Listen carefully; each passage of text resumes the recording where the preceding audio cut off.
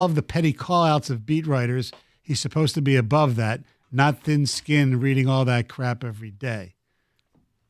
I get that. I mean, but you know what? Sometimes, if you're going to take a lot of heat and it comes through in your favor, you can, as long as you don't do it in a malicious way, which it was not malicious at all. He didn't call him out by name, did he? Well, just Burkett on the, but Burkett, in fairness to Dave, he was talking about that draft. He intimated that Burkett wanted a quarterback. He said Burkett did not want Justin Fields at that pick. But again, some you people also did, but not him. But you also have to have some allowances for people to have their own opinions. Yes, they don't have to agree with you. Right, exactly. I mean, but you know what? You can have fun with it. Sure. I mean, like I said, as long as you're not malicious about stuff, well, what's the difference? It's almost it's like us. We don't agree on everything. It's and I'm not gonna hate you if thank you. You come across and say something that is wrong or whatever or against what I believe. No, that's ludicrous. It's a little give and take here. Yeah, which I think is what that was, right? Mm-hmm. Yeah, I think so. Yeah. I mean, I haven't talked to Dave, but I don't think he was hurt over it. No, I mean, why would you be hurt over it? No. There's a little give and take, and we mentioned this a little bit at the end of the year there when Kirby Joseph is playing with a little bit of an edge. C.J. Gardner-Johnson, whether or not you like the fact that he had it was talking trash or he could back it up. I think everybody liked the fact that you had some players with an edge. Now you've got a GM that's showing a little edge. Mm-hmm. That's okay. All right, 248-539-9797. After hearing a lot of what Brad Holmes had to say, here's the question. Do you trust him? In Holmes we trust. Do you prescribe to that theory? 97.1 The Ticket.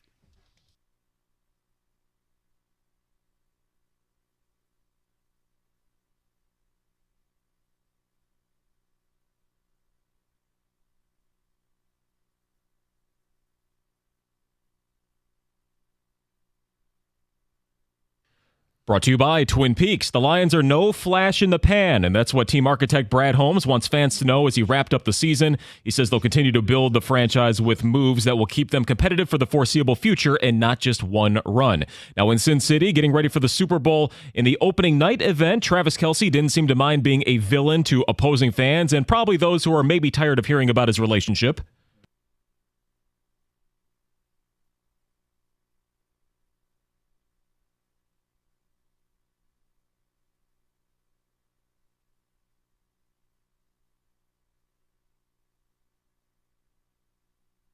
Commissioner Roger Goodell also welcomed the Taylor Swift effect, as he called it, in the NFL, saying it's introducing new young fans, mostly women, into their league.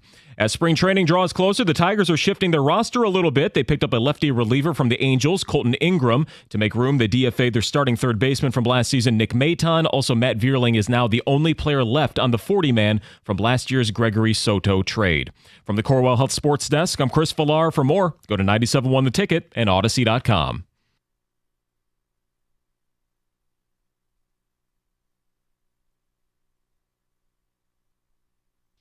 Thank you, Chris. 248-539-9797 is the telephone number. John, before we get back to our Brad Holmes calls and texts, where do you stand on PFF, Pro Football Focus, and their evaluations? Because they have their first two-round post-Senior Bowl mock draft. Oh, well, I'm just interested to see what you have to think. Tell me what the mock is, and I'll tell you if I agree or not. Okay, I'm not going to go through every pick. I'm just going to go through the ones that I'll tell you. The Lions at 29, actually, is a guy that I mentioned last week. Cornerback Ennis Rakestraw Jr. from Missouri. In the second round, it's filled with Michigan. The second round is filled with Wolverines. Okay. JJ to Minnesota at 42. Chris Jenkins to the Colts at 46. Mikey Sanderson to Philadelphia at 50. Mm-hmm. Roman Wilson to the Chiefs at 63. And the Lions, their second-round pick, edge from Kansas, Austin Booker. Okay. And the other thing, and not for this, but, with the Cliff Kingsbury now becoming the OC at Washington, he was the offensive coordinator at USC. Correct. Under Lincoln Riley. Now, obviously, Lincoln Riley, more of an offensive coach. But he had, Caleb Williams under his wing. Yeah. They pick at number 2. They pick at number 2. Will they have enough if Chicago decides, all right, we'll either trade down to 2 or do whatever? You think that's part of the reason that they might have gotten Kingsbury? Because of his relationship with Caleb Williams. And Washington wants Caleb Williams because he's a hometown kid, too. Yeah, but I've also heard Caleb Williams doesn't really want to play in Chicago. No, I know, but I'm talking about so Washington. Yeah. I think I don't know. I'm not a huge Kingsbury fan, so maybe that relationship, carries over, but there's such a big difference between calling a game in college versus calling a game in the NFL offensively. Right. And so I don't. Would it be fair to say, though, he's probably a good coordinator, but not a good head coach? That's all. Okay, take me back to where he was this great offensive play caller. Are we talking about Texas Tech? Are we? Because he had a cup of coffee. It was a bad head USC, and then went to, he was the one guy that we talked about that, he did the greatest job of failing up. Yes. He was fired at Texas Tech because they couldn't score points. And then he wasn't released, but he left after being the OC in originally at USC to take the Arizona head coaching job. People think he's very good with quarterbacks, not just Mahomes, but whatever. I just thought it was kind of interesting. It just where's the evidence? I don't think he's a head coach. He's a great example of if I was like an African American coach, even a coordinator. What's this guy getting in this chance for? Right. Look who he replaced. I know, Eric Bieniemy. The guy who won 2 looks like Super he's not Bowls. going to have even be calling plays this year. Right. He could go back to KC. Yeah, but do they get rid of who's it Nagy there? Yeah. I would. Well, they're in the Super Bowl. Yeah. They won 2 with Bieniemy. Again, is it Nagy? Was it Bieniemy? Is it Andy Reid? What's the combination there? And so, but Kingsbury, and that's why I said, show me the proof. Like, where is it that he actually did something as a play caller? Because it certainly wasn't with Kyler Murray and Arizona. That's for damn sure. There's got to be something with Bieniemy from a personal communication standpoint. And we heard yesterday, by the way, Mike Vrabel, too intimidating to be a head coach. Right. Are these guys getting into the meeting room with these people that aren't football people? And it's like, oh, that's brash. Guess what? Some football people are very brash. Yeah. I don't know. Well, the Vrabel thing is really odd. They were talking about him on the Athletic podcast with, I believe, it was Deanna Rossini and somebody else, and they were discussing the whole Vrabel situation. Here's how that went down.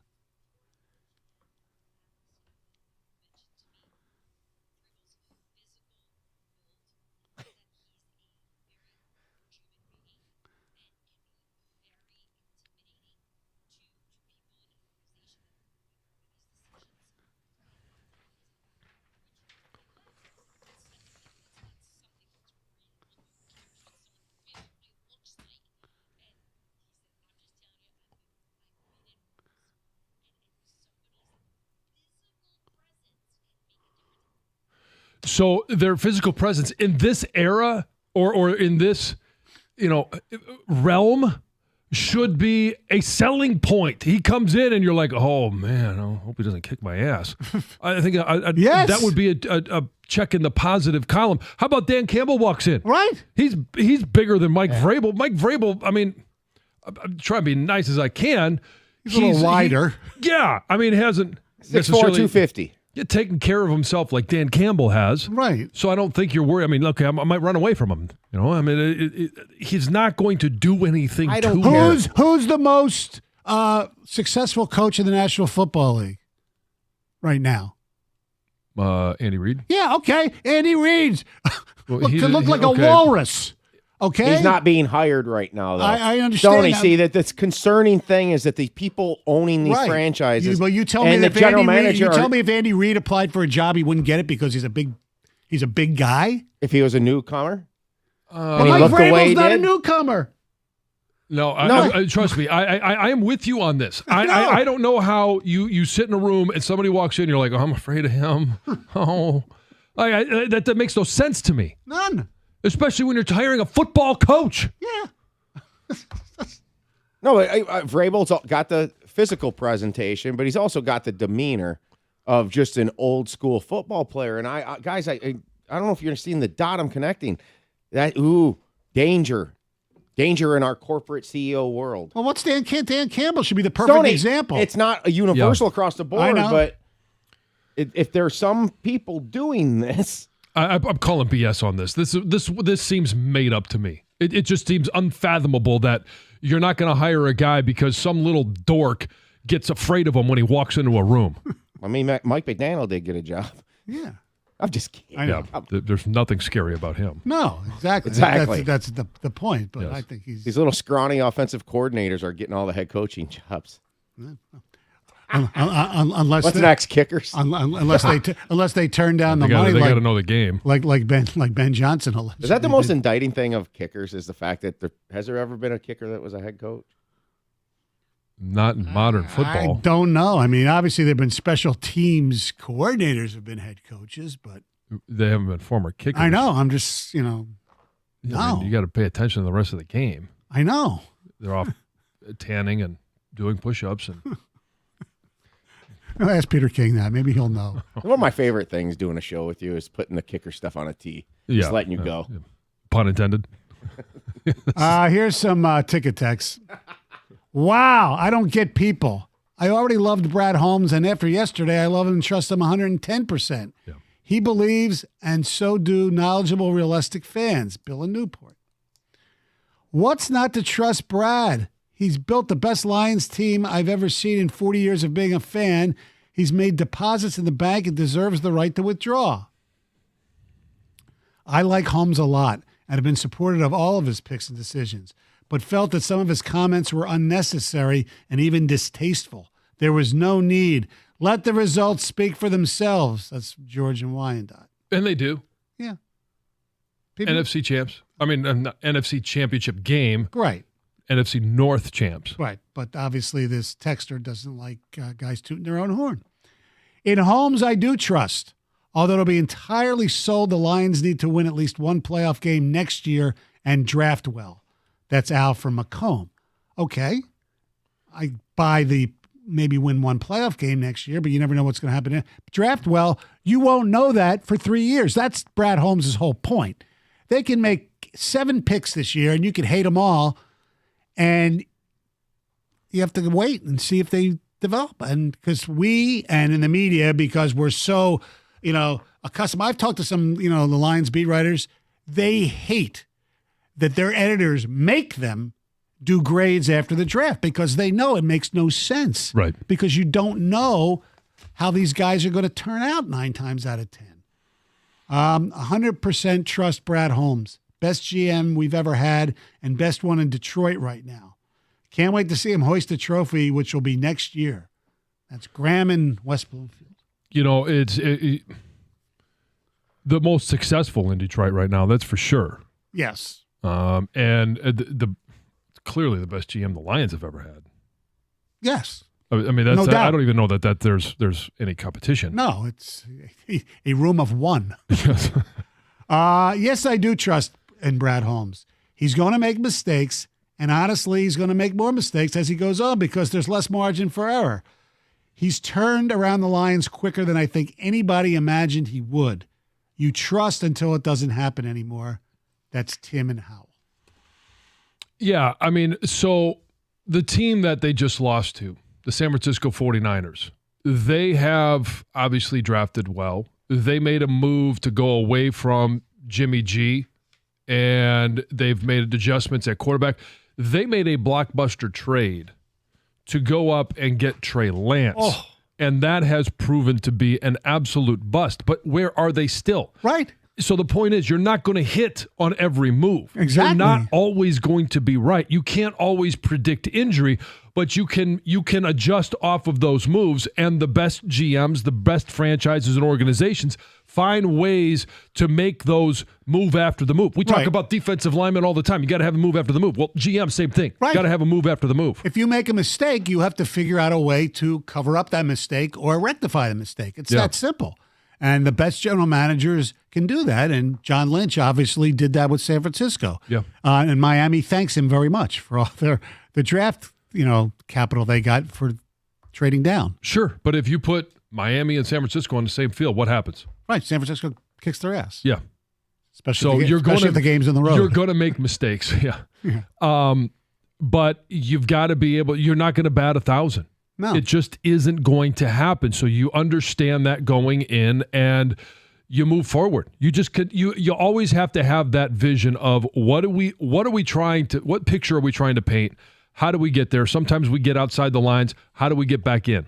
Yeah, absolutely. I mean, it's weird, and I don't want you to take this the wrong way that I'm actually, saying this guy's great or anything like that. But as far as being patient and wait 3-4 years for guys to develop, if the Tigers are as good as we think they're going to be, that some of us think we're going to be, and field the team that might happen, who drafted all those young players? I'm not going to say it. You say it. Well, it's Al Avila. I mean, from Colt Keith, Joe might make the team this year coming out of camp. Torkelson, Riley Green, Carpenter, they're all Avila guys. Now, he made some of the worst moves in trade deadline histories, probably. But the point is, you have to wait 4 or 5 years a lot of times. That's all. Right. Well, but you also have to be fair to the guys that are currently here. The development. Yes. That was the big knock for the Tigers. They couldn't develop people. Well, especially the players from like the Dominican Republic and those parts. Our telephone number is 248-539-9797. Hey, I tell you what, I'm so excited to be over at Planet Fitness. It's the home of the judgment-free zone where anyone, and that means anyone and everyone, can feel comfortable and work on their fitness goals. Planet Fitness is where you can build a lasting, active lifestyle. And here's what you're going to get. When you walk in, it's a squeaky clean gym. Everybody wants to work out where it's clean. You don't want to be laying down on somebody's old sweat. It's a judgment-free atmosphere. And if you're short on time, they have the Planet Fitness 30-minute circuit. You're in, you're out. You can get all of this for just $10 a month and no commitment. That's right. Planet Fitness is still only $10 a month. And if you want more, you can upgrade to the Planet Fitness Black Card membership and enjoy amenities such as unlimited use of the Black Card Spa featuring hydro massage, massage chairs, and total body enhancement, and more, along with 2,400 different locations worldwide, unlimited guest privileges. If you want more information today, you can go to planetfitness.com because right now, the big fitness energy sale at Planet Fitness is going on. You can join today for only $1 down and $10 a month. This is a deal that you just simply don't want to miss. No matter where you are in Southeast Michigan, if you're listening right here, there's Utica, Sterling Heights, completely renovated and remodeled. Plymouth, where I'm at, Farmington Hills, 6 minutes from the show here. Ann Arbor, again, they're open as well. That website, again, if you want more information, you want to get signed up, is planetfitness.com.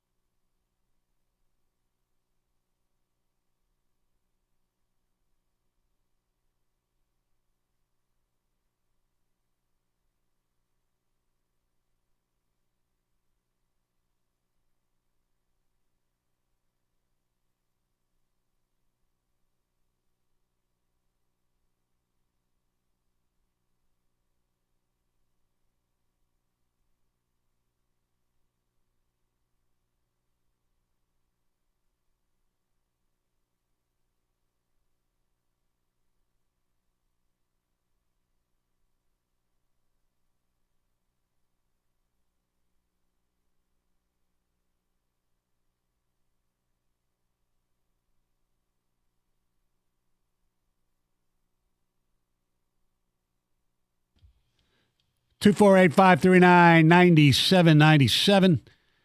Talking about Brad Holmes and asking the question,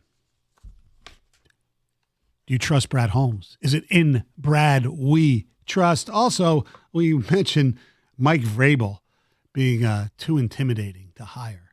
It's a bunch of crap. Yeah, I don't understand that. I really don't. Let's go to Dwayne in Swartz Creek. What's going on, Dwayne? Thanks, gentlemen, for taking my call. I am excited about Brad Holmes. I mean, if the draft wasn't enough, what he did last year in combination trade and free agency, he trades T.J. Hawkinson away. You got to know in 4 to 6 months he's got Laporta targeted or somebody targeted to replace him. And then he's not going to overpay. He sent a message to ball players, I'm not going to overpay for you. Williams doesn't accept the offer, and he snatches up Montgomery. I mean, the guy that impresses me as much, if not more, because in his initial press conference, he said he's looking for longevity, him and Campbell. And so those two moves just impressed the socks off of me to get rid of T.J. Hawkinson because he knows he's going to have to pay big money, and to go out and get Laporta, his replacement, and then to do the same thing in free agency with Williams and grabs Montgomery. Let me ask you this. I'm planning, because I totally agree with you, especially, on the Hawkinson deal, and I'm a big Montgomery fan. And I thought Jamal Williams was a little overrated here because of his personality. Would Jamal Williams have been probably the same price, maybe a little cheaper than David Montgomery? Behind this offensive line, would he have been as good? I don't think so, because according to when we got Montgomery, I think the year before he had one of the highest miss rates or yes, tackles correct, or yards after contact.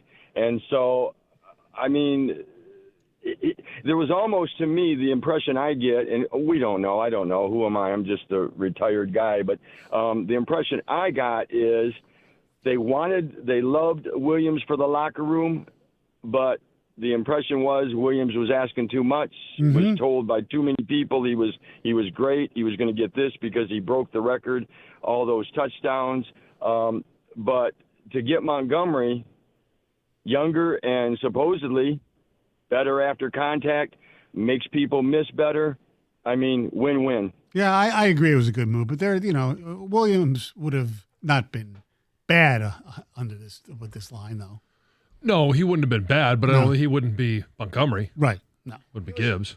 He was never a lead back, though. No, never in his career. Never. So why would he all of a sudden be here? I mean, it usually doesn't work that way. Right. Running backs, it usually works opposite. They start very strong because it's the easiest position to transition to the NFL. Well, the obvious, I mean, people were freaked out and that, oh, my God, we don't have the Williams-Swift trade for Montgomery and Gibbs. Obviously, I mean, Swift was pretty good with the Eagles, but man, oh man, I mean, that's such a check in, a feather in Brad Holmes' cap. They didn't get saddled with that? Yeah. Yeah. Because, Swift probably would have had a good year here. You predicted he would because it was going to be his contract year. Right. Would he have been as good as Gibbs? I don't know. He probably would if he would have stayed healthy, because that was always the knock on him. Yeah, he could never stay on the field. I mean, he was I never think available. You might be extending a little bit too far and too much credit to say, okay, trading TJ because you knew we were going to draft Laporta. Right. There was a lot of time, 6 months, 7 months in Correct. between there where so much should have changed. But the point of the caller was, I think, there were so many tight ends available. He was going to get one and of it them. wasn't worth it to pay him. No. I mean, for this team right now. Right. He had a great year up until when he got hurt. Let's go to Mark in Detroit. What's going on, Mark? Hey, thanks for taking my call. I want to say that I am now a big Goff fan. I just liked him prior to what he said in the locker room after the L.A. Rams game when he said, whoever wants to come in here, bring it. I got a whole new respect for him after that. I hope we keep him. But here's a suggestion. I'm kind of a stats guy, and I look at the stats of the games. Detroit in this season and the latter half of last season, all the games that they lost, the offense played less minutes than the defense, except for the Dallas game, which they lost, and the offense played more minutes. Detroit was probably the worst third-quarter team this season, and it's because, in my opinion, Goff is not mobile. I'd love to see the Lions utilize that second-string quarterback that's a mobile guy on third and fourth downs, because if you look at when we lose it, they go 3 and out, 4 and out, and put the defense right back on the field. So I'd like to see them utilize, similar to what I think Michigan and some other teams have done, rotating the quarterback. Just my thought. You want the orgy package in the NFL, huh? Yeah, that can work a lot in the college ranks. Yes. It rarely is effective in the NFL. Right. I mean, because the next thing you know, you'll be wanting to do a wildcat. I'm not a big fan of rotating quarterbacks. It's Jared Goff's offense. It's his team. And, yeah, do they need to improve in the third quarter? Yes. Yes. Look, there are little things. As good as the offense is, there are so many things that need to be tweaked offensively as well. Obviously, Ben Johnson would disagree, but I think it is just absolutely heinous on short yard situations for you to ever go shotgun and or empty. It makes no sense to me whatsoever, because you take away the possibility of a run play. It's okay to pass on fourth or third and short, whatever, but at least make the defense think. Believe you could run? Yeah, right? Am I? Yeah, I would generally agree with that. Okay. Maybe not 100%. There are other situations, or could be you could have been setting things up. I mean, there's a lot of factors that would go into that third and short, that fourth and short play call. I think it's when you don't show it, and then all of a sudden you show something like that you can really put the defense in a tough spot. You see what I'm saying? Yeah. It's an element of surprise. If Right. it's something you really don't show very often. But they do. That's the problem. Right. I agree with you. It's too much, especially for a team that likes to run the ball. Yeah. Third down probably more than any in the league. Yeah.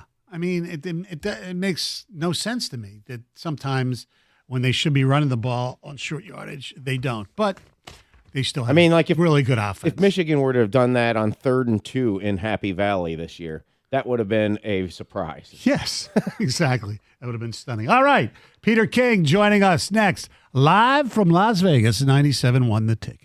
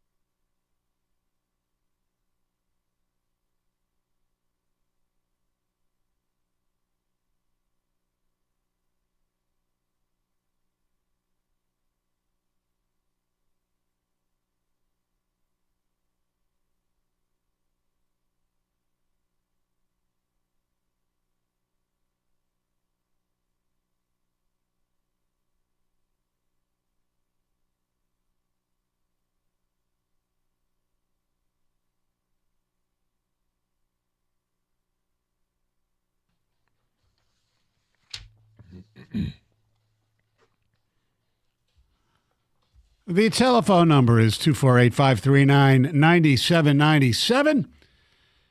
Brad Holmes was very interesting yesterday. We discussed a lot of, did you like his chip on the shoulder? Yeah. I kind of like that. It's different. I like him having the edge. I like him having the ability to, voice his emotions. Yeah. Without actually saying it. You could tell that that's what he wanted. That's the aura, the presence that he wanted to put out there. Mm-hmm. All right, 248-539-9797. Maybe Peter King hasn't gotten up yet in Vegas. It is 6:30, so hopefully we'll hear from him. I watched a decent amount of both the Roger Goodell press conference yesterday, which was ridiculous that it was yesterday and not Friday or even later in the week when more of the media were there. And the fact that it was invitation only was really stupid.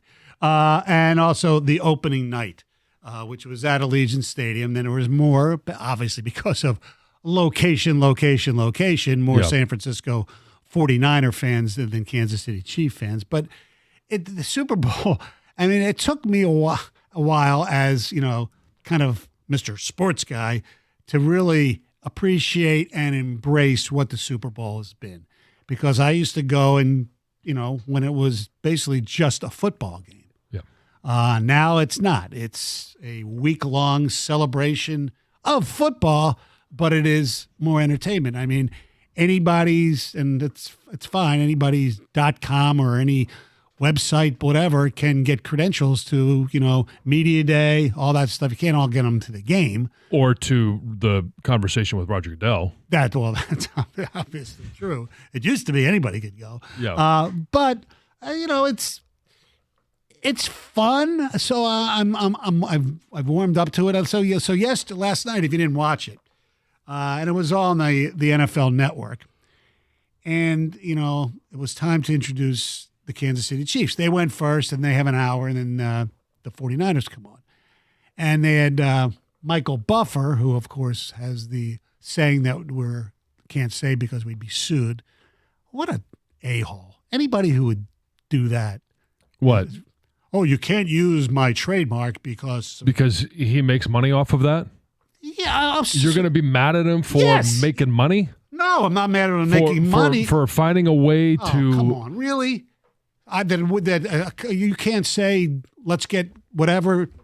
I know. I mean, that's absurd. That's so self-serving. That's ridiculous. Well, he's the one that made it famous. Okay, but it's who he is. And he went out and got a trademark for it. Don't be pissed at him for that. Yeah, I am pissed at him for that. So, like Ohio State, could they get that the trademark? They did, right? They did. Yeah, but could they enforce it? Yeah. Because they spell it as the, yes, right? Yes. All right. You can't. He is now with us from Las Vegas. It took him years to figure out how to spell it. On the line is Odyssey NFL insider Peter King. Insider calls are brought to you by Old Spice. Men have skin too. How are you, Peter? What's going on? Oh, it's another day in Las Vegas, Nevada, just like we always thought. A Super Bowl in Las Vegas. Yes. I don't know. It's just the most bizarre thing in all the years I've covered football to come to Las Vegas for a Super Bowl. And there's actually, by the way, NFL-themed slot machines.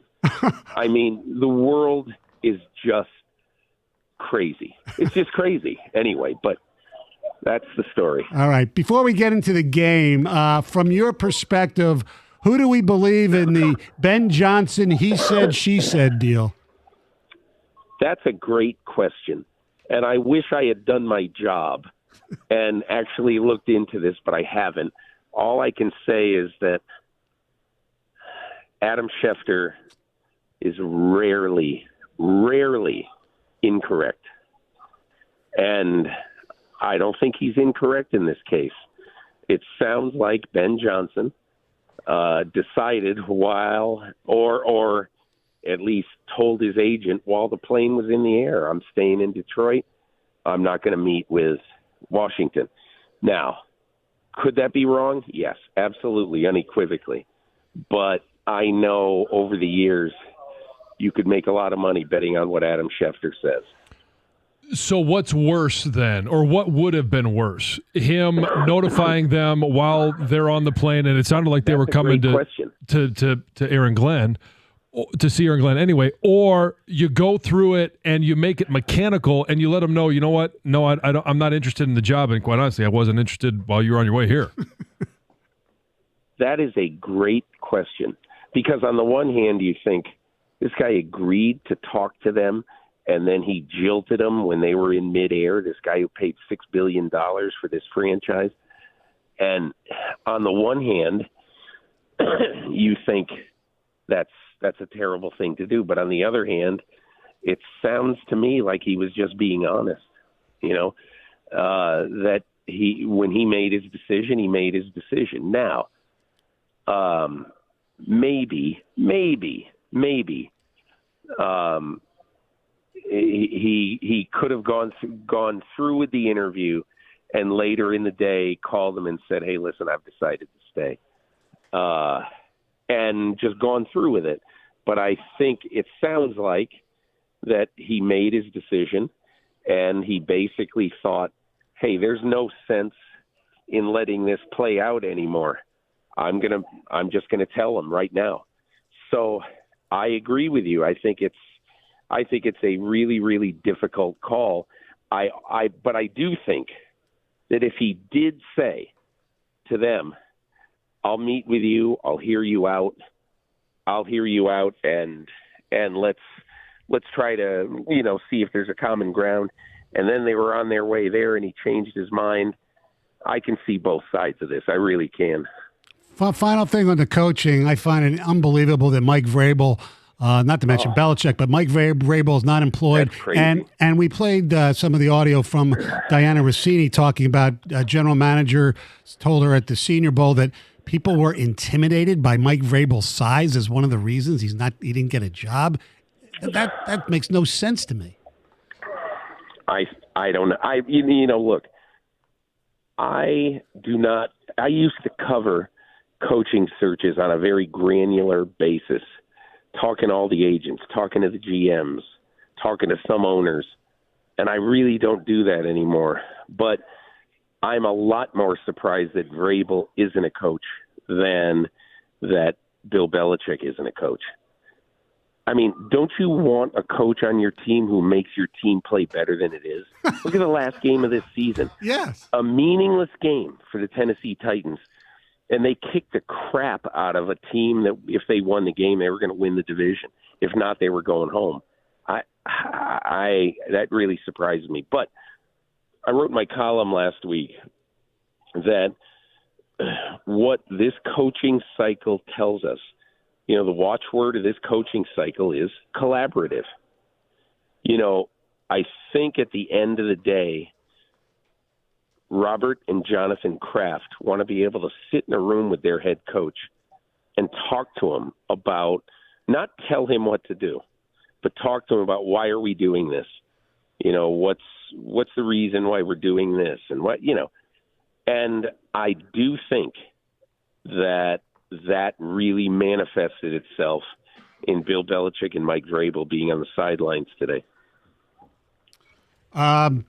Insider calls are brought to you by Old Spice Gentleman's Blend Body Wash, providing exfoliation plus 24/7 moisturization because men have skin too. So let me ask you this: going to the Super Bowl, and people they've debated this, and I think it's one of those where there's no right answer. But is Brock Purdy a good quarterback? I mean, for you to even ask that question shows to me what is sort of going on in our society, in our sporting society now, where, I wrote to work one day last week with Kyle Shanahan, and he doesn't get upset by it, but he is absolutely, the right word is bemused by a third of the people in the media environment who say this guy's not that good. He's just a game manager. He's a marionette on a string with Kyle Shanahan pulling the string and all that. It's all silly. I mean, what would you have thought of Joe Montana in 1982 being coached by Bill Walsh? What if Bill Walsh and Joe Montana came to life today in this environment, this meaty environment? Whatever he was, the 82nd pick in the draft, the small kid from Notre Dame, all that. Really, what would everybody have said? They'd say the exact same thing about Joe Montana that they're saying right now about Brock Purdy. Game manager, can't really do a lot of stuff. Even after he ran for 52 yards in the span of 15 minutes to actually win the NFC Championship game. Yeah, really. We know. When you look back on it, yeah, you saw it, of course. I mean, and again, did he play crappy in the first half? Yes. Did the Lions dominate him in the first half? Yes. No question about it. But he came back and he did what great quarterbacks do. He came back and he played great in the second half, and they won the game. And that, to me, is he a good quarterback? No, I think he's a great quarterback. Is the key to Sunday Kansas City's ability to run the ball? Because if they can't run, as great as Mahomes is and Kelsey, the receiving corps, I think just San Francisco all around is a much better team. But if Pacheco can have a good game, they got a really good chance, don't you think?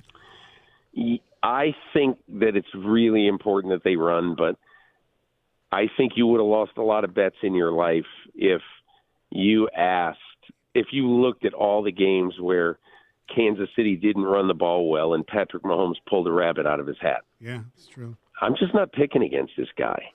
I mean, he's just too good, too reliable, too clutch to ever say, well, if Kansas City doesn't run the ball well, San Francisco is definitely going to win.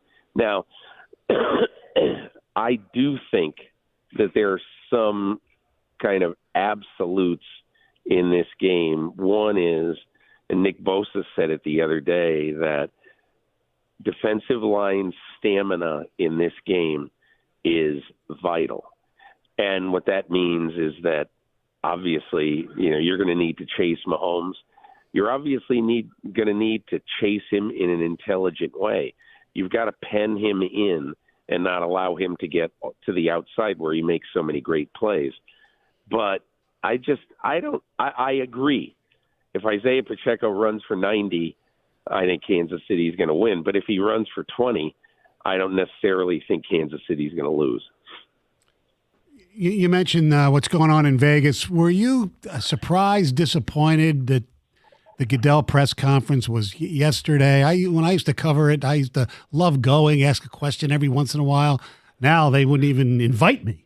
I mean, the way it seems. What? It's just a weird thing that's going on, I think, in the NFL now. And look, I wrote very critically about moving the thing to Monday, and about the whole prospect of it being invitation only. And one of the NFL PR guys pushed back, and he emailed me, or he texted me, and he goes, "That's really unfair. It's not invitation only. Anybody can come." And I just said, hey, listen, the Pro Football Writers Association president issued a memo last week, decrying the invitation-only press conference and talked to you guys about it. So somebody here is not telling the truth. I don't know who it is. So I think look, Roger Goodell really likes to control the message. He just does.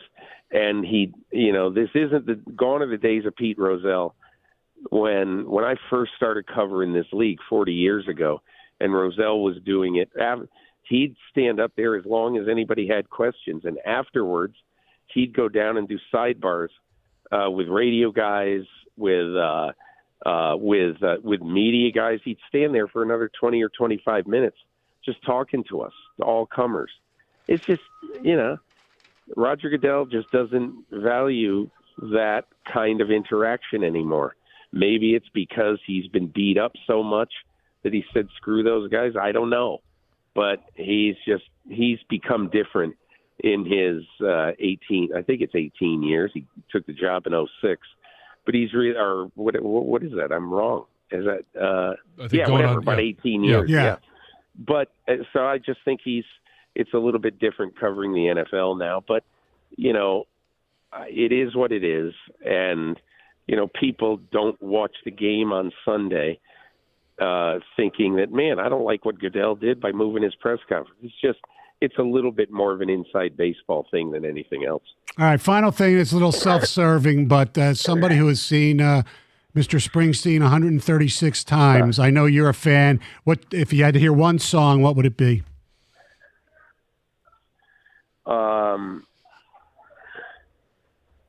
I would say Jungle Land. All right.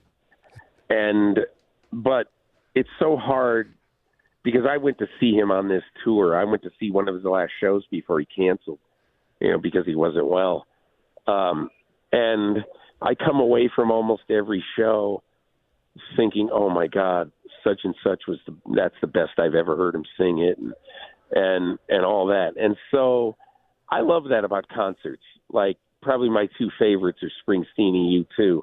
And every time I go to a show, I come away thinking that one song was the best I'd ever heard. So that's what makes those things enjoyable. Peter, thank you very much for being with us these last few weeks. We definitely appreciate it. Enjoy the Super Bowl, and we'll talk to you down the road. Hey, no problem, guys. Thank you very much. Thank you. That was Odyssey NFL insider Peter King. Insider calls are brought to you by Old Spice. Men have skin too. The slippery winter season is and coughs. Here. The slippery winter season is upon us. Hopefully it's almost over. But whether your injury is a result of an auto accident or a slip and fall during the winter months, there's only one attorney out there who can give you the best personal service you need and deserve, and that's injury attorney David Femininio. I've told you before, if you're injured in Michigan, you need to call David Femininio to get David and get paid. David can be reached anytime on his website, getdavidgetpaid.com, or you can give him a call directly at 855-65-CRASH. That website again, getdavidgetpaid.com, or on the phone at 855-65-CRASH.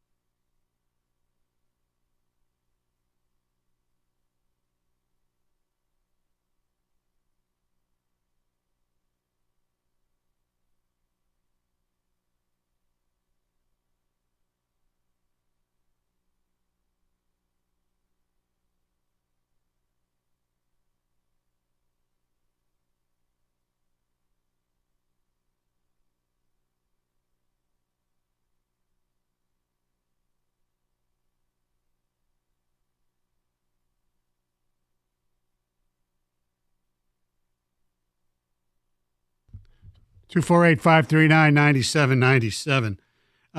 Jeff Rieger texted us and wanted to know if Peter King's okay. Look, we've had him on the last few weeks, and John and I, do a little off the air, over under on coughs, and then I'm trying to find it because the Gov said he actually wrote about that this cough that's been going around or that he's had for like weeks. Yeah. Really? We know. Yeah. He hit the cough before he actually even said words. I know. We were one step to the over. Right. That was like the bet first touchdown or whatever. Yeah. Willie coughed before he says, good morning. Yes, exactly. Oh, man. But, Super Bowl, yes, I agree. Mahomes obviously can do anything. He's unbelievable. But I really honestly believe if they can't run the ball, they're in trouble. Well, yeah, they'll be in trouble if they can't find some sort of ground game to make their offense a little bit diversified.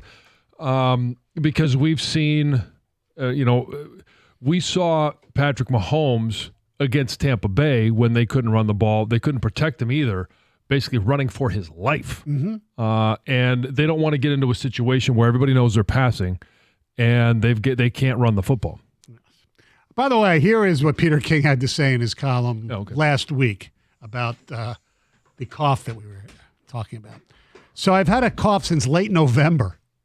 Nothing else but a cough. Tested negative for COVID 3 times, no fever, just these annoying coughing jags, particularly at night and when I'm on with Stoney and Jansen. No, he didn't say that.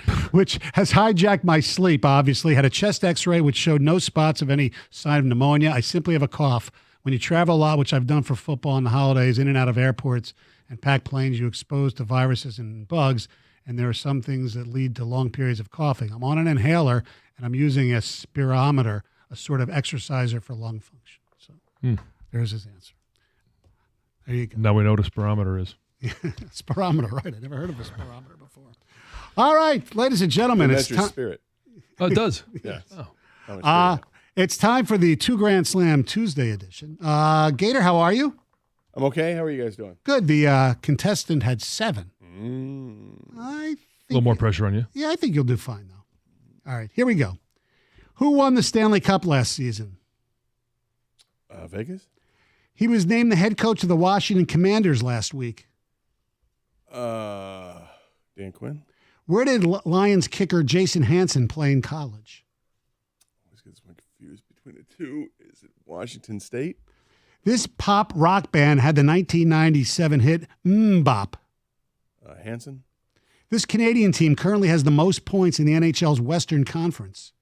Vancouver? This NHL team is currently on a 16-game winning streak. I'm sorry, say it again? This NHL team is currently on a 16-game winning streak. Boston? New Baltimore is located in this Michigan county. Algonac? Who is Beyonce married to? Jay-Z? He played Chubbs in Happy Gilmore. Carl Weathers? Who did the 49ers defeat the last time they won a Super Bowl? San Diego? There you go. You got 8. Nice job. There you go. The Edmonton Oilers are on a 16-game winning streak, and New Baltimore is located in Macomb County. Is it? Okay. I did not know it. Yeah. So you guys obviously heard Brand Holmes yesterday. Oh, yeah. Got a lot to talk about. Let me just ask each of you guys one question. What is the favorite thing you heard from him yesterday?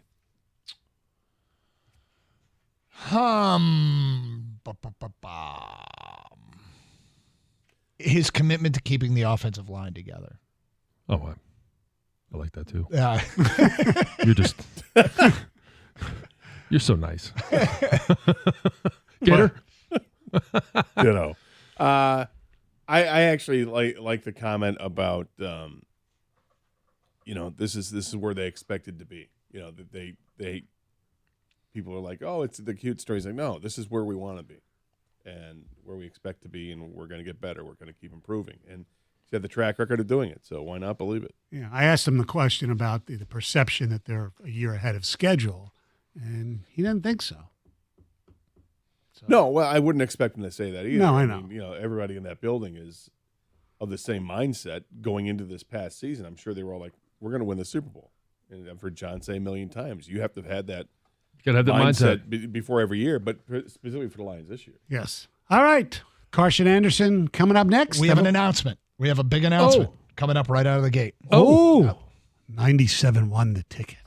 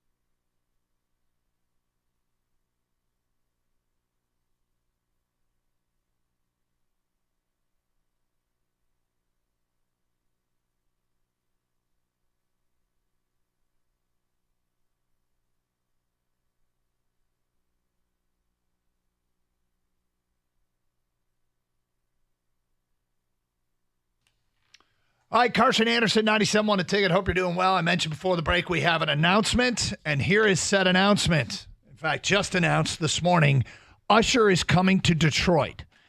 The Past, Present, and Future concert at Little Caesars Arena on September 12th. I know that's a million years away, but right now you can win them before you buy them right here on Carson Anderson today. The tickets aren't on sale yet. They don't go on sale for 6 days. However, like I said, you can win them before you buy them today on Carson Anderson, the Past, Present, and Future show at Little Caesars Arena on September 12th. Tickets go on sale Monday, February 12th at 10 a.m. at livenation.com or ticketmaster.com. But we're giving away a pair today with a Carson Anderson quiz question today at 1:40. So if you're listening to the show right now and you have any interest in winning them before you can buy them, stick with us throughout, and a great chance to win the tickets today at 1:40. And, of course, Usher is doing the halftime show at the Super Bowl. So there you go. Hey, there's a tie-in. That's the tie-in. That's the tie-in. How are you today? I'm great, helping to make Usher relevant again. Love it. Yeah. Anything exciting last night? No, it was non-sports night. Yeah, it's really weird. So, I am getting hostile towards the NHL schedule and the Red Wings schedule. Well, yeah, I was going to tell you before. I just realized this before the show that there are NHL games on the schedule tonight. Not the Red Wings. No, there are NHL games on the schedule Wednesday night. Mm-hmm. Not the Red Wings. Yep. The NHL plays on Thursday night. Not the Red Wings. The NHL plays on Friday night. Yep. Not the Red Wings. The Red Wings don't play until Saturday, yet the NHL returns to action tonight. This is I think what they would call a quirk in the schedule. Yeah, look, I mean, I'm sure the players, they probably love it. Well, I think they do until they don't, until you start, it compresses again and you play, 3 games in 4 nights or whatever is going to happen. Yeah, but Anyway, so my hostility's growing towards that. Brad Holmes spoke to the media, though, yesterday, and boy, was that interesting.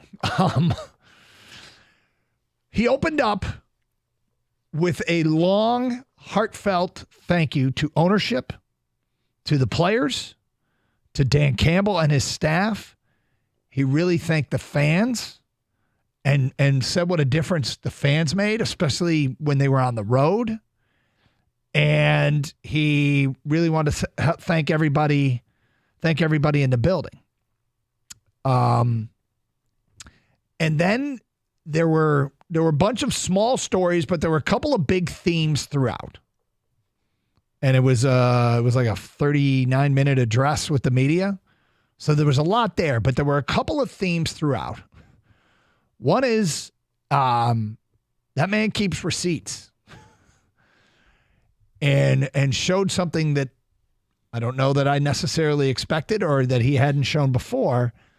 And that was he heard all the criticism and he started actually matching up the reporters with the criticism they had of Brad Holmes and specifically the drafts. Now, listening to Brad Holmes talk in that 39 minutes, what became clear is something I guess we always suspected, but it's just further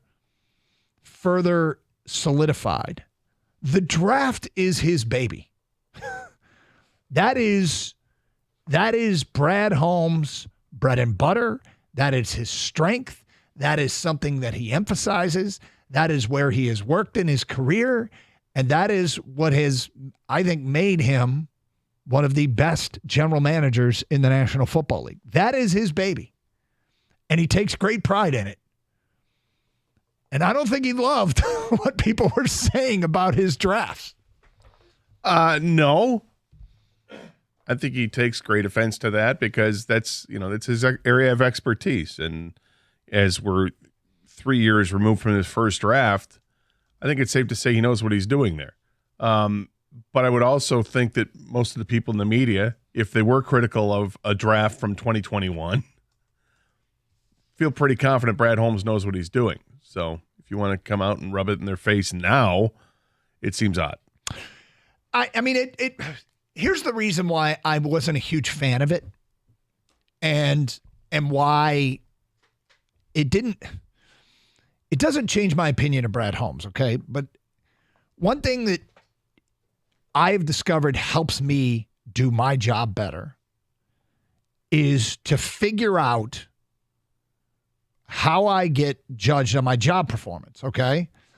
If I ever want to know how bad I suck at my job, I can open up the ticket text. I can do a quick Google search. Like that information is out there and readily available at how bad I suck at my job. But there are people that I have to answer to, and there are things that we have to answer to, right? Mm-hmm. And we know what those things are. There was a time in my career where I saw a lot more, and I would make that criticism available to me, and I realized that what it does is it subconsciously like plants a seed in my head, and that there were times where I'd say something on the air that the only reason I was saying it was to answer that one tweet, mm-hmm. or to answer that one post, or to answer whatever it might be. And it was kind of a waste of everybody's time. And I feel if I were in Brad Holmes' shoes, I would not be keeping the receipts that he kept. And I would feel like it was a waste of my time.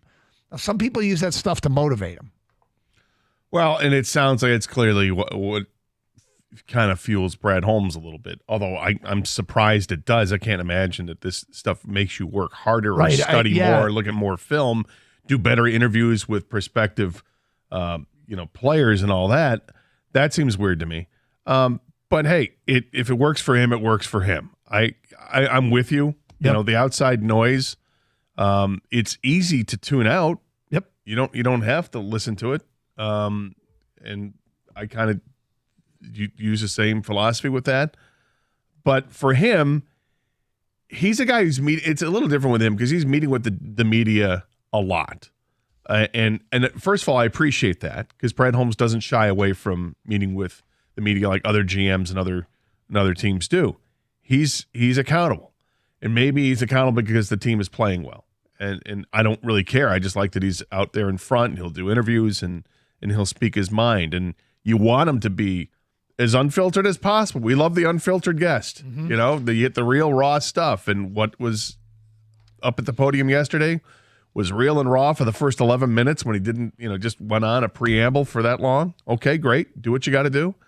And then the Q&A, and, it wasn't heated, but it was pointed. Yeah, I mean, the funny thing is you think about, I'm the guy that gets accused of humping Brad Holmes' leg. Yeah. Right? I'm the biggest Brad Holmes fan there is. I've called him the draft ninja. I mean, I've supported when people were critical of the draft. I said, I don't believe in hard and fast rules. And it's clear that Brad Holmes doesn't either. Like, a lot of what he had to say yesterday made me love him more. I just didn't love the going after members of the media. It doesn't change my opinion of the job he is doing. I guess I was caught off guard and a little bit surprised by that. And then at one point late, he calls for accountability in the media. And I'm like, what do you want, people fired? Or it just seemed very odd that he cared that much. Because, I don't think he should give a damn what anybody in the media thinks. Yeah, I don't think he wants people fired. Does he want people to step up and say, I was wrong? I mean, is that what he wants? I mean, I think at one point he actually said that. He said, I do respect the people that say they were wrong, which, again, and almost all of these criticisms, I don't think he was talking to necessarily me, but I was like, why does he care so much? I don't know. It's a job that you're in the public eye. Mm-hmm. Every move you make is in the public. Yep. And it's going to be scrutinized and criticized. And, should he listen to everything and take umbrage to everything? No, I don't think he should, but I can't tell somebody how they should feel either. And if he uses it for good, to cultivate the chip, and then you get better because of it, so be it. I think it's a little odd. I wouldn't do it that way. And I don't know if it's necessary to rub people's noses in it. Specifically, I think you can say things like, hey, we drafted a running back in the first round. We traded back and took a running back. And I know at the time it wasn't popular, but you know what? We know what we're doing. And as the season wore on, I think, most of the people got to understand too that we drafted a hell of a football player at 12, and it made this team better and was one of the reasons we went as far as we did. And you can leave it at that. Mm-hmm. You don't have to specifically call out, and you, Dave Burkett. Which he does. We're actually going to play some of that stuff for you, and we will coming up here in a minute. And then we'll get into the other theme, which was, I think, a big tell as to what the offseason plan is. So we got a lot to play for you today. Here as we get Carson Anderson started on this Tuesday. Don't forget, the Usher tickets will give away with a Carson Anderson quiz question. By the way, if you're new to the show and you don't know how the quiz questions work, it's just something said on the show, like, what name of a reporter did Gator use as an example? And the answer would be Dave Burkett. And that's an example of a way a quiz question will work. So stick with us, and we will have a question along those lines today at 1:40 to give away the pair of tickets to the Usher show at Little Caesars Arena on September 12th. Win them before you can buy them here on Carson Anderson on 97.1 The Ticket. Hey, football fans, FanDuel is a perfect way for everyone to get in on Super Bowl 58 and the action with a no-sweat same-game parlay. But when you bet on Super Bowl 58 on FanDuel, one game can mean a lot of wins. America's #1 sportsbook has all your favorite bets like the money lines, the spreads, plus all sorts of prop bets. That means you combine all your bets for a chance at a bigger payday. And you'll get bonus bets back if your same-game parlay doesn't win. So start building your own, rather. Or just choose one of the popular same-game parlays already made for you on America's #1 sportsbook. Just visit FanDuel.com/Doug if you don't already have an account. FanDuel is the official sportsbook partner of the NFL. Must be 21 or older and present in Michigan. Minimum 3-leg parlay required. Refund issued as non-withdrawable bonus bets, which expires 7 days after receipt. Maximum refund is $5 unless otherwise specified. Restrictions apply. See terms at sportsbook.fanduel.com. Gambling problems? Call 1-800-270-7117 for confidential help.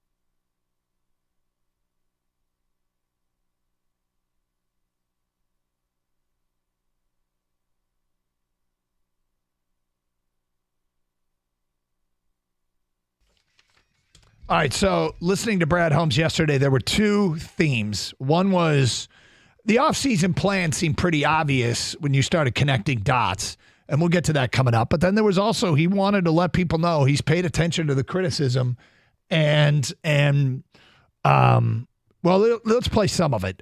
This is early on at one point when he was talking about the 2021 draft when they took Penei Sewell and specifically said that Dave Burkett wanted him to take a quarterback and pointed it out, but Brad Holmes at the podium yesterday.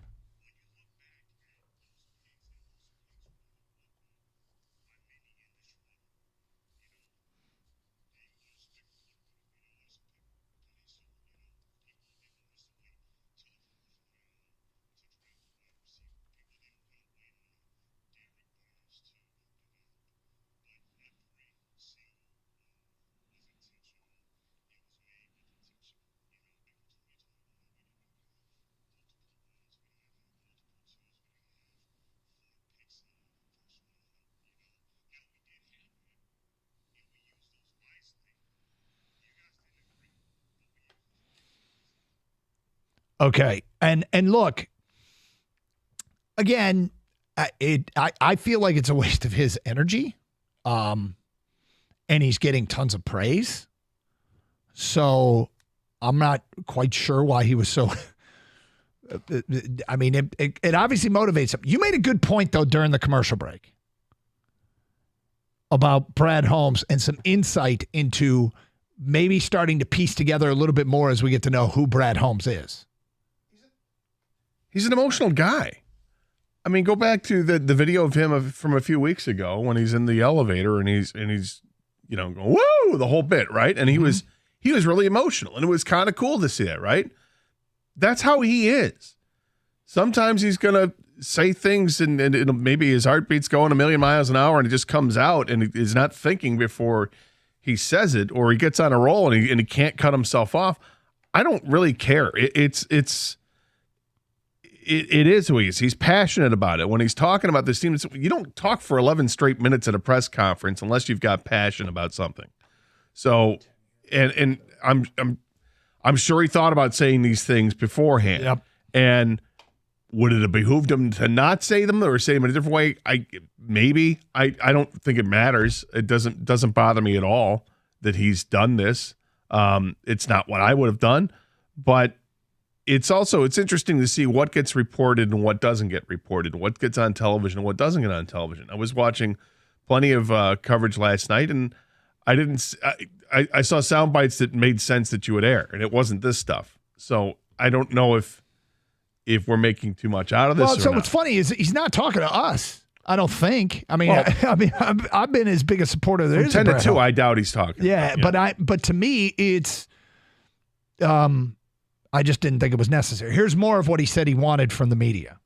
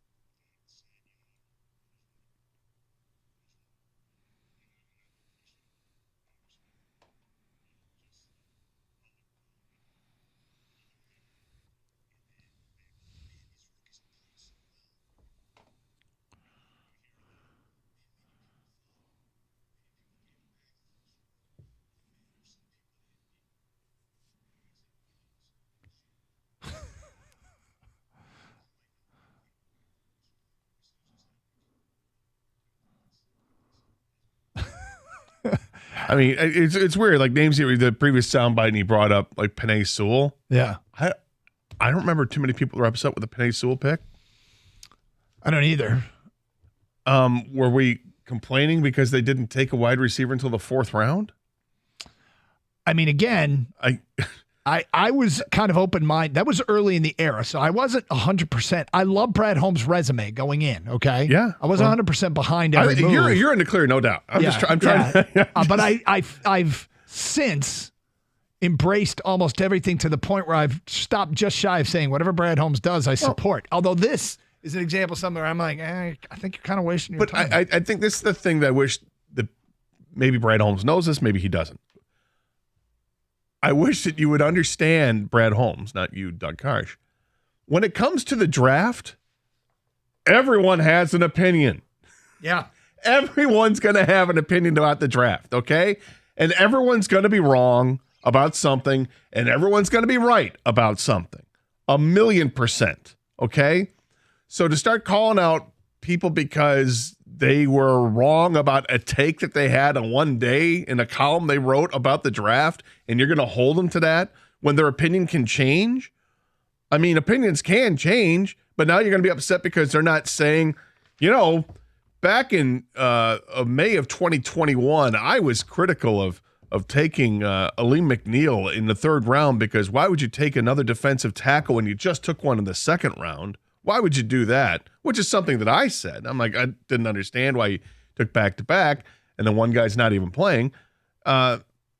So at some point, you see Aleem McNeil play, and you're like, that's a good pick. They made the right choice. But if Brad Holmes doesn't hear it, you're on his list? Yeah. So I want to make something clear. I think I speak for the three of us when we are not asking anybody to feel sorry for the media or absolutely us. Not at all. Trust me, we're not asking for any of that. I think we have thicker skin than the GM I don't does. care what Brad Holmes says about the media or me or you or Troy Weaver or Steve Yzerman. It doesn't not matter to me. What matters to me is I can't believe they care what we think. Right. That's my issue. I don't know why. If this motivates them, then go ahead and keep using it because you've been unbelievable at your job so far. But why does it matter? I just don't understand. That's what bothers me is why it bothers him. I don't care what the GM say about the media, and they shouldn't care what the media says about them. No. It's just, this is a job where people, you're right, Gator, they give opinions. They could be wrong. If you want to be held accountable just to say you are wrong, does Brad Holmes or any of the other GMs at some point, do they go to a writer and go, you know what, Joe Writer, you were right about that pick. I made the wrong pick. I should have listened to you. No, I don't expect that from any GM. Yeah, so why would it work? Does it work that way as well? This sort of, look, I'm not the kind of media guy that really does this, but is the media guy going to ask him in the future, hey, did you get Broderick Martin wrong? I know. If that doesn't pan out, is it time for you to admit you got that pick wrong? Because I say all the time, don't expect 100% return on the draft. Even the best guys don't have 100% return. Every pick is not going to be great. Our guy is hitting on way more than the rest of them. He knows what the F he's doing, and that seems pretty clear. But he sure wanted to let everybody know yesterday he knew what the F he was doing. With that said, we'll get some of your phone calls and your reaction on this. And he did tip his hand a little bit on the offseason plan. I'll be interested to see how people feel about that. We'll get to that coming up. It's Carson Anderson, 97.1 The Ticket.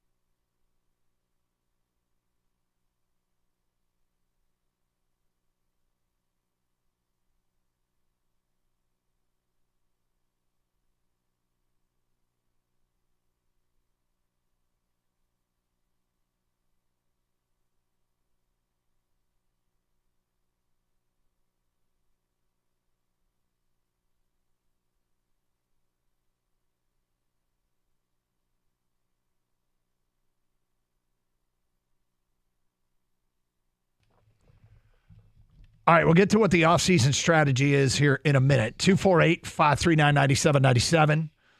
Tony, you're on 97.1 A Ticket. Hi, Tony. Hey. What's up? Am I on here? Yes, you are. All right. So my girlfriend and I take a vacation this weekend to Louisville, Kentucky, like some random place. And we're staying at a casino. And there happens to be this casino game that is like you pick your NFL team. And I'm kidding. I kid you not. Like, we stayed in and out of this hotel casino multiple times. 7, 8, 9 times in a row. Every single person that would pick a favorite team, it's the KC or the Lions. We end up going to Indiana after because we want to extend our vacation. There's the same game there. 5, 6, 7 times when we're staying in this casino. Every single team that's on there is the Lions and the Chiefs.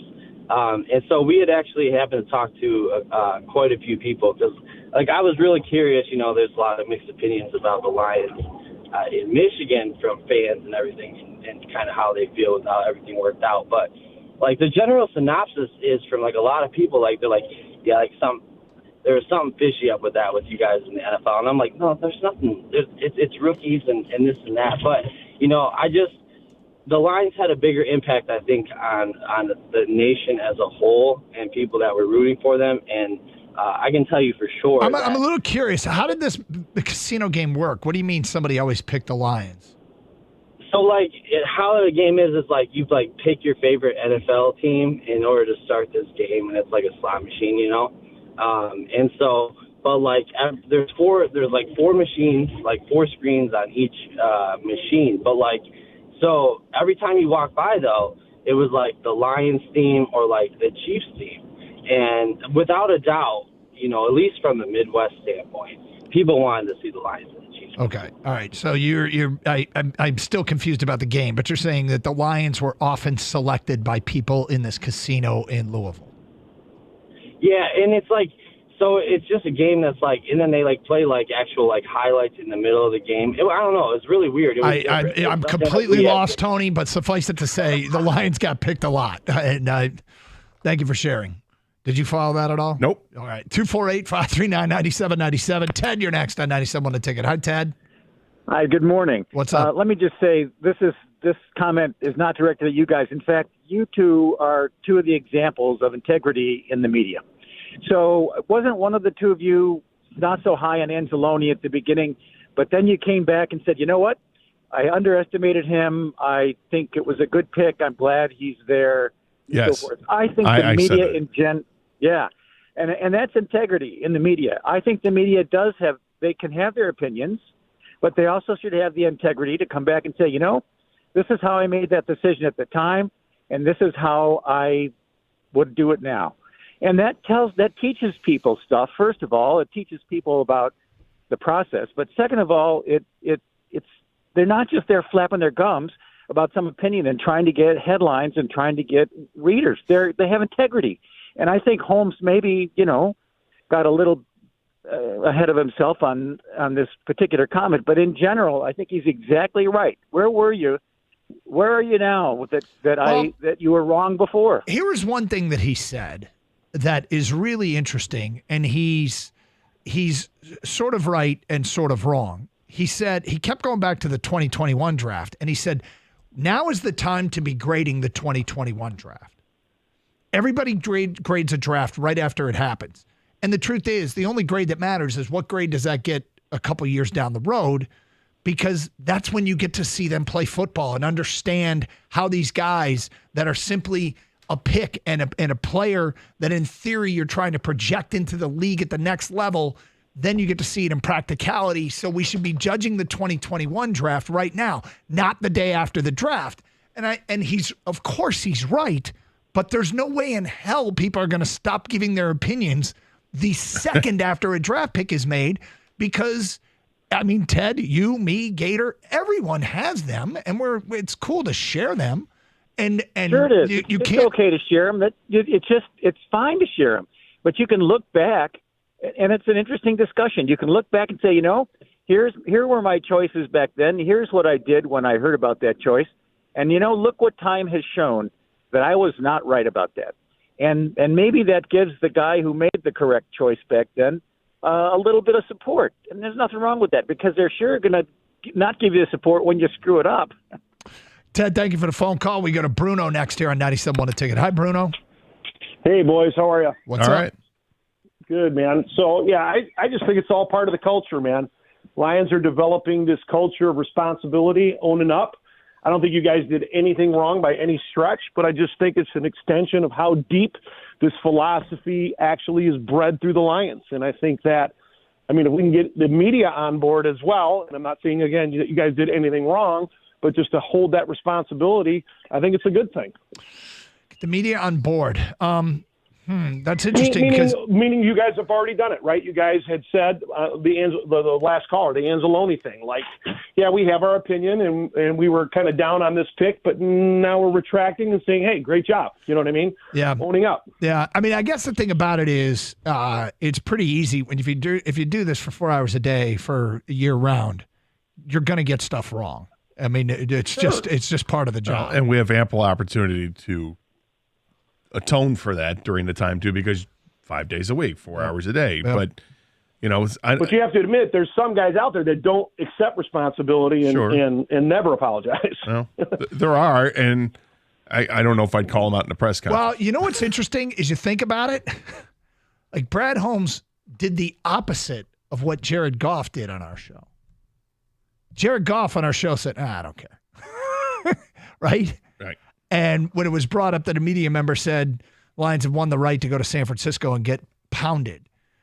And, I mean, he didn't even get to what we – No, you just said – Yes, he said – had the tweet and I said, does locker room material, does bulletin board material matter to you? And he said, I don't know. What do you got? What do you got? And I said, well, I mentioned a reporter's name, and he immediately said, I don't care what he has to say. I said, nope. And the point of that, we weren't even bringing it up to embarrass or to go after another reporter. It's not something that we really tend to like to do. But because he asked is what led us down that road. But Goff's response got him a lot of praise. Who cares? And Holmes kind of did the opposite. Holmes yesterday was like, I care. And he was mad. Here's some feedback coming in.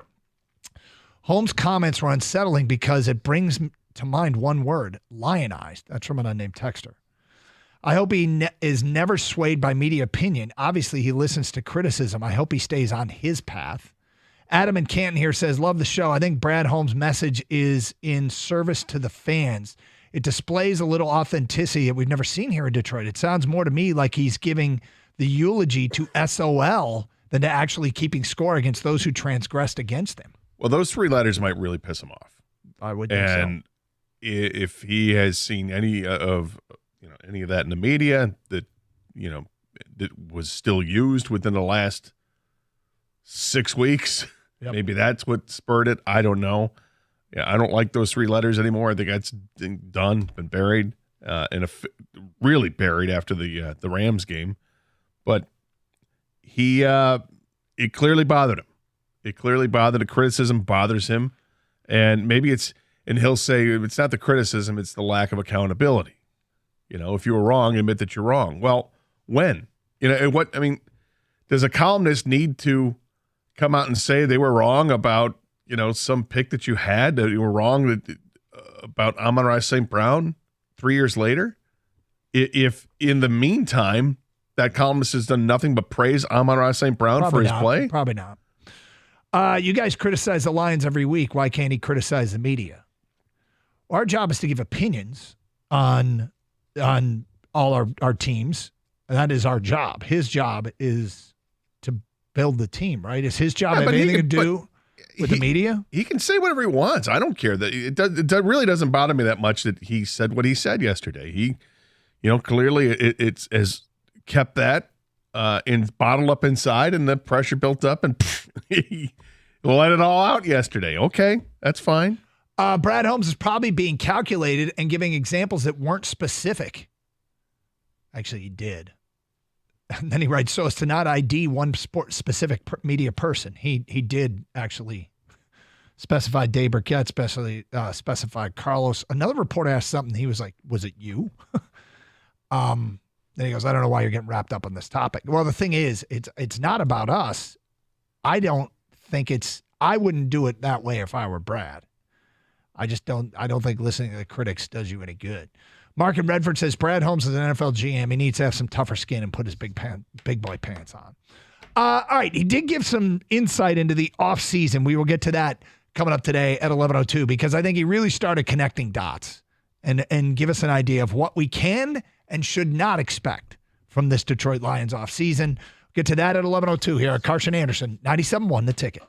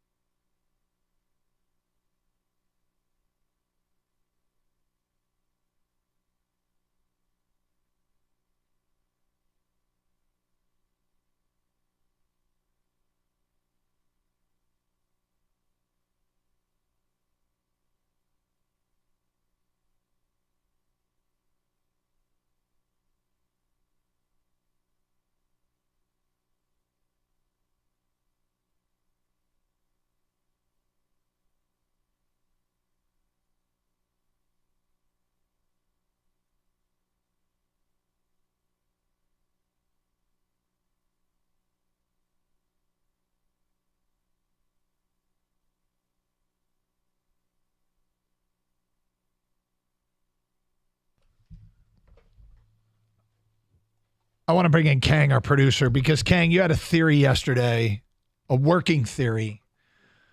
After you watched the Brad Holmes press conference, you decided to go back and watch something else again. Yeah, I went and watched like Inside the Den episodes. I got down that YouTube rabbit hole, and they got the next video waiting for you or suggestions and things like that. And I'm like, oh yeah, I remember these. These were great. The Inside the Den takes you into the draft room, essentially, as much as they want to show you and shows you how the things go down. And, because Brad Holmes was talking a lot about the draft yesterday in his presser, of course, and he's been really, really good. You don't hit 100%, but he's been damn near close, right? Yep. So I went back and watched this one previous draft, 2023 here. And they're in the war room, and they've got the 6th overall pick and the 18th pick, right? Yep. And you could tell they won't say who. They're waiting for the picks to go in front of them.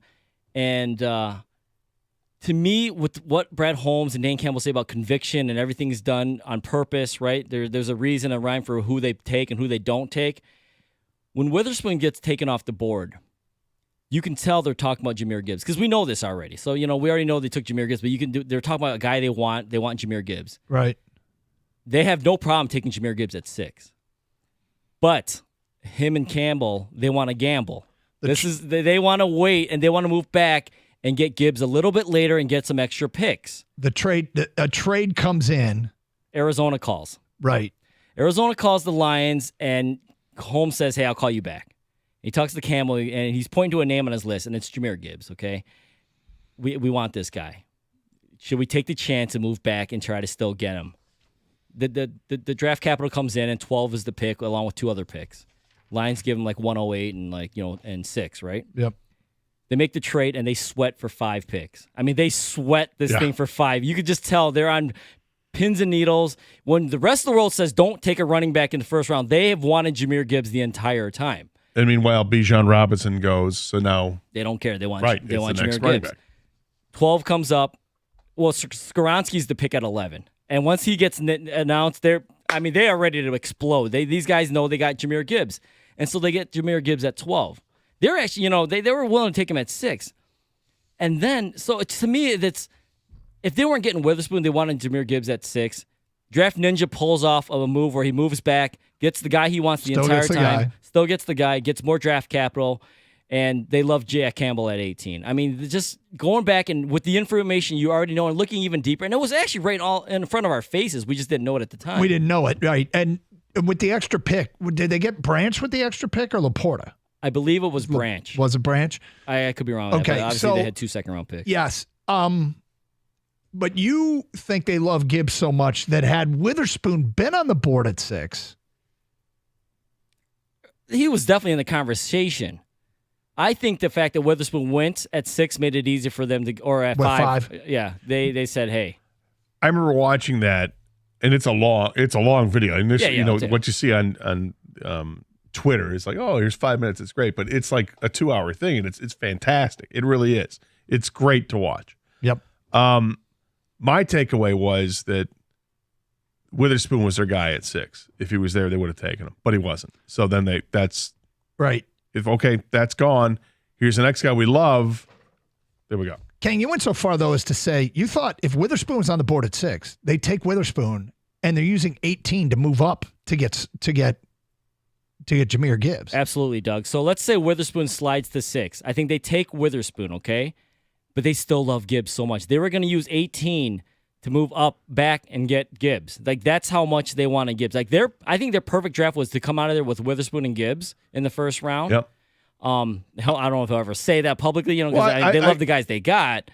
I believe you because I think you just go back a year and what they did to get Jamison Williams. Like, they wanted Jamison Williams. So what they do, they moved up back up at the higher end of the first round to get him. I think it's the same. I agree with you. I think it's the same thing with Jahmyr Gibbs. That if they had taken Witherspoon at 6, they would have done everything they could to move back up and get Jahmyr Gibbs. So it ended up being Laporta. I just looked it up. They got Laporta. So the haul could have been Witherspoon, move up for Gibbs, and Branch. No Laporta, but you have Witherspoon. Maybe you don't have Branch. Maybe you hope that Laporta slips to your second. Or maybe he does another wheeling and dealing and gets Laporta. Yeah, who knows? I mean, Brad Holmes, if we're wrong, we're wrong. Because you were right, my friend. You know what I mean? There's no doubt about that. At least this past draft. And even then, Brad Holmes said it yesterday. He said, don't judge these guys right away, which is totally true, of course. Yep. But I think when we don't write columns, but when editors tell you to write a column on the draft the next day, you probably got to write a draft column. Yeah, I mean, with an opinion. And right away. I think a lot of the reporters that were there were like, you do realize this is our job. Got it. Let's get back to your phone calls. Kevin, you're next. Hi, Kevin. Hey, thanks for taking my call. Sure. Yeah, I it's like you were saying about Jared Goff, how he's very stoic and how he wouldn't have had the response that, Brad Holmes would have. And I agree with you 100% on that. Yep. I'm very confident in this front office, very confident in Brad Holmes. I just think, you're the general manager of the Detroit Lions. You make millions of dollars a year. It's, the media, it's their job. So it's like, I just don't get why he's coming at them. And not only that, it's just, yes, this year was amazing. It was like a Cinderella type of year, fairy tale that I'll never forget, but it's only been one season. So if he's going to come hard at the media for their scrutiny and then next year he doesn't walk it back, that's not going to look good for him, in my opinion. Yeah, I'm not saying that's going to happen. I'm just saying. Right, I don't think it's going to happen. 1 year. And I guess one of the things about this is I'm in, and I think typically we're pretty patient here in this, in between 10 and 2. I think we're very patient, and it's because I think that's the way it operates in the real world. I think typically owners and GMs and coaches are way more patient. Owners are more patient with their GMs. GMs are more patient with their coaches, and coaches are more patient with their players than we out here in the fan world and the media world are. And so I try to take that into my timeline when I'm passing judgment, is how patient is reasonable, because most people in the game are way more patient than the people outside. And so even if they have a bad year next year, I'm not going to bury Brad Holmes. I'm not in a rush to bury Brad Holmes. It's the totality of the work, and the totality so far has been overwhelmingly positive. Yeah, I mean, the draft is not the area to knock Brad Holmes. If you're looking to knock Brad Holmes, stay away from the draft. Yeah. Because it's just undeserving. He is a ridiculously high success rate on the draft picks.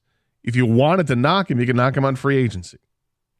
And there are some knocks that are bigger than others, but Brad Holmes is doing a phenomenal job putting this team together. Dean, you're next on 97.1 The Ticket. What's up, Dean? Dean. Just got home from Ann Arbor like 2 hours ago. Dean, you're on the air. Had heart All right. That sounds like it's getting pretty personal. Thank you for the phone call. 248-539-9797. Okay, so we mentioned that he got in a little bit into the plan, the offseason plan. And, I mean, we're going to play the sound bites to support all this, but it sounds to me like he, first of all, really wanted to send a message to the fans that he can't say enough thank yous for the support, and emphasize that he really, really felt that they really felt it when they were on the road. He also, I think, wanted to let the fans know, and I'm guessing it's because he's reading and hearing what everybody's saying about this free agent or that free agent. He's kind of sent a message, don't expect a lot in free agency. Well, you can say that, and you can do something else. I think now you start getting to smokescreen stuff, and I'm not going to believe much of what anybody has to say in front of a podium when it comes to free agency or the draft. We're just not. You can say things, and maybe it's to throw people off. Maybe you're being honest. I don't know. Nobody's going to know until all the dust settles here. I think it was pretty clear, and we'll play some of the sound coming up here, but I think it was pretty clear. My takeaway is to readjust my expectations for this offseason. Now, I could say I think it's a mistake, but it's draft. Do so at your own discretion. It's draft, develop, and re-sign. And a lot of what he said, too, about their moves, I think were specific to critics of the trade deadline. He said many of the moves we made intentional and that were intentional, and the moves we didn't make were intentional. And he said that multiple times. The moves we didn't make were intentional, and that takes me right back to the trade deadline. And look, we pointed out that the two most coveted edge rushers came with challenges. One was a guy that immediately needed and was going to get a contract extension. The two guys that were moved. Montez Sweat and Chase Young. Montez Sweat, the contract extension doesn't sound like it was anything they were ever going to do based upon their want to re-sign their own guys. And two is that the Chase Young thing, he did have a sack and a half in his first two games and then had one sack after that the rest of the way, the next, 7-8 games. But his numbers were awfully comparable to a healthy Josh Paschal that came back, which I think if you've got Josh Paschal in the house, why are you trading a future asset for a guy that can do what Josh Paschal did, who had more tackles, more run stuffs? Yeah, the only thing we couldn't determine was pressures, if I'm not mistaken. Yeah. Anyway, we'll get to more of, you can judge for yourself what Brad Holmes had to say about the offseason. That coming up today at 11:02. It's Carson Anderson, 97.1 The Ticket.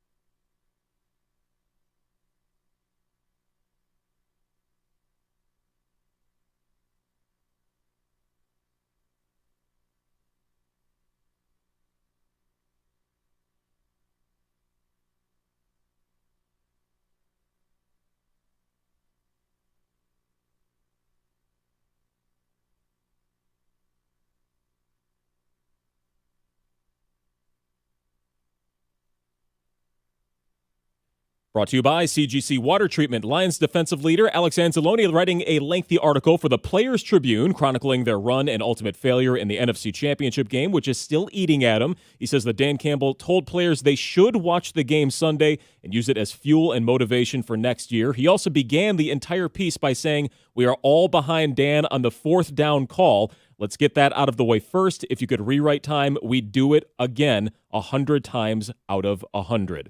Also, several Michigan connections to this year's Super Bowl, including 49ers kicker Jake Moody, who's from Northville, kicked for U of M.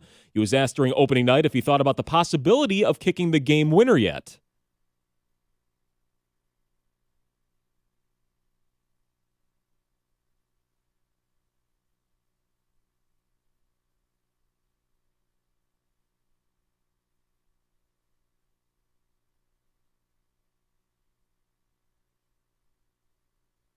To basketball, winners of 5 of the last 6. The Spartans will take their show on the road for a tilt against the Golden Gophers in Minnesota. Tom Izzo says he's proud of the way his team has been playing lately and wants them to take some grit with them to the Twin Cities. Tip-off is set for 9 o'clock this evening.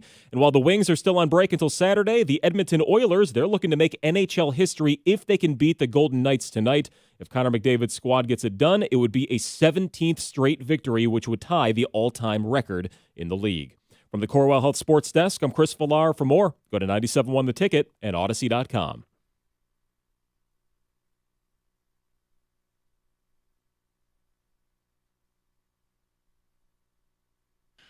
All right, Doug Carr, Scott Anderson, 97.1 The Ticket. All right, there's a whole bunch of stuff yesterday from Brad Holmes, and there were 2, I think, themes woven throughout. One was he's keeping receipts, but 2 is which we talked about in the first hour. 2 is the offseason plan. And it seemed, he kept saying everything we do is intentional. Everything we do is intentional. And everything we don't do is intentional. But let's get to this. We start with, he wants fans. It sounds like he's sending the message, do not be freaked out if we don't do anything huge in free agency.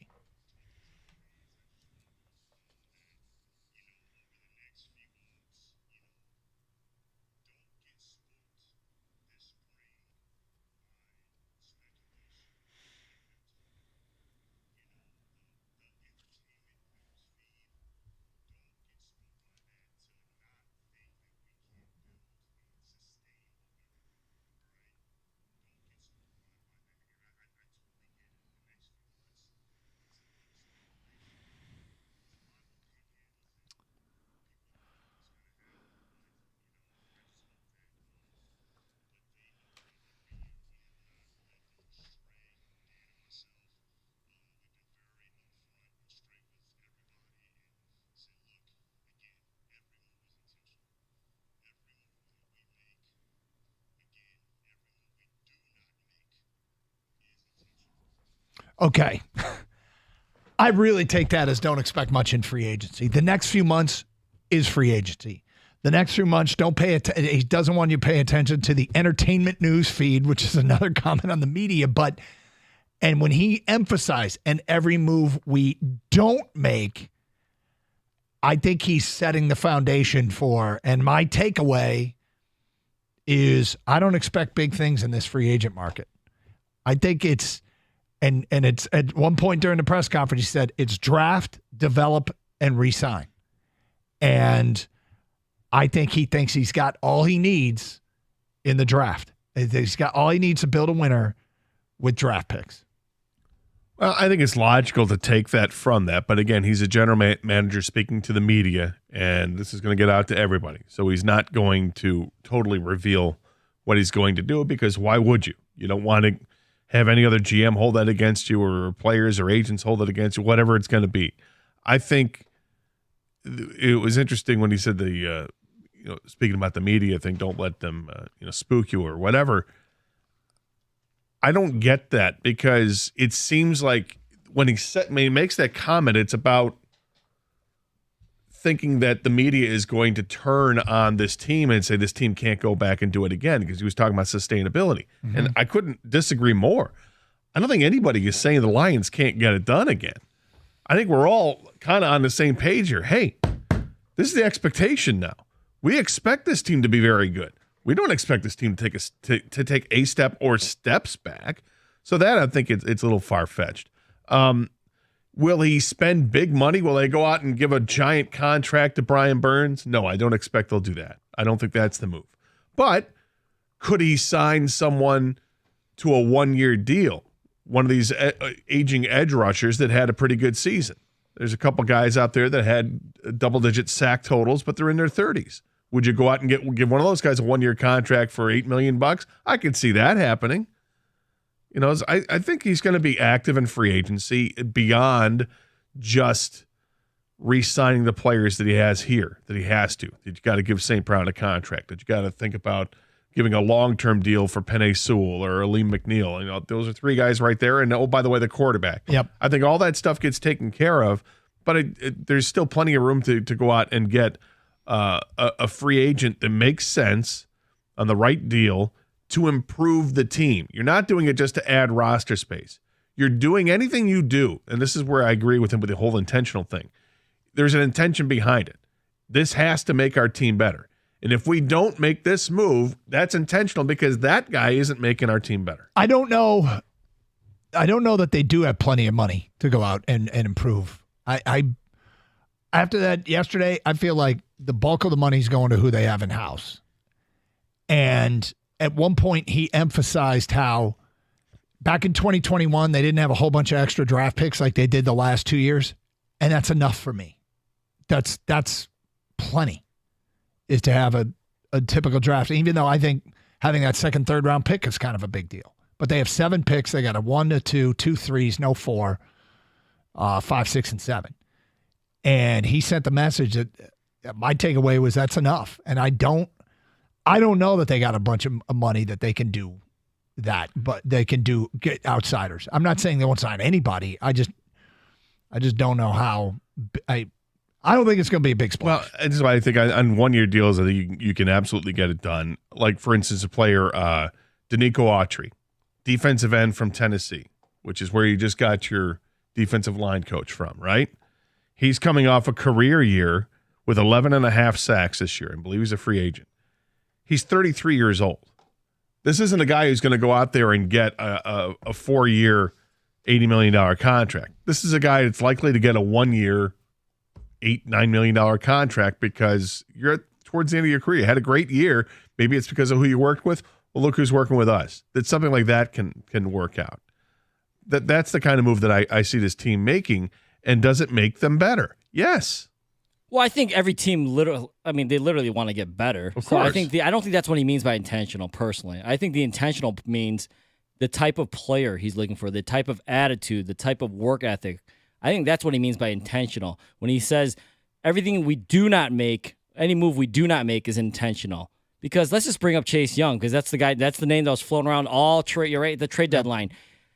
Is he basically saying intentionally didn't go after Chase Young because that guy he loafs it sometimes. He's not 100% all the time.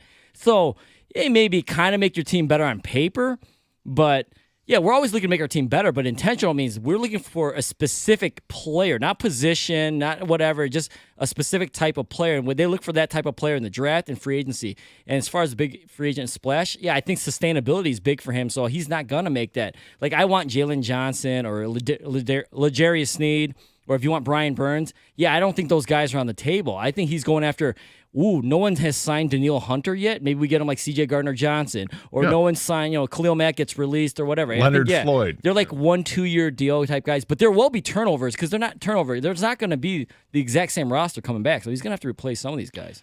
Okay, so here's more from Brad Holmes about the offseason. And again, reason why I'm not expecting much in free agency. He said they're not really trying to win the offseason.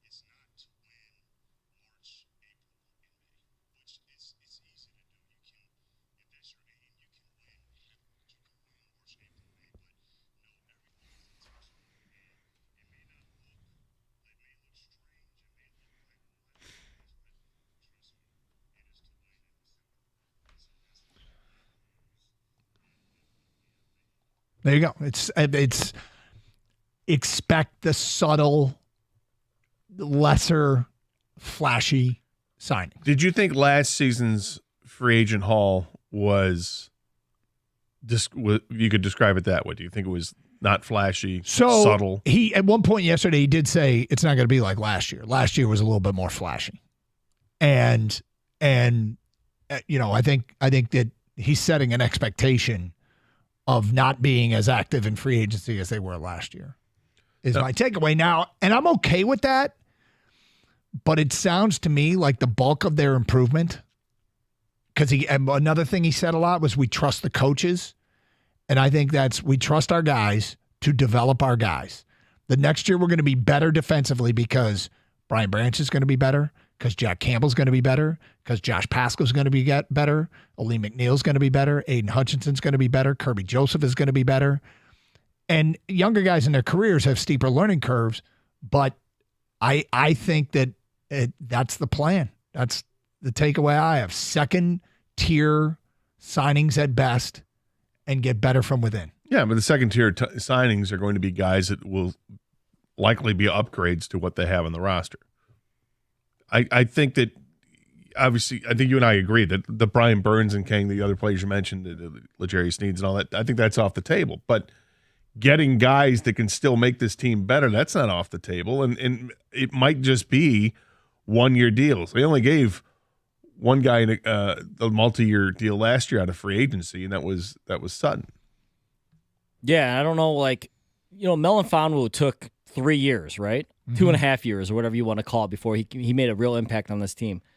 Maybe their plan is Gilmore or Chase Lucas is going to step in and play a bigger role next year because it takes time to develop players. I don't know. And they'll go out and sign another Emmanuel Mosley on a one-year deal, a type like that, just in case for insurance, or Vildor comes back. But yeah, it just seems like they're developed. It's like you said, Doug, draft, develop, right? And re-sign. Yep. 248-539-9797. All right. Is everybody okay with this? I think we're all in agreement that the top free agents probably aren't in play here for the Lions. It could be a smokescreen, acknowledge it, but I don't know what the upside is, and he emphasized it so much. I don't think that's the case here. But are you okay with them sitting out the high-end splash headline free agents and developing from within, and maybe that's some of those second and third tier signings? 248-539-9797. We'll get to your phone calls and feedback coming up. A little bit later on, he speaks about the O-line, keeping them together, Jared Goff, all that from Brad Holmes yesterday's news conference. 97.1 The Ticket. Look, I know what Phil the Groundhog said. Spring's not quite here yet, okay? Look outside. It feels like that right now. It's going to be great temperatures the next couple days, but it's going to get cold again because winter is not done. The team over at Birmingham Plumbing, Heating, and Cooling, they know what it takes to keep your home comfortably warm this winter, and they're offering a deal right now where you can replace that clunky water heater with a tankless one for free with the purchase of a a Comfort Maker furnace and air conditioning package. Now, with over 100 years of combined experience, they are the team that I trust. When I've had issues, I've called Birmingham Plumbing, Heating, and Cooling, and they have been completely to my satisfaction. Visit them at birminghamplumbingco.com. That's birminghamplumbingco.com.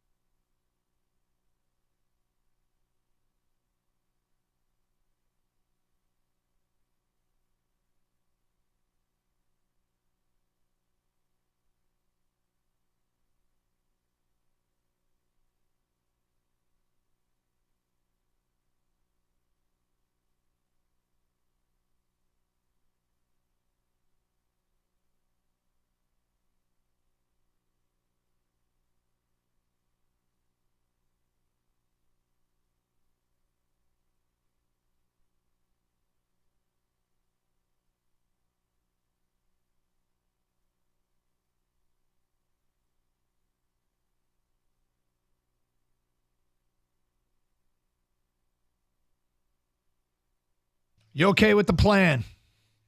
If we're to take Brad Holmes at his word, that the plan is not necessary to make a huge splash in free agency. You heard him say, don't get spooked this spring. You heard him say, the next few months, you're going to wonder what they're doing. You heard him say all that. And it seems like he's laying the foundation to try and get people to understand, don't expect a big splash in free agency. And at one point he said that, the plan is to draft, develop, and re-sign, which, by the way, I feel better about them bringing back Jonah Jackson today than I did yesterday. I think that it sounds like the money that they have will be dedicated to keeping their guys in-house. Well, it'd be interesting to see if they do make that decision, what the length of the contract would be. Yeah. How much you're going to commit to him, because you're going to have to commit a huge sum to Penei Sewell. He's got his 5th-year option coming up next year, but you have to exercise that this year, and then you're obviously going to commit to him because he's one of the best offensive linemen in all of football. So if you could get Jonah Jackson on a 2-year deal, it'd be interesting. I'd have to think that Jonah Jackson's looking for more. If you can get him on a 2-year deal, that would be great. Of course, it's his second contract. It's his money contract. Yep, and so I'm not sure that would be agreeable to that, but that would be awesome. Here's one more from Brad Holmes talking about the expectation for the offseason.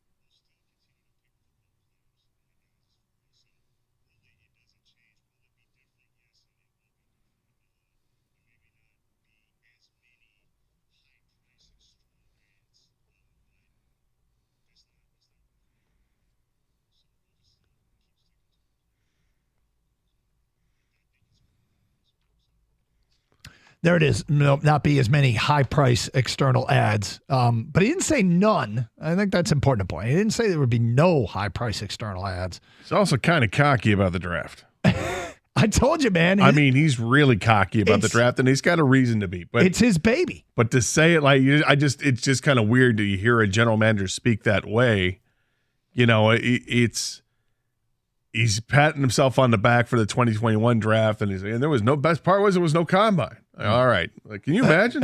It's like, I get to show off how good I am, and now this is awesome. We get to draft later. I really relish this because now I can really show you how good I am. Well, the thing about it is, but he should have confidence. He's got reason to be, and he's and we should all hope he's right because yep, he has crushed it. Are you okay with this plan? Don't expect a ton in free agency, at least compared to certainly to last year. But $61 million. I think most of it is earmarked for in-house. 248-539-9797. Phone calls and feedback. So we'll get to more of what he had to say coming up shortly. I do want to respond a little bit to the Alex Anzalone story in the Players Tribune that was just released. Mm-hmm. And I don't know how much further we have to go than beyond the first couple paragraphs. You don't. The rest of it is great, but the first couple paragraphs sum up how the team feels. Dear Detroit, this is Alex Anzalone's words. Dear Detroit, we were all behind Dan and the 4th down call. Let's get that out of the way first. If you could rewind time, we'd all do it again, 100 times out of 100. The offense, the defense, everybody. If you've been following this team's journey for the last 3 years, then you know how we play football. You know the mentality that got us here. It was the right decision. And I'm not talking about the right decision for analytics or talk radio or whatever. It was the right call for us, especially in that moment. When you're in that situation, 20 games into an NFL season, it's not like a video game. You're not playing Madden. You had guys out there playing with bum ankles, guys playing with MCL sprains, guys taking nerve injections and Toradol, guys who could barely get out of bed that morning. It's a battle of wills at that point in the season. You're just running on pure belief and adrenaline. I feel like if you shy away from your identity in that moment, then you're betraying the very thing that got you there. On fourth down, in that situation, we're always going for the kill. That mentality took us from 0-10-1 to the NFC Championship game in just a few seasons. Honestly, if anything, when we decided to kick the field goal in the first half, I was more surprised then. When the chips are down, Detroit is always going to bet on Detroit to a man. I think we'd all do it again. Interesting. Yep. We often talk about how the player sees it different than the media, how the media sees it different than the fan, how the fan sees it different than the player. Like, everybody has their own perspective. Alex Anzalone, first of all, do we agree? I mean, do you think he has a finger on the pulse of the entire roster? Because he says to a man. Yes, I do. Offense, defense, everybody. Yeah, because he's one of those guys. He's the Frank Ragnow of the defense. Ragnow's a tough guy on the offense who plays through all the pain, all the injuries, and you could, he talks about guys playing through this and that. I think he's talking specifically about Frank Ragnow and others, but it's Frank.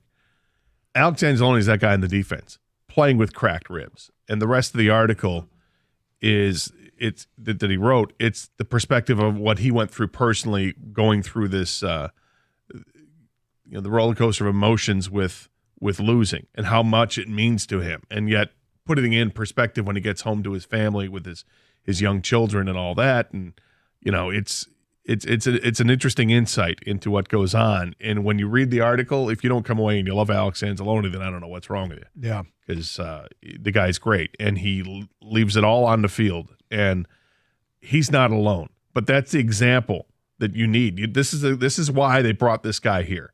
Dan Campbell, Aaron Glenn, they knew what Alex Anzalone was when they had him in New Orleans, and maybe just didn't get enough of an opportunity there because guys were in front of him. They give him the opportunity here, and he has shined, and he's the shining example of what they want out of a football player. Well, there's one line in there that I really kind of based my whole belief on why they did the right thing about. When he wrote, I feel like if you shy away from your identity in that moment, then you're betraying the very thing that got you there. And I said it a bunch in the wake of the game. I said it differently. I said, I think you'd rather lose being who you have always been and what got you there. You lose being who you are than lose going out of character and being not who you are. And Campbell was true to who he was all along.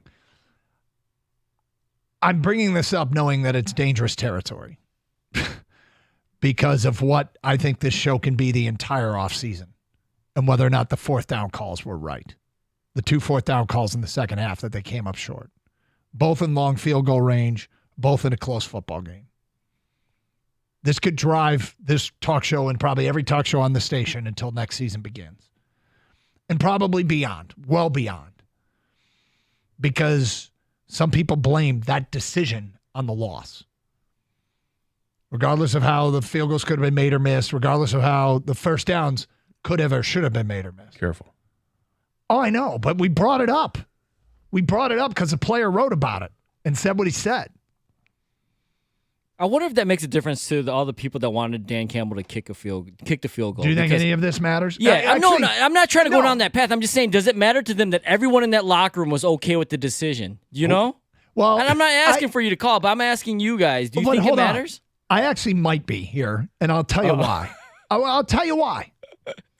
I can understand if somebody out there is like, I don't care what you say, Doug. It was the wrong decision. Mm-hmm. But if the entire locker room believe it was the right call, and if a player says, if you shy away from your identity in that moment, you're betraying the very thing that got you there. If the player makes this kind of compelling argument, does it change anyone's mind? Because I would imagine that Alex Anzalone's opinion, and apparently the whole locker room's opinion, matters way more than my opinion. Well, we demonstrated last week that despite logic and reason, some people are going to be so obstinate and loyal to their own opinion that they're not going to listen to any of that, right? So maybe. I think that there's probably the majority of people that have the opinion that it was the wrong move. I think those people are still going to say, I don't care what he says, it's the wrong thing. There might be there's a percentage of people out there would be like, all right, maybe I need to release my grip on the club here and acknowledge that if those guys, that's what they believed in, then that was probably best. But I think the majority of those people that have that opinion they're not going to be swayed by this. No, not at all. I'm intrigued. 248-539-9797. Are we doing it? Well, here's the thing. This is new information. All right, man. Let me ask you this. One more. This is going to go. right. You might have to think about this. I'll give you the break to think about it. All right. We believe the team as a whole is aggressive. They follow their leader, Dan Campbell, right? Whatever he says jump, we're going to jump because we love that man. He's got us to where we are. This is our mentality. This is how we got here. Do you think if Fipper goes, we should go for it? You think Dave Phipp, the special teams coach, goes, our identity is to go for it? I believe in Badgley, and I know we can make this kick. Yeah. But we're the Lions. Well, think about it. And we're Dan Campbell's Dave Lions. Phipp should have no opinion on this. I'm just saying, if the whole team's behind him. I got it. But I mean, even I'm saying this half jokingly, but the real part of me is saying this. If Dave Phipp were to say anything other than we're ready to make the kick, then I think he's straying outside of his zone. How about now this? Anzalone says we do it all again 100 times out of 100. The offense and defense, everybody. That includes Badgley. Well, ish. Does it? He said offensive defense. He didn't say special teams. He didn't say everybody. Well, maybe they don't consider the special teams everybody. Well, what if Badgley goes, listen, I'm going to make this. I'll make it if you prop me out there, but I think you should go for it. Do you think any kicker would have those words? I don't know. Famous last words. It's Carson Anderson, 97.1 The Ticket.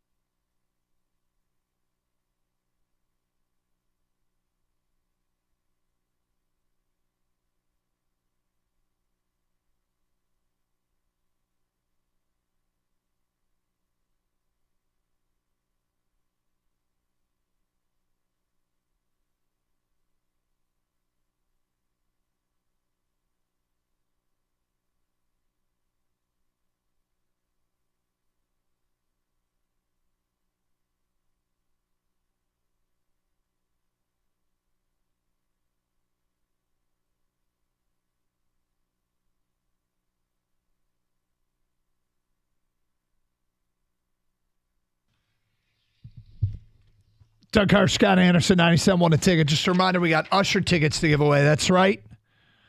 Usher, past, present, and future, is at Little Caesars Arena on September 12th. Those tickets go on sale next Monday, but you can win them before you can buy them. And you can win them with a Carson Anderson quiz question today at 1:40. 1:40. Chance to win a pair of tickets to see Usher September 12th at LCA. If you don't win, you want to buy, they go on sale 10 a.m. a week from yesterday at livenation.com or ticketmaster.com. Stay tuned for our Carson Anderson quiz question coming up a little bit later on. 248-539-9797. We'll get back to what Brad Holmes had to say about Goff and the offensive line. There's been a lot of stuff to take out of yesterday's news conference, and it sounds like you can. I'm not saying speak now, forever hold your peace. We like to do that every once in a while, but it sounds as though the plan in the offseason is not big name splash free agents. Draft, develop, and re-sign. And it sounds like of the $61 million, my takeaway, Gator, and you seem to mostly agree, is that it's going to go to the players in-house, but not to expect. I mean, even went so far as to say not as many high-priced external ads as they've had in the past. So are you cool with that? And then there's the Players Tribune story by Alex Anzalone. And first couple paragraphs, he said, we're all behind Dan in the fourth down call. Let's get that out of the way first. If you could rewind time, we'd all do it again. 100 times out of 100, the offense, defense, everybody. Later, he says, I feel like if you shy away from your identity in that moment, then you're betraying the very thing that got you there. When the chips are down, Detroit is always going to bet on Detroit. To a man, I think we'd all do it again. Look, there's a lot of people that are going to disagree with that, and I have no problem with them saying, Doug, I think you're wrong. This is a player saying it. Do you agree or disagree with the player? Does the player help sway your opinion? Or not? I mean, and we'll listen to all opinions here. 248-539-9797. Bill, you're on 97 on a ticket. Hi, Bill. Hello. Yes, Bill. Hey, how are you today? Okay. This is kind of a peculiar argument all these weeks later, but, if someone would go back and count how many times Dan Campbell gambled and won, I would think it's 3 or 4 to 1 to where it didn't work. I believe he lost the Seattle game, the second Green Bay game, and the decision and the third period of the NFC Championship. But the fact of the matter is that aggressive play got him there in the first place, and I just think this dismissal is ridiculous. He did it. He did it all season. He did it all last year. They got this team to where it's never been, and I don't second-guess a coach's decision. I think it's wrong. Well, I do second-guess coaches' decisions when I think they do something illogical. And I don't think either of those fourth downs were illogical. And the reason I don't is because of their success rate. Their success rate in those situations, similar situations, like field goal range and 4th and 3 or less, was, I guess it was opponent's territory. It wasn't necessarily field goal range. Let me be accurate. It was 17 out of 20. Yeah. And okay, and that tells me that's not illogical. Now, it just so happened on this day he went 0 for 2. That's my point, is that, and you just gave a stat. That stat is overwhelmingly in their favor, without a doubt. And I don't understand why the rest of there's a good number of fans really unmercifully mad about this. And it was that exciting play that got us there in the first place. And, you don't look back. I mean, you can't. You can't undo it. Well, you can. It's a great decision. You can look back. It's if the decision is illogical and the success rate is 3 out of 20 instead of 17 out of 20, you go, what are you doing? But it doesn't come without risk. I mean, it basically comes down to this. If the only decisions that are correct are the ones that work, then the critic will never be wrong. The second guesser will never be wrong. Because if it didn't work and that's the only thing that makes it wrong is that it didn't work, that's completely unfair. Then you'll have a coach that will take 0 chances ever. Obviously, he knows his team, and they made the decisions based on that knowledge, and it's worked out a lot more often than it hasn't. Yep. But it's not reckless, like you said, Doug. This isn't a crazy decision. Yes, he knows his team, but Gator, he also had he's got facts to back up that they've been successful, and that was more of a coin flip call, then people make it seem like he went like for it from his own 1 yard line. It was like 4th and 20. You know, like I know. It wasn't some absolute crazy bat crap call. It was debatable.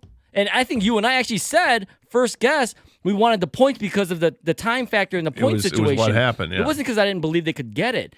But he believed they could get it, and it was a 51 call. Like, it was a coin flip. He said, and it was more than a coin flip based on... It was better than that. No, these are very specific stats, and they came from Todd McShay, okay? And that's where I saw them. And he said they had 24 times they had a 4th and 3 or less in the opposing team's territory. They went for it 20 of the times. They converted 17. That's an amazing percentage. Now, that does mean 4 times he opted not to. Are you okay? I just don't know why we're because now we're going back into the rabbit hole of doing it rather than getting to the point, which was what Alex Anzalone had to say, and that's why we're bringing it back up. Well, and that is, if the player comes out and says 100%, all of us agreed that this was the right call to do, we all wanted it, and we would do it 100 times out of 100. I guess that's where the focus should be, not on the statistical basis, which is what we brought up all the time. Fair enough. The statistical basis didn't move the needle at all. With some people, so I shouldn't. You're right. I probably shouldn't do that again. But Anzalone says they do go for it 100 out of 100. Does that change your mind? 248-539-9797. Phone calls, feedback. Carson Anderson. Why are you laughing now, Kang? No, I just think I'm laughing at Gator laughing. Like he said. I'm being mature today. I'm trying not to. You're lose not. my- You're bringing us back up. No, but the maturity comes with when I refuse he's able to talk about it. Yeah, he's able to talk about it or want to talk about it today. I'm being more mature, I should say. Until we get to the calls and feedback, I want to go back to real quick something that you brought up, Gator, like because the whole spooking thing, like Brad Holmes said, he doesn't want the fan base to be spooked, and this wasn't a cute Cinderella story. And, right. And you're like, who thinks it's a cute Cinderella story? Because I don't. You guys don't. I think everyone thinks the window's wide open. I think everyone expects Super Bowl or the trajectory bust. is upward. I don't think people are thinking it's flat or going downward. And Doug, didn't you read the Super Bowl odds? Aren't they're like the 4th favorite team or something? Yeah, it depends on who's you look at. Either way, they're up there, right? So I almost feel like Brad Holmes has got this Michael Jordan complex where he's using stuff that like almost doesn't exist. Yep. To like, oh yeah, you doubt me? No. Well, you're doubting me, aren't you? He did at one point say, because at one point I think it was Wojo that would ask the question, Are you hearing a lot of people thinking this is a Cinderella once in a lifetime story? And Wojo's response and Brad Holmes was, no, I'm mostly saying to people that are arguing against the history. That are arguing against the history of the Lions that we aren't going to do it again. And saying it's because of the Lions. I got to tell you, there aren't many people that are doing that. Not as many as there are that believe in them, that's for sure. 248-539-9797. We'll get to more of your phone calls and feedback coming up. Also a little bit later on, what Holmes had to say about Jared Goff, keeping that O-line together, all that in the noon hour. 97.1 The Ticket.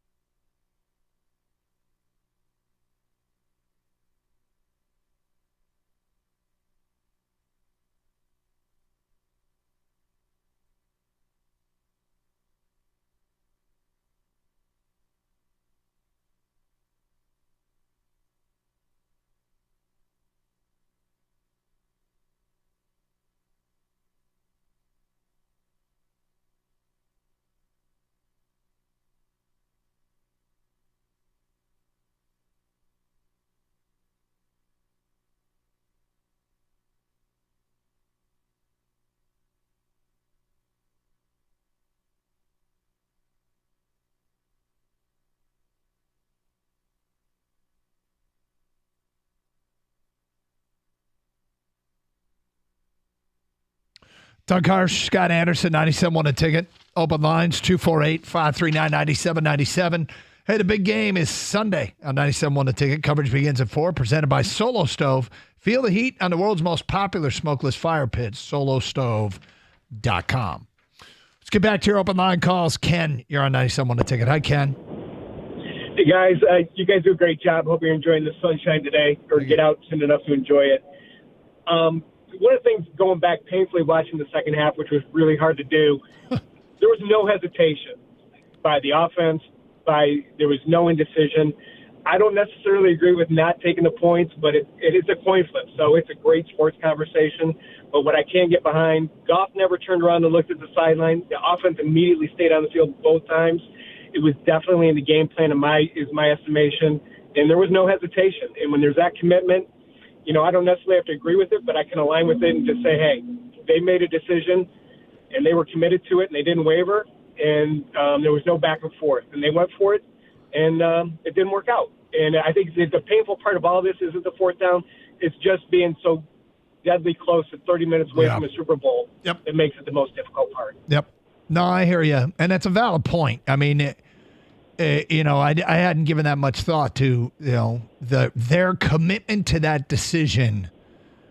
They were definitely committed to it. They were definitely go back and look at it. They did not even hesitate. Goff stayed right there, put his hands over the ear holes, and waited for the call. There was no hesitation. Hey, thanks for the phone call, Ken. 248-539-9797. Hey, the reason we're bringing this back up for people who just joined us is Alex Anzalone just put out a piece on the Players Tribune, which, I mean, maybe it shifts people's opinion. It doesn't really matter. If I were against it, I wouldn't care as much what a player had to say.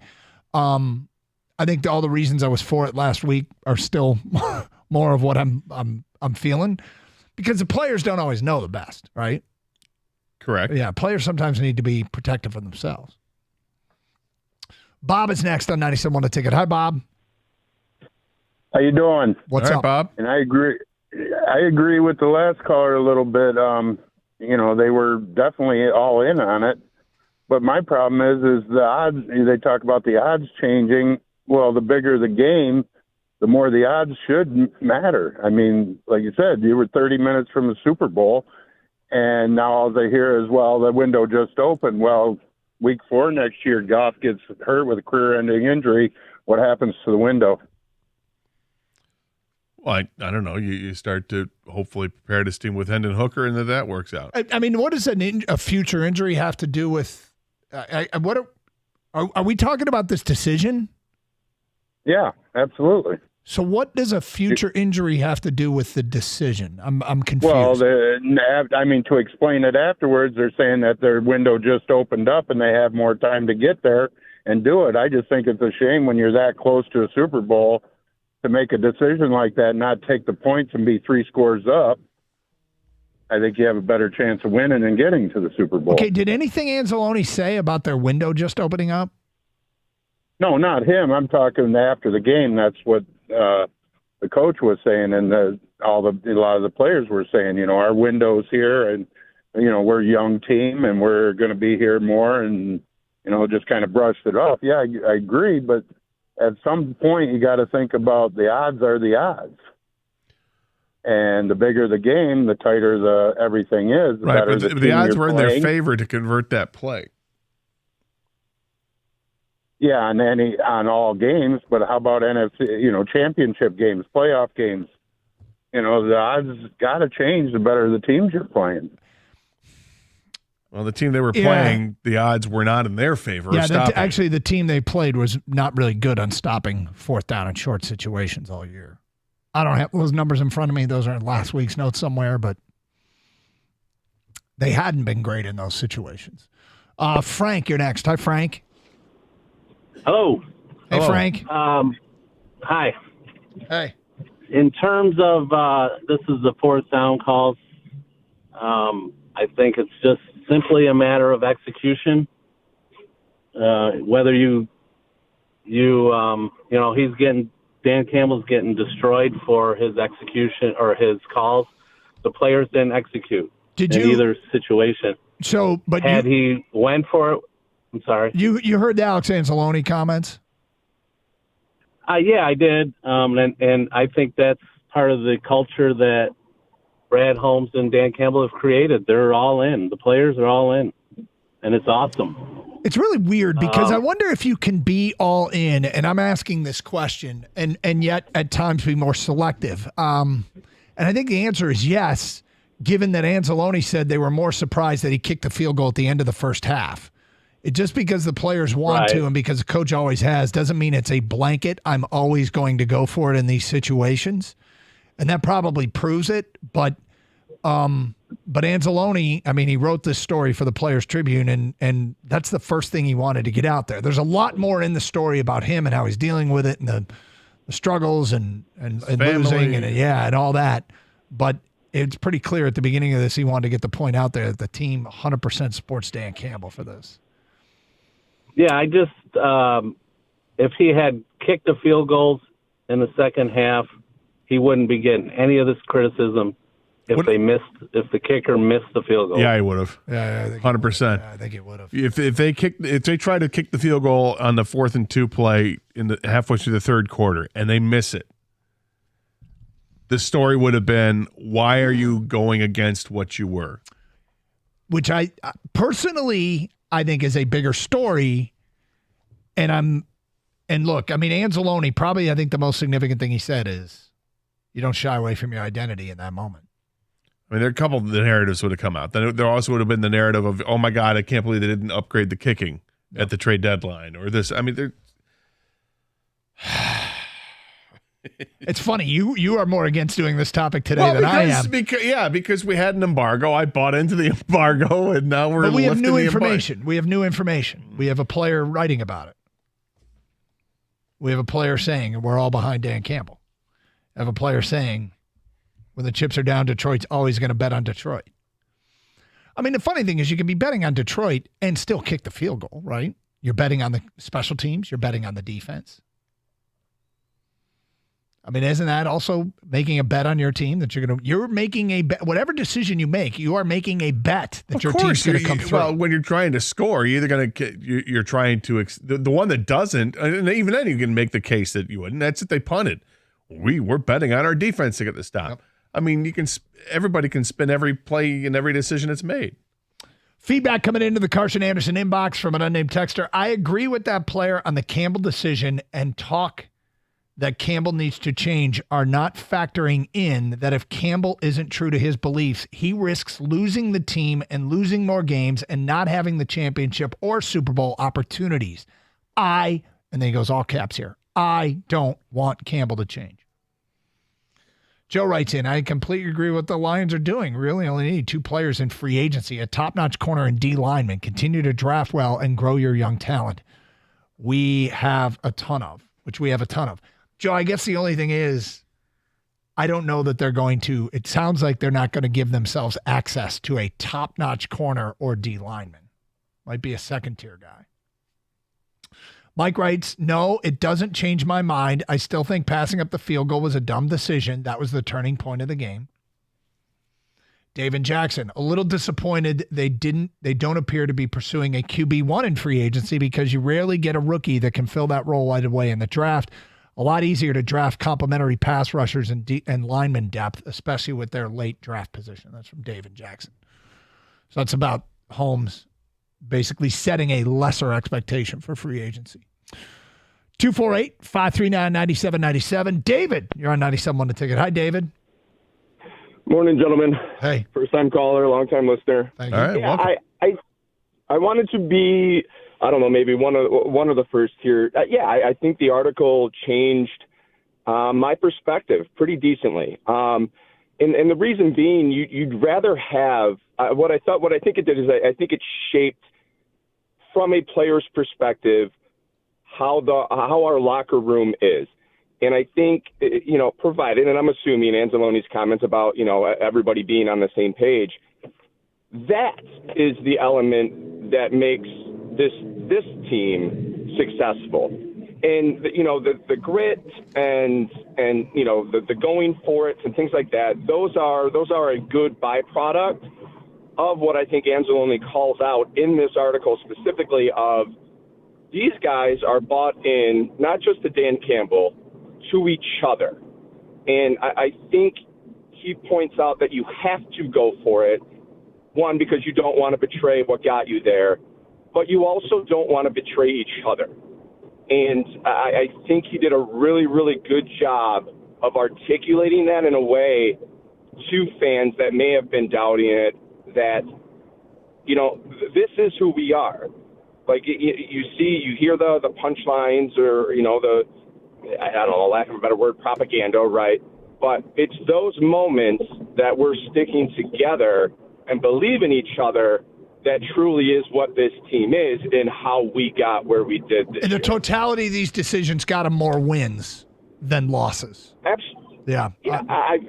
I completely agree with that. What I think Anzalone brought to the table was, and what I think a lot of people are missing, is the moral or morale element of what those decisions mean to the team as a whole. I think you're right. And the problem is, David, those things are really hard to measure. Like, we can't. There's no stat that can back it up. It's an intangible. And if you don't buy into the intangible, then you don't buy into the argument. But I do think there's a lot to be said. This is exactly what I think of when I think of culture. This is exactly it. This is exactly the thing that we've been talking about. The Lions have lacked forever. They've got it now. Hey, still trying to figure out what your big game plans are for this Sunday? Look no further than Twin Peaks. Whether you need a destination to watch or hosting a party of your own, Twin Peaks has you covered. You know they got the best wings in the state, right? Smoked and grilled, naked, breaded, and hand-cut, breaded to order boneless wings with a variety of sauces that you crave. Make any party a success by ordering up a party platter today. And if you're planning on visiting your favorite Twin Peaks for the game, they got a lot going on.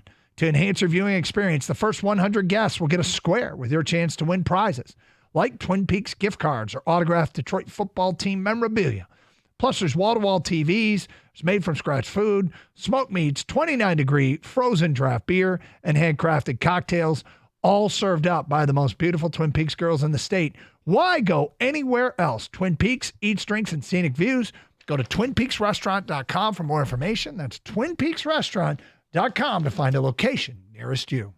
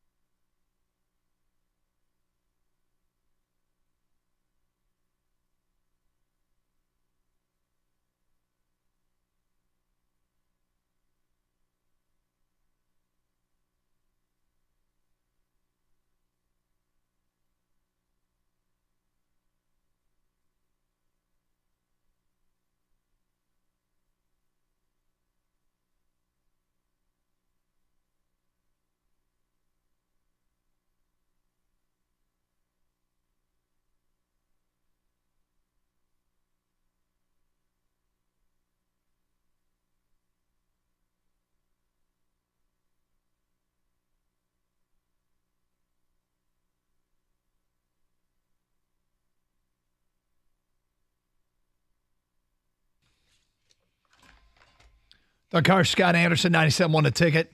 Brad Holmes spoke yesterday. We kind of opened the show talking about him keeping receipts, going after members of the media, which I'm not a huge fan of, but it doesn't overall change my opinion of what his work is, what he's done with the Lions. I mean, it's been great. And he also kind of sent a message kind of tempering expectations for the offseason as far as what to expect out of free agency.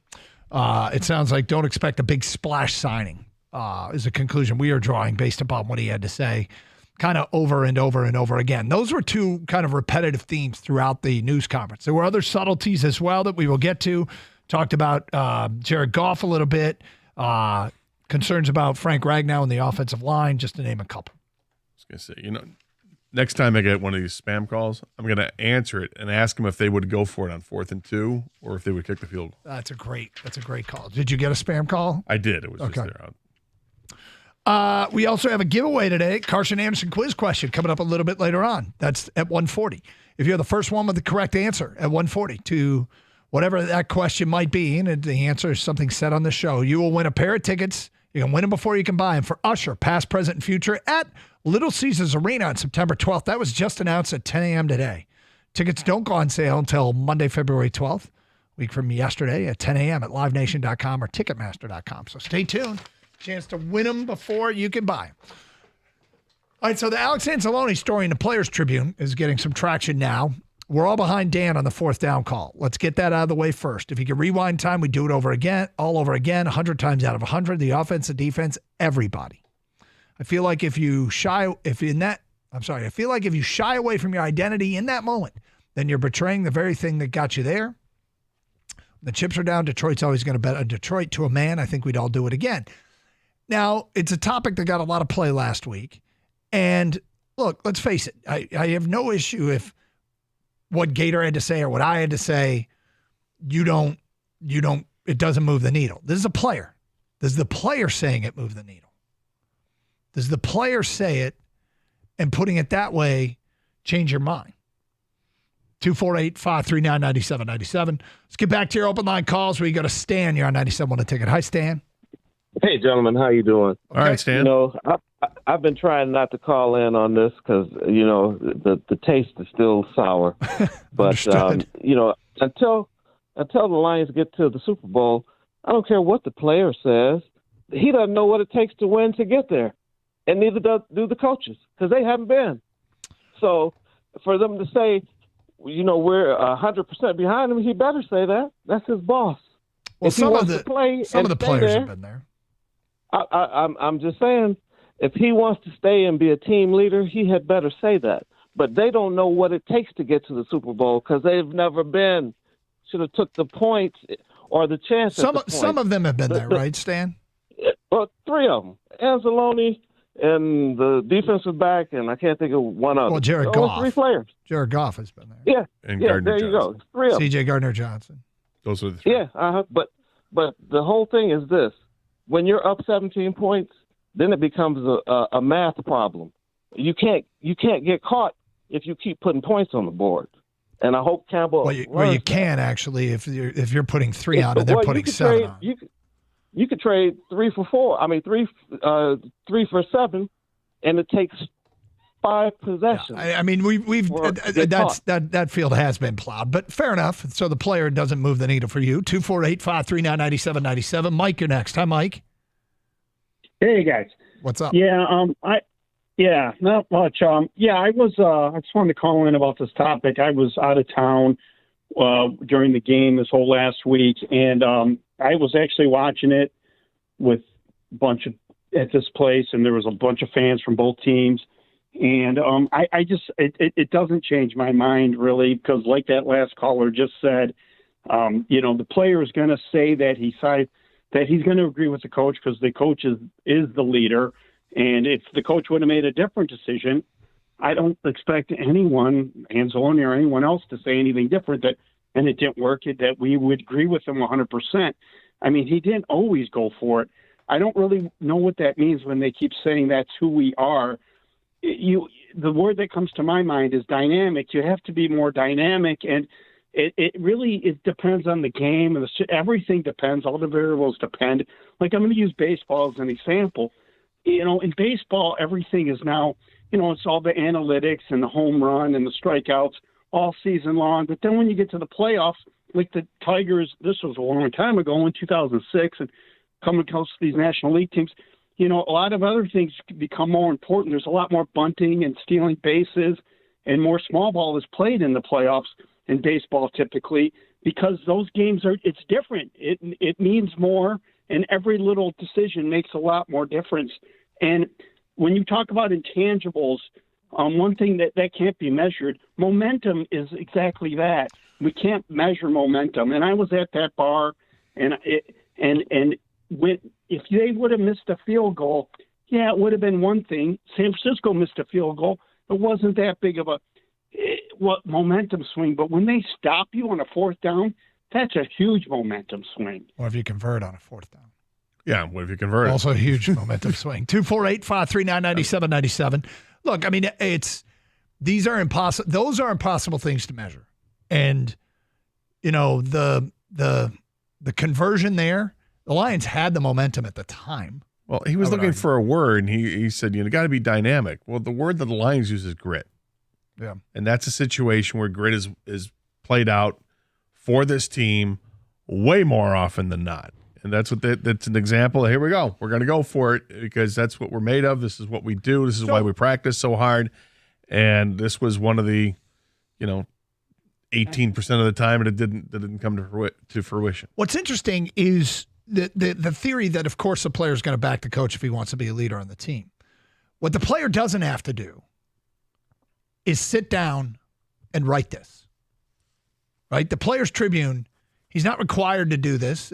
It's a forum that's offered up to players where he can sit down and voice his opinion.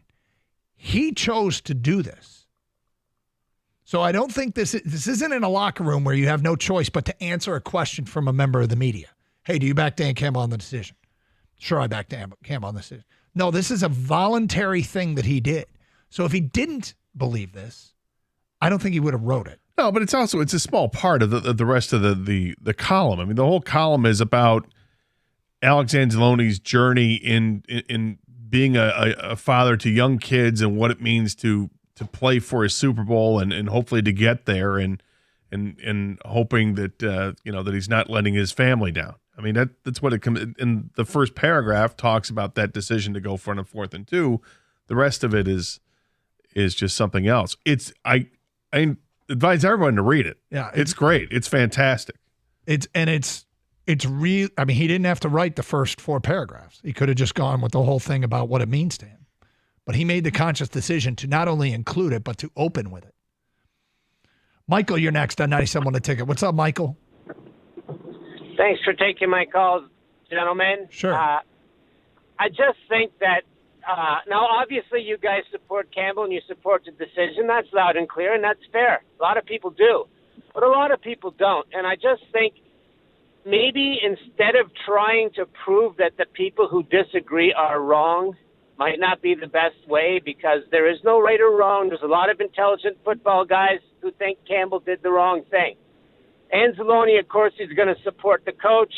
And in terms of him deciding to write it, he wrote it because he thinks his coach needs the support because he's in the mix now over this. And as far as the window, like you guys said, the Lions had a window, and then a couple callers later said, well, maybe the window's not there like you think. You just dismissed him. What about the Philadelphia Eagles? What's their window look like now? I think it's still open. Yeah, they lost both coordinators, and their head coach is trying to keep things together. I mean, I wouldn't bet against Philadelphia. I think they have an outstanding roster. You think they're done after the one season? You counting them out, Michael? I think their window is not as promising as you might have thought it was 12 months ago. I mean, yeah, they did what they didn't have. They were going to lose a bunch of guys to free agency. They didn't have the youth that the Lions have on their roster. They're built different ways. Yeah.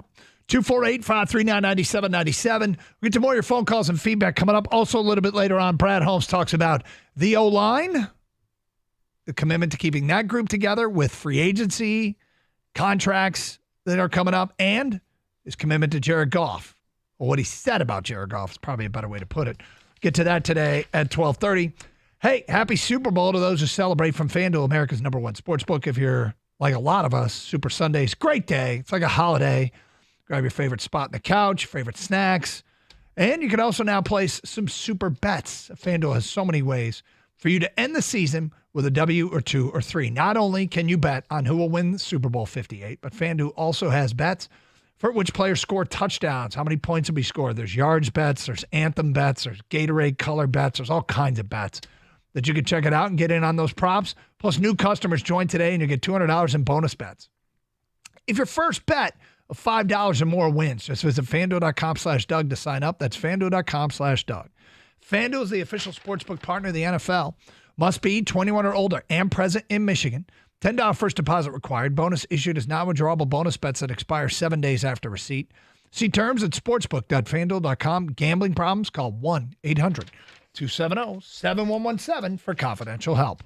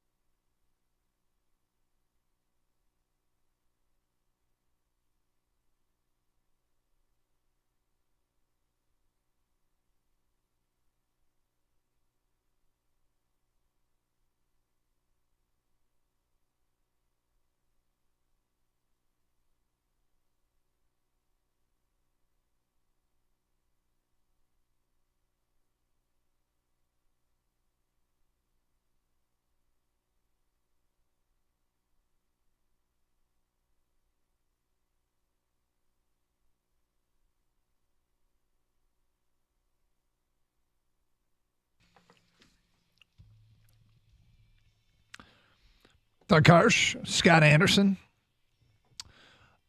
Pistons, you got the trade deadline approaching rapidly. Not very optimistic. And I don't have a lot of faith in Troy Weaver anymore, which is sad because I like Troy Weaver. But this is not trending in a great direction. Michigan State plays at Williams Arena. Williams Arena, the old barn with the raised floor, does that look like someplace you'd like to actually go and see a game, or does that look like a dump to you? In this day and age, I feel like there's less – people are less nostalgic about old barns and old stadiums. They want the bells and whistles. Yeah, I don't really care to go see a game at Minnesota. You've been to Minnesota's campus, right? Yes. Well, I went to Minnesota, but they were playing in the Triple H Dome at the time. So when I was on that trip, that's all I knew was the downtown. So I can't say I've been on the campus. You never got over to the campus? No. I mean, it's actually kind of nice, but it's weird because it's a big city. Like, it's a big city. It doesn't feel very Big Ten-y, compared to West Lafayette or Champaign or Iowa City or Madison. Madison's a big city. Madison's a pretty big city, and so is Columbus, for that matter. It's more like Columbus, probably. I think. But you don't quite get the same feel that you do in most Big Ten schools. Well, because Minneapolis is definitely a big city. Yep. 248-539-9797. Let's get back to your phone calls. Greg is in Dearborn. He's on 97.1. Hi, Greg. Hey, guys. How's it going? Great. Cool. I am just amazed that this topic has just legs. They just think they go all the way up, Gator. It's just never going to end. But I was actually kind of calling about what you guys were talking about earlier with how you're talking about how Brad Holmes and kind of what, how you didn't really agree with how he was just like cashing the checks. He had the receipts and everything like that. And I think in this situation, like, everyone can kind of be right. Like, you're right about that. The writers, they're right about writing what they want to write. Yep. And then Brad Holmes, if this is what he wants to do, and if he wants to keep like doing this whole villain role, and if it works out for him, go for it. I mean, if that's what he thinks is going to work for him in this situation, I think he's doing. I mean, it's calculated. I think a little bit. I mean, he's emotional, but I mean, he made the decision to do that, right? Yeah. So I think you're more right than wrong. I think there's truth in what you're saying, that there's, all things can be right. But people are wired differently. I am not wired like Brad Holmes. What Brad Holmes did yesterday, I wouldn't have done. I wouldn't have done. But that doesn't mean it's wrong for Brad Holmes.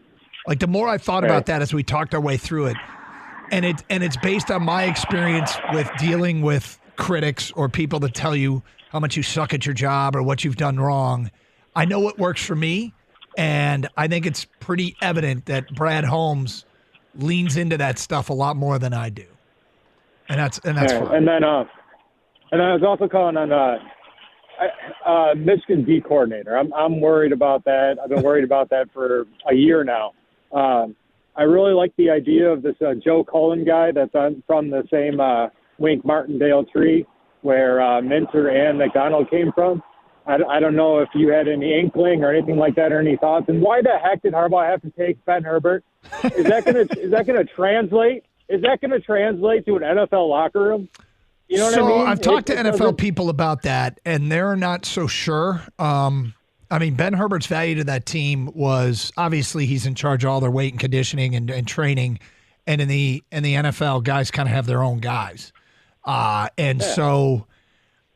The other thing that Ben Herbert really provided, he was really good with the pregame rah-rah speech. He gave a really good one at the national championship game about he said they're the dogs, but we're the dogs too, and he had an acronym for it, and I can't remember it. I don't have my notes in front of me, but he was really good at the pregame rah-rah speech, which I don't think plays quite as big a role in the NFL. So I don't know. Oh, did he get paid? He did get paid. Okay, good for him. Yes, he did. He did get paid. I think there's a limited amount of money you could probably make in that position, and he just got paid, so good for him. I believe it was reported he was already the highest paid strength and conditioning coach in all of football, and Harbaugh took it to even a higher level than that. Would people feel like he brought up Joe Cullen? Joe Cullen comes from the Rod Marinelli tree, doesn't he? Yes, but he's worked extensively with Wink Martindale. I don't know what. I can't provide any insight. I got to be honest on that. I'm not going to blow. He was the Packers GC, smoke up your channel and lie to you about it. He is currently with the Chiefs and worked with the Ravens for 5 years. He's a D-line coach. 248-539-9797. Mont is next on 97.1 The Ticket. What's up, Mont? Hey, what's going on, fellas? How you doing? I was calling. Yeah, I'm on. I was calling because of these fans that keep saying the 17-point lead and all we had to do was exchange field goals and run a timeout. Well, it was an actual game about 6 years ago called the Super Bowl where a team was up 25 points and still lost. Yep. So that whole adding them 2 field goals, that's 2 more points than account for it. These guys lost, and it's like, I'm with the coach. You know, you got to go for the win. We played a game to win. You know what I'm saying? The only thing the coach did wrong was that he had too much confidence in his players.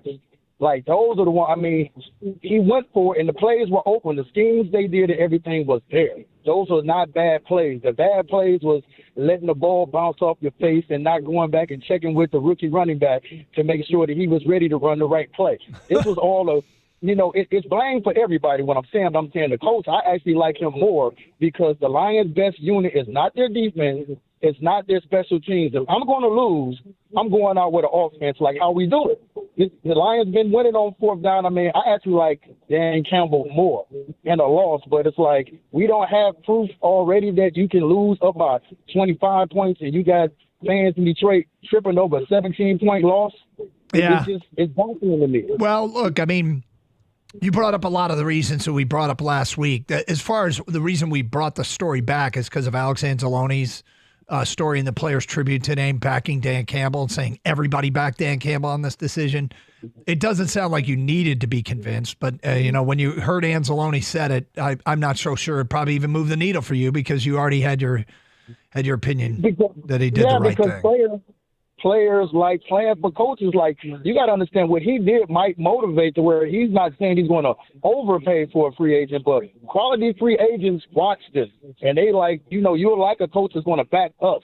Now, when the Lions defensive core becomes more stronger, then that might be our stronger unit, and he can say, all right, let's kick the field goal. Because at the end of the day, it was at a point where we couldn't stop San Francisco. So even if we kicked the field goal, San Francisco was moving the ball to where it didn't matter at that point. You know what I'm saying? When they talk of momentum, offense was the only thing that could stop that momentum. The defense just didn't have it at that point. So I see Dan Campbell like, hey, if we're going to lose, I mean, I got the ball right here. Put in the hands of your best players. Yeah. I mean, some people, I don't even think we specifically brought that point up last week. So no, but getting back to what Brad Holmes said about the takeaway being the draft, develop, and re-sign. Yeah, you know, you can't ignore the improvement that the defense made from one year to the next. You know, last season with their 32nd in yards given up, and then this year they were 19th. Mm-hmm. I mean, that's a massive jump from one year to the next. And that gets to the developmental stage of what you've been talking about expecting younger guys to get better as they move on with their career. That McNeil is just entering the prime years of his career. Anzalone is seeing the field now because he's healthy. You know, hope that James Houston gets there, that you've got all the guys that you just drafted that, you know, hit the ground running with Brian Branch and Jack Campbell. They're going to be better. Derek Barnes going to be better. I mean, that's kind of the exciting part, is to see these young guys develop, because we've seen them develop. You know, it took Melanfano 2.5 years, but here he is. Yeah. Well, look, it is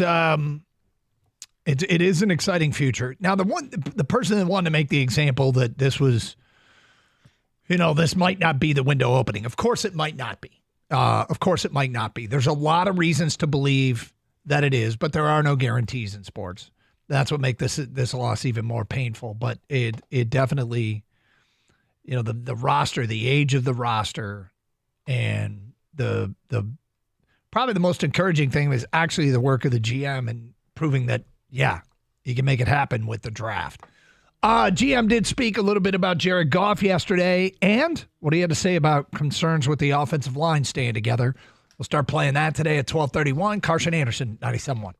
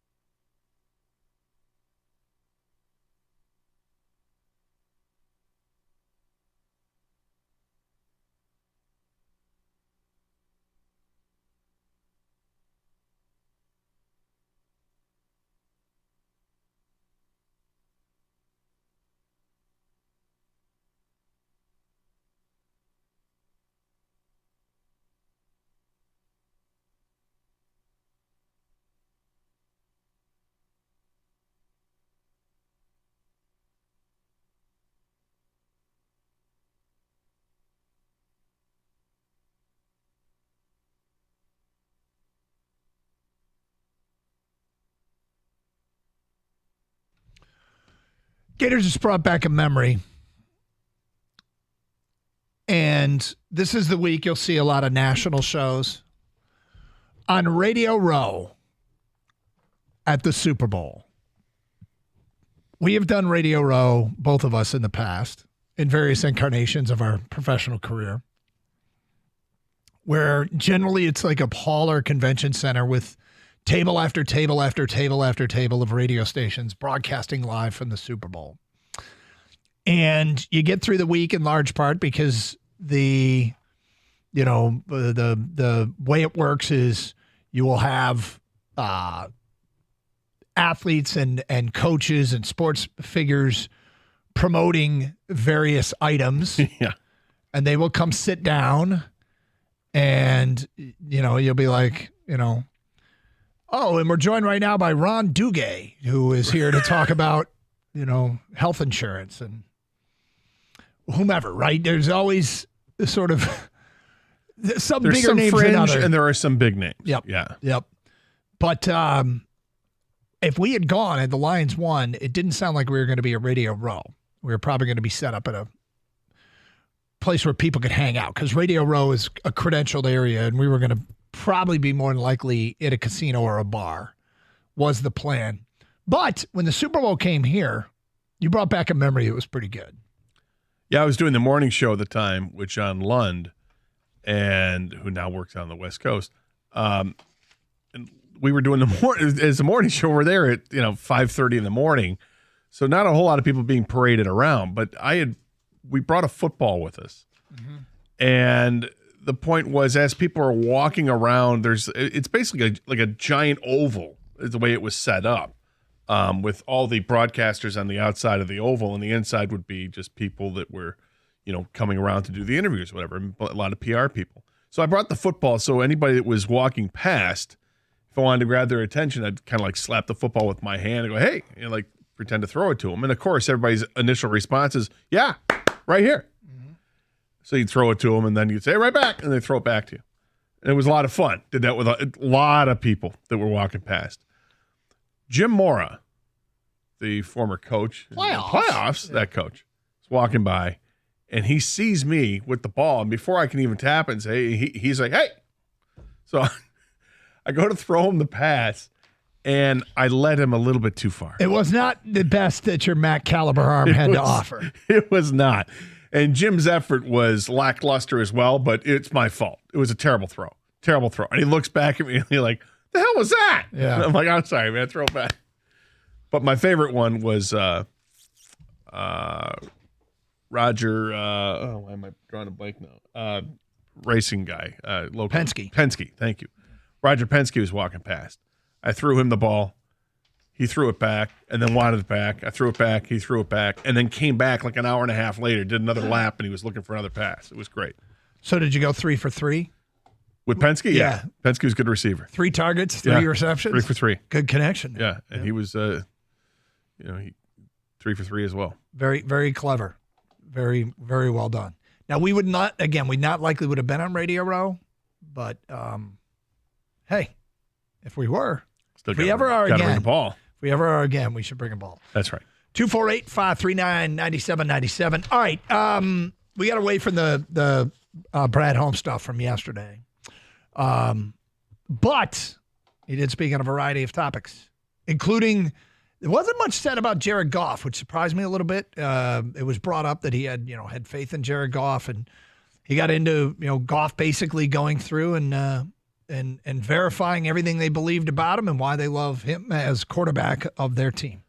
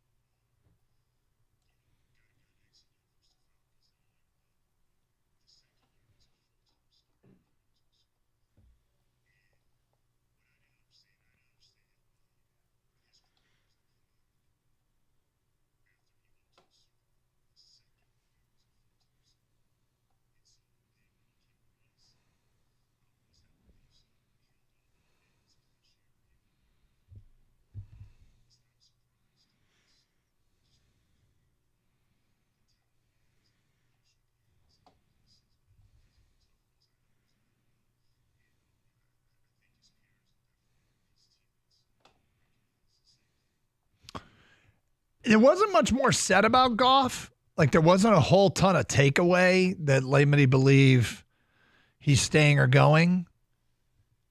But he's staying. And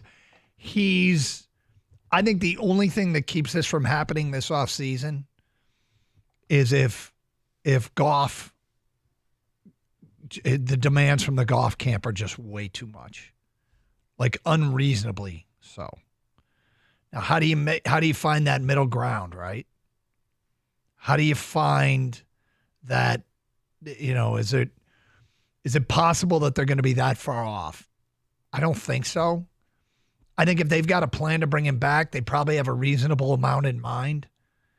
And given the long-term belief in Jared Goff, my guess is that Brad Holmes is less inclined to think that what happened this year and half of last year and what Brad Holmes saw early in his career, he's less inclined to believe that it was anything other than well-deserved and totally repeatable. I just don't see this not happening. I think it absolutely happens. I'm almost ready to car house guarantee. Now, shoot the boot guarantee. I'm almost ready to shoot the boot guarantee that they sign him to an extension this offseason. Almost. But there's I'm kind of short because I know, right? That doesn't mean because you don't have to. No, I don't have to. But no, I mean not only you, but the Lions don't have to sign him. They don't have to. They have a whole year to wait. They don't have to. And what if Goff says, "Yeah, let's hold off a year and go get this free agent"?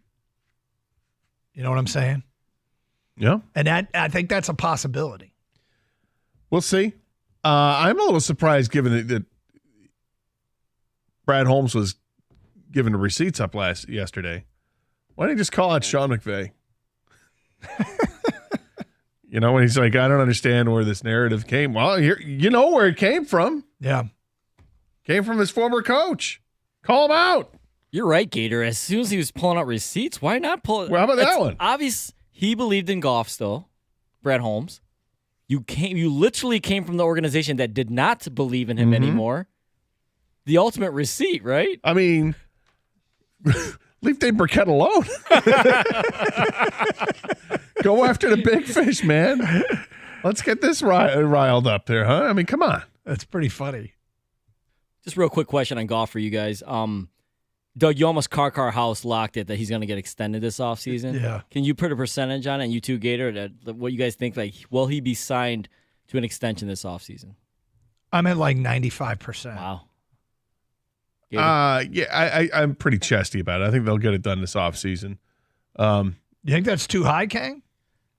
No, because I don't think. I mean, I would be very surprised if they didn't get it done. I don't know how chesty I am like you, but I would definitely be surprised if they didn't get it done. But I think the going rate is what the rate's going to be. I don't know if there's really a dance to do here. Like you just go to the table and go, well, it's 40 between 45 and 50. I mean, and it's an easy negotiation. I think if both sides want to get it done.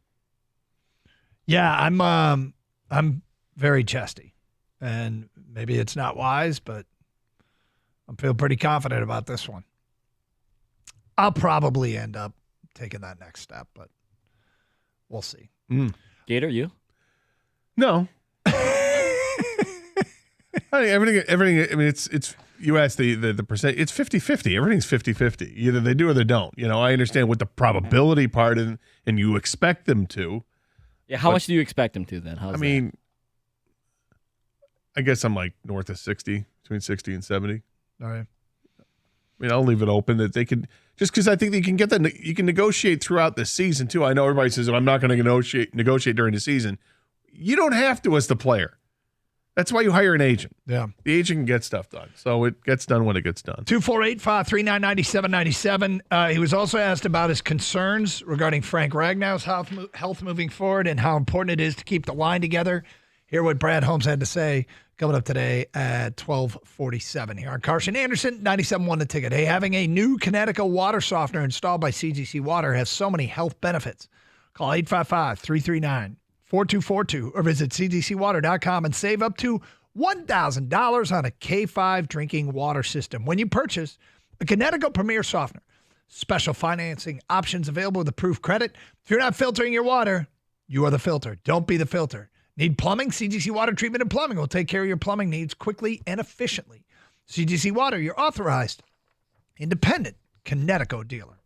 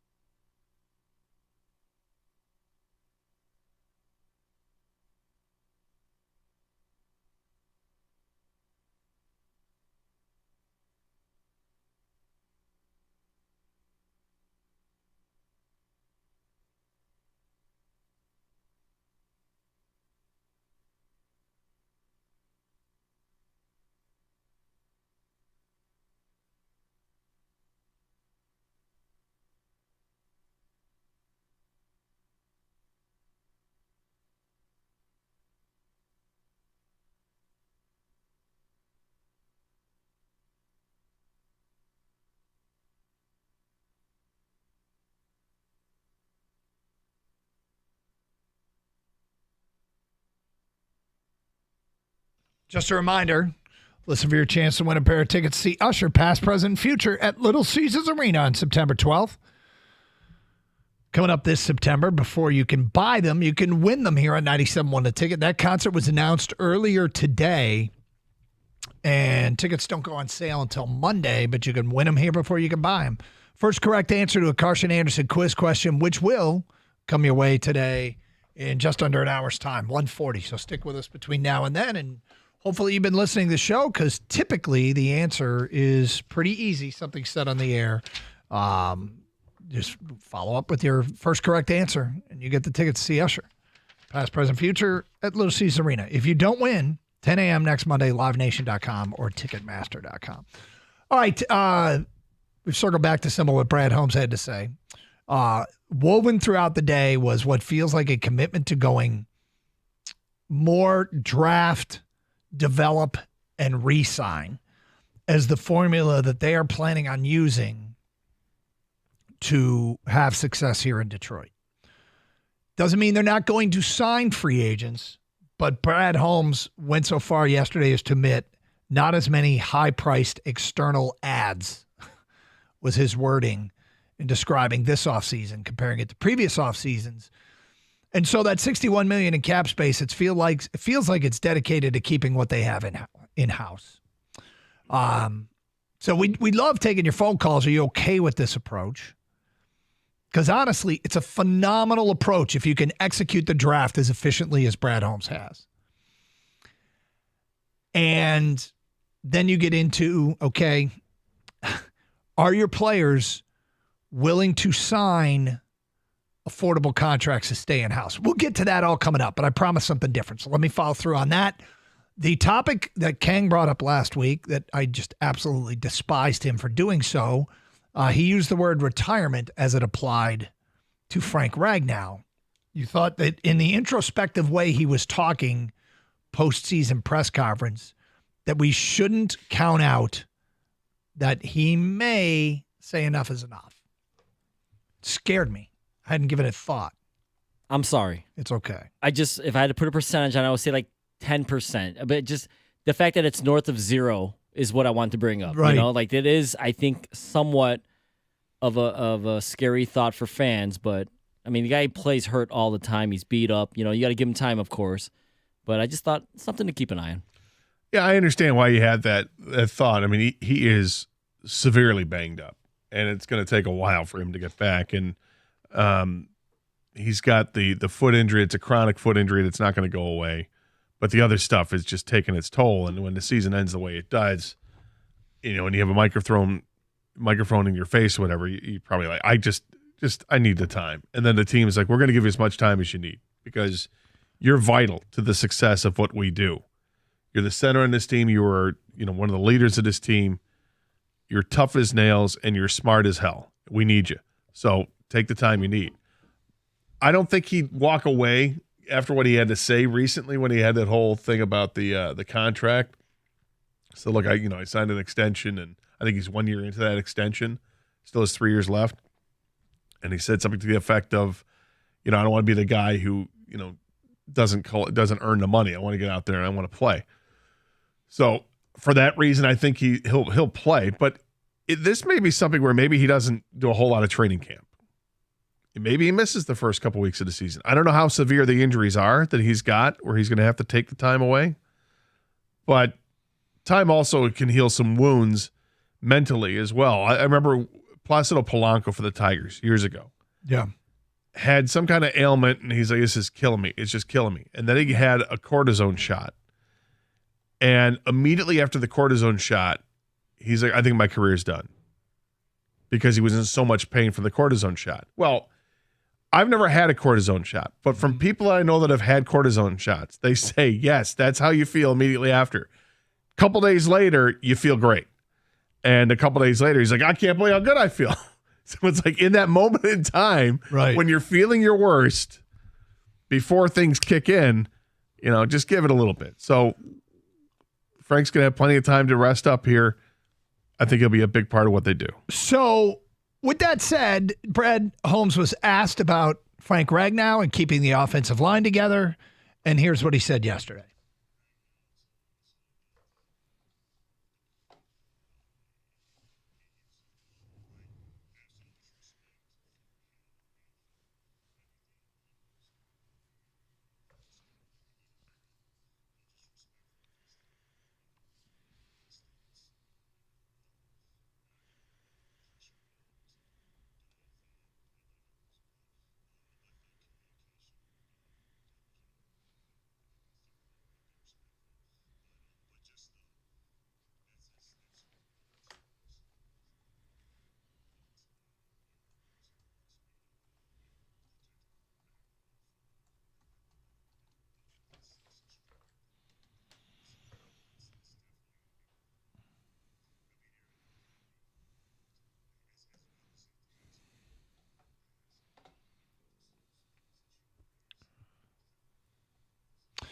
Gator, I do not think that it is wise to listen to a postseason recap of a general manager and draw hard and fast conclusions, but it can change my opinion. My opinion has changed listening to Brad Holmes yesterday because I was considering big name, high price free agents. And I don't think that's happening because of what he had to say. I'm starting to shade towards it not happening. I'm also shading more towards Jonah Jackson coming back. I kind of thought they might let him walk and then try and find a cheaper option in the draft. But I think they're going to try and bring him back. And it's based in large part. Again, I'm not like, this is not a guarantee by any stretch of the imagination. You're not shooting the boot I'm on not this shooting the boot on this one. But I'm feeling more confident about that. I think there's a number that the Lions feel really comfortable with if Jonah were to accept it. So that's where that is for me. It's up to Jonah Jackson what he wants to do, because this is his big time to get paid. Yep. And I imagine there'll be a lot of teams out there that would want to offer him something substantial. And it might be more than what the Lions are willing to spend. So it's up to him what he wants to do. As far as other high price free agents are concerned, I don't think they're going to go after the cream of the crop. I don't think they're going to go out there and get Brian Burns to sign him to get some guy and sign him to a 5-year, $100 million contract as your edge rusher. I don't think that's going to happen. But I think what Brad Holmes did last year very adroitly was play the waiting game. Be patient. People spend a lot of money early on free agents, and then every agent knows how much money a team has to spend and what they can and can't do. And when you get towards after the first week or two of free agency, when the majority of the bigger names have signed, now it's a game of, okay, I got to get my guy a contract. Maybe it's only going to be a 1-year deal. And this is where Brad Holmes thrives. It's the 1-year contract. So maybe they can go out and get one of these guys, the edge rushers, whether the edge rusher from Buffalo or I think it was Leonard Floyd or Autry from Tennessee. 2 guys in their 30s, coming off big years, that probably aren't going to get a multi-year contract offer from other teams. But you might get a 1-year offer from the Lions. Yeah. And that's one that makes sense. So if they can find those gems out there, go do it. Find a defensive back. I think they will go out and assign a defensive back regardless. But I don't know how high-profile a player is going to be. In the last few years, when it comes to signing free agents external from the Lions, has there only been one that they've given a multi-year deal to, and that was Sutton? It might be. And the weird thing is, if all the positions on the team where I feel like we can make an argument that there's a solution in-house, do I think there's a chance that Josh Paschal is just scraping the surface of what he could be, or that James Houston could return to form and become a pretty good edge rusher opposite of Aiden Hutchinson? Yes.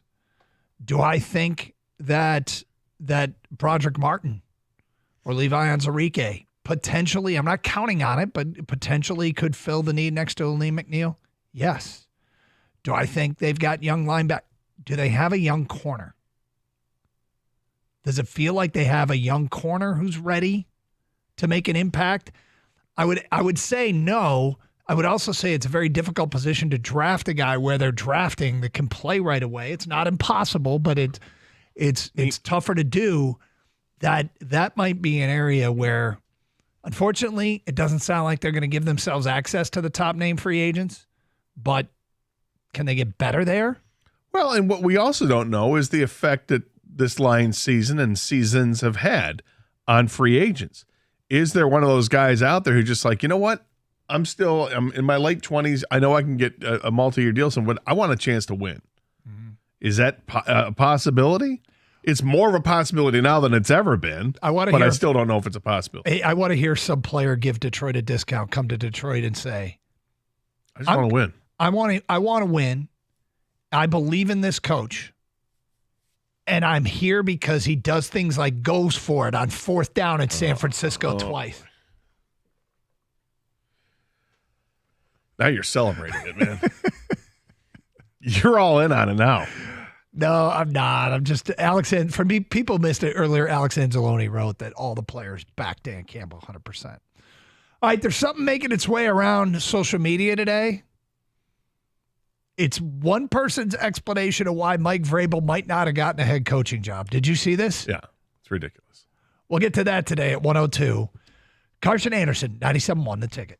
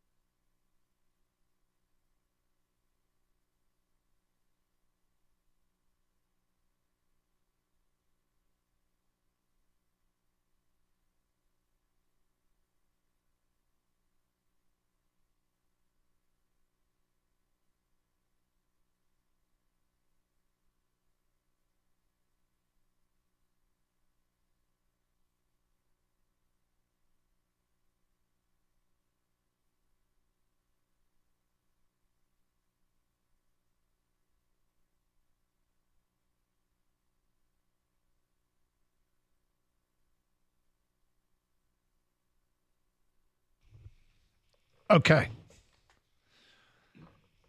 I feel like somebody said something tongue-in-cheek, and a reporter took that person seriously. And when I first saw this, I was like, I'm not going to read this on the air. This can't possibly be true. But now I'm seeing some mainstream media sites pick it up. It's a quote making the rounds from Diana Rossini, NFL reporter.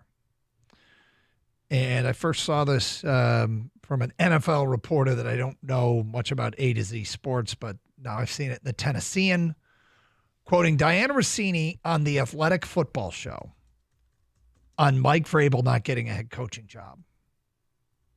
Here's the quote. I don't think there was a fit for him. I don't think he sat in front of any owner who thought that his style was going to work for what they were looking for. I had a GM at the Senior Bowl who mentioned to me Vrabel's physical build, that he's a very large human being and can be very intimidating to people in an organization that are going to be part of these decisions. And that is a factor.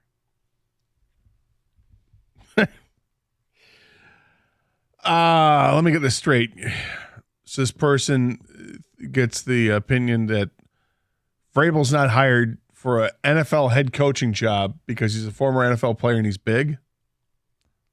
It sounds like that was what was offered up to Diana Rossini. Was it possibly serious or was it possibly tongue-in-cheek? I would have to imagine this one's tongue-in-cheek, and she just bought it. That just seems ridiculous. If I can only think of a coach in the NFL that has had recent success that is a larger-than-life type individual. If only... I can't think of one. I'm not sure there is one. No? Nope. Okay. Probably not. Probably not? Nope. Yeah. Does Dan Campbell fit that description? Is he big? No? Nope, he's a small guy. What about Andy Reid? Does he fit? Would he be? Is it? Dude, Andy Reid was the biggest 10-year-old ever. But yes, on top of that. I mean, come on. Seriously, she wrote this? She said it. She said it. She said it, and she was on the Athletics Football Show, and she quoted a GM who said it. Uh-huh. All right. Yep. How about that, huh? Maybe a follow-up question was necessary. Are you serious? There you go. Are you That's the follow-up question. Yeah. Anyway, interesting and kind of hard to believe. Although, I guess if one finicky owner was intimidated by Mike Vrabel because of his size, I suppose that this could actually apply. Well, I'm going to guess that team has never been successful then, under that ownership. If that's what's going to hold you back. No, it would eliminate a whole bunch of football players from ever being your coach. My goodness. Pretty weird, huh? We want the scrawny analyst type guy. Okay, well, there's value to that. But are you dismissing Mike Vrabel because of his physique? I want a guy I can intimidate, not a guy who intimidates me. 248-539-9797. Let's get back to your open line calls. Steve is in Denver and on 97 want a ticket. What's up, Steve? Hey, how you gentlemen doing? We're doing good.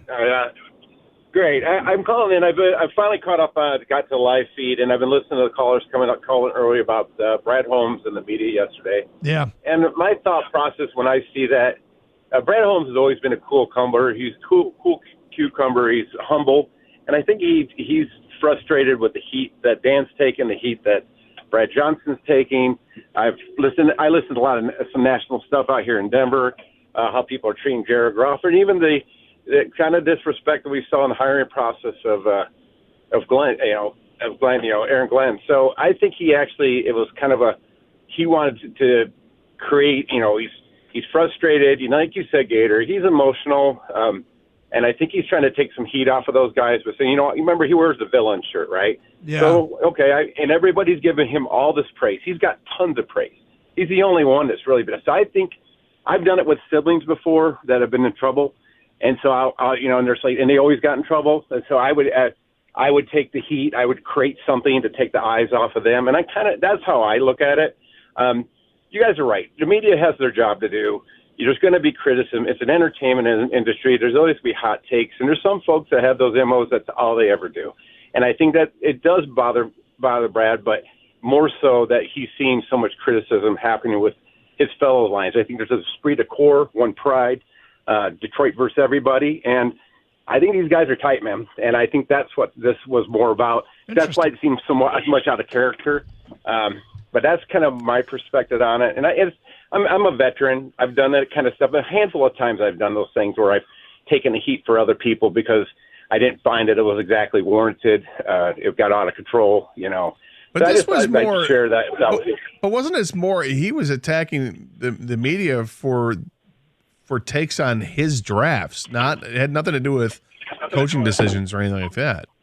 I know, and it's kind of a soft pedal way of doing it. Like, yeah, you know, he can say he can act offended about because has he ever really cared before about what people said? He said, "I'm just keep on doing my process." Steve, this is interesting. I don't know that I don't know that you're right, but I don't know that you're wrong. And it's an interesting theory. Because Brad Holmes, the one thing you said that it did strike me just when I saw it, I'm like, boy, this looks like a different version of Brad Holmes.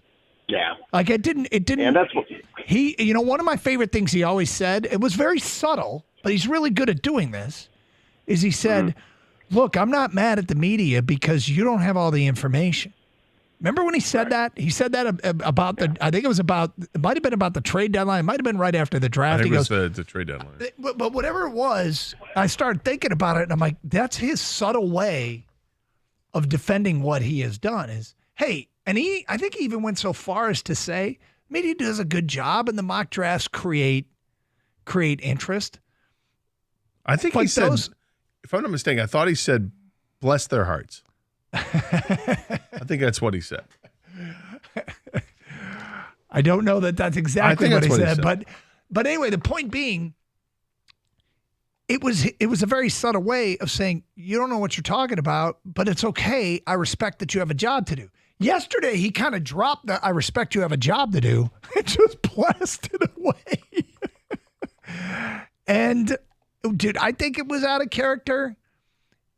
Yes, but only because the previous character was sympathetic to the media's job. Like, no, we don't have all the information. We do the best we can to gather as much information as we can and then many of us offer up what we think are educated opinions. Other people might just say things to rattle cages and say things to get clicks. But I don't know, there's not a whole lot of people that were sitting in that press room that I think of that way. But, again, I don't want to turn this into a federal case or anything. I just I thought I agree with him that it was out of character. Was he taking the heat? Was he trying to shift the focus away from Dan Campbell, maybe? Well, he definitely put the focus on him. Yep. It was his press conference, and there weren't questions about the coaching staff. There were questions. There weren't any how the thing even started with him going after the media. Yeah, I think he did it in his opening statement before he even got to questions. So that's going on offense right away. Yeah. It was on his mind, right? Which I don't think there was a person probably in there that was like, yeah, this makes sense. What are you doing? We're here talking about the season ending and heading into free agency and, what's next. We're not looking back. You brought up something that I think is really, really insightful. They get in the elevator after, I think it was at the Rams playoff game, and somebody caught on video Brad Holmes on the elevator, filled with others, including Chris Spielman.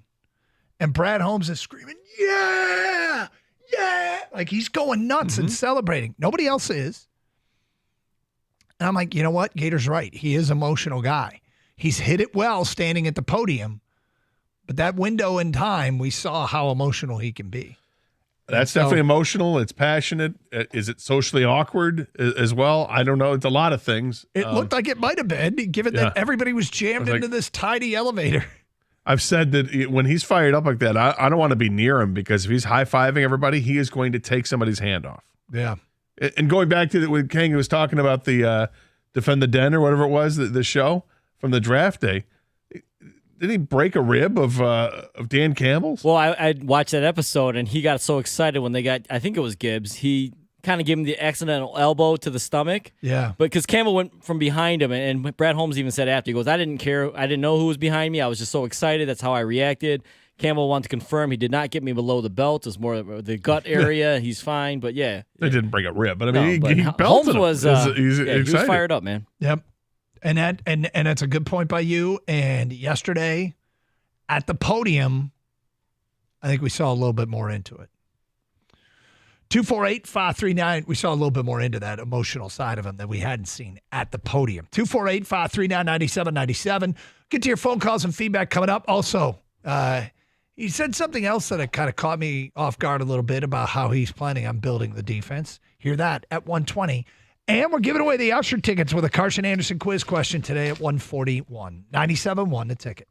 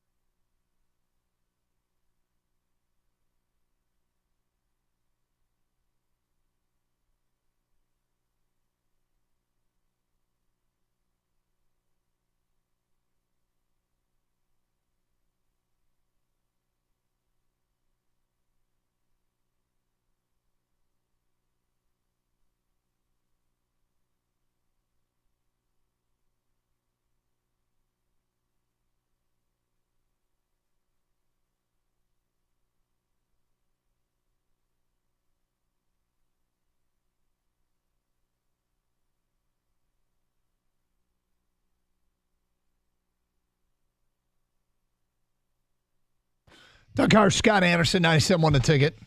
More from Brad Holmes coming up. Usher ticket giveaway today at 140-248-539-9797. Let's get back to your phone calls. Key, you're on 97 The Ticket. Hi, Key. Good, man. How you doing, man? We're great, thank you. All right. Great. You guys drive great topics. Listen, you was talking about the Brad Holmes thing and going off. He's close to being like Jim Harbaugh is the same way about football. They just got two different jobs. That's how football is. And football is a what's the word? Would be a galvanizer. Football is the closest game to sports. That's what makes all of us so passionate about it, man. I thank you guys for taking my call. I got a question. What do you mean? Go ahead. You said football's the closest game to sports? It's the one sport that close to simulate a simulation of life. Oh, okay. To me, I called a guy one time on your show and he told me it was golf. I don't see how no way it is. Listen, that's why we can talk about football for year round, man. It's a great game. Okay. But the comparison of Jim Harbaugh is the same way Brad Holmes is about his job. That's part of the reason where Jim Harbaugh lives where he lives at while he lived here is because of where both Schembechers lived at. That's how ingrained that dude is in football, and nobody understands that except a fan or him, and that's what allows us to take sides with what we love to do with football, man. It's a great game. Football is a great game, and it is a tremendous amount of passion and interest. There's so much going for it. I mean, one of the things is that I've always thought about football that is so easy to make it so easy to relive is the downtime between plays, that just so much that everybody sitting watching the game has time to comment about what they just saw, file their thoughts away, make mental notes if they so choose, to relive it later. In nonstop sports like hockey and basketball, it's a little bit tougher just because there's constant action where you aren't, notating things as much as the game goes on.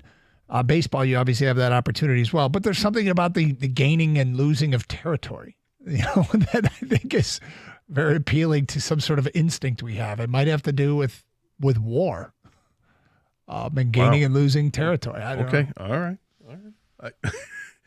Baseball and football are similar because you have teams that can go on offense and teams that can go on defense. Hockey and basketball are different. Kind of doing it all. Yeah. I mean, hockey's a game of turnovers. Constant. And basketball. Unless it's overtime and Ottawa wins the opening faceoff. In which case, there are no turnovers. They possess the puck for 2 minutes and 15 seconds and score the game winner in overtime. That's right. All right. I promise we get to it. Final thing for Brad Holmes yesterday. He had this interesting thing to say about pairing guys. And when it comes to improving the defense, he's not as much focused on pairing players together as he is on building depth. Here's what he said.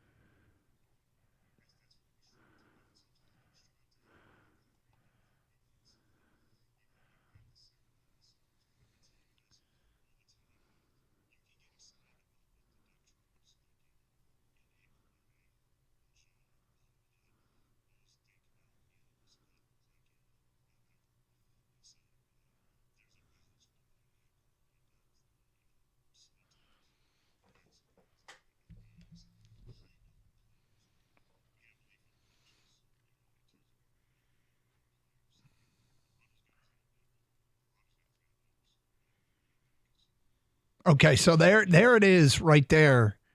Again, development, faith in coaches, start listing off the young defenders. More reason to believe that they think they're going to get better from within. But I also do think it's interesting that he emphasizes how they want depth. And if you want depth and are trying to succeed in building depth, you have to sacrifice something else. And he didn't say, so we're sacrificing pairing Aiden Hutchinson with a great defensive end or pairing a defensive tackle next to Aleem McNeil. But he kind of came just short of that, saying that depth was the priority. Well, and how do you build depth? You build depth through the draft, really is what you do. Or you build depth through undrafted free agents after the draft. Yeah. That's how you do it. The free agency is you can treat it like you're filling holes on the roster. I have a desperate need for a starting corner. Well, I can go buy one in free agency. You can do that through trades as well. But the draft is everything. Because you're getting the majority of your roster. Well, and it is to every GM. It should be. I mean, like it is a sustainable way, because if you're going to do well in the draft, you're going to get guys on their first contract that are cheap.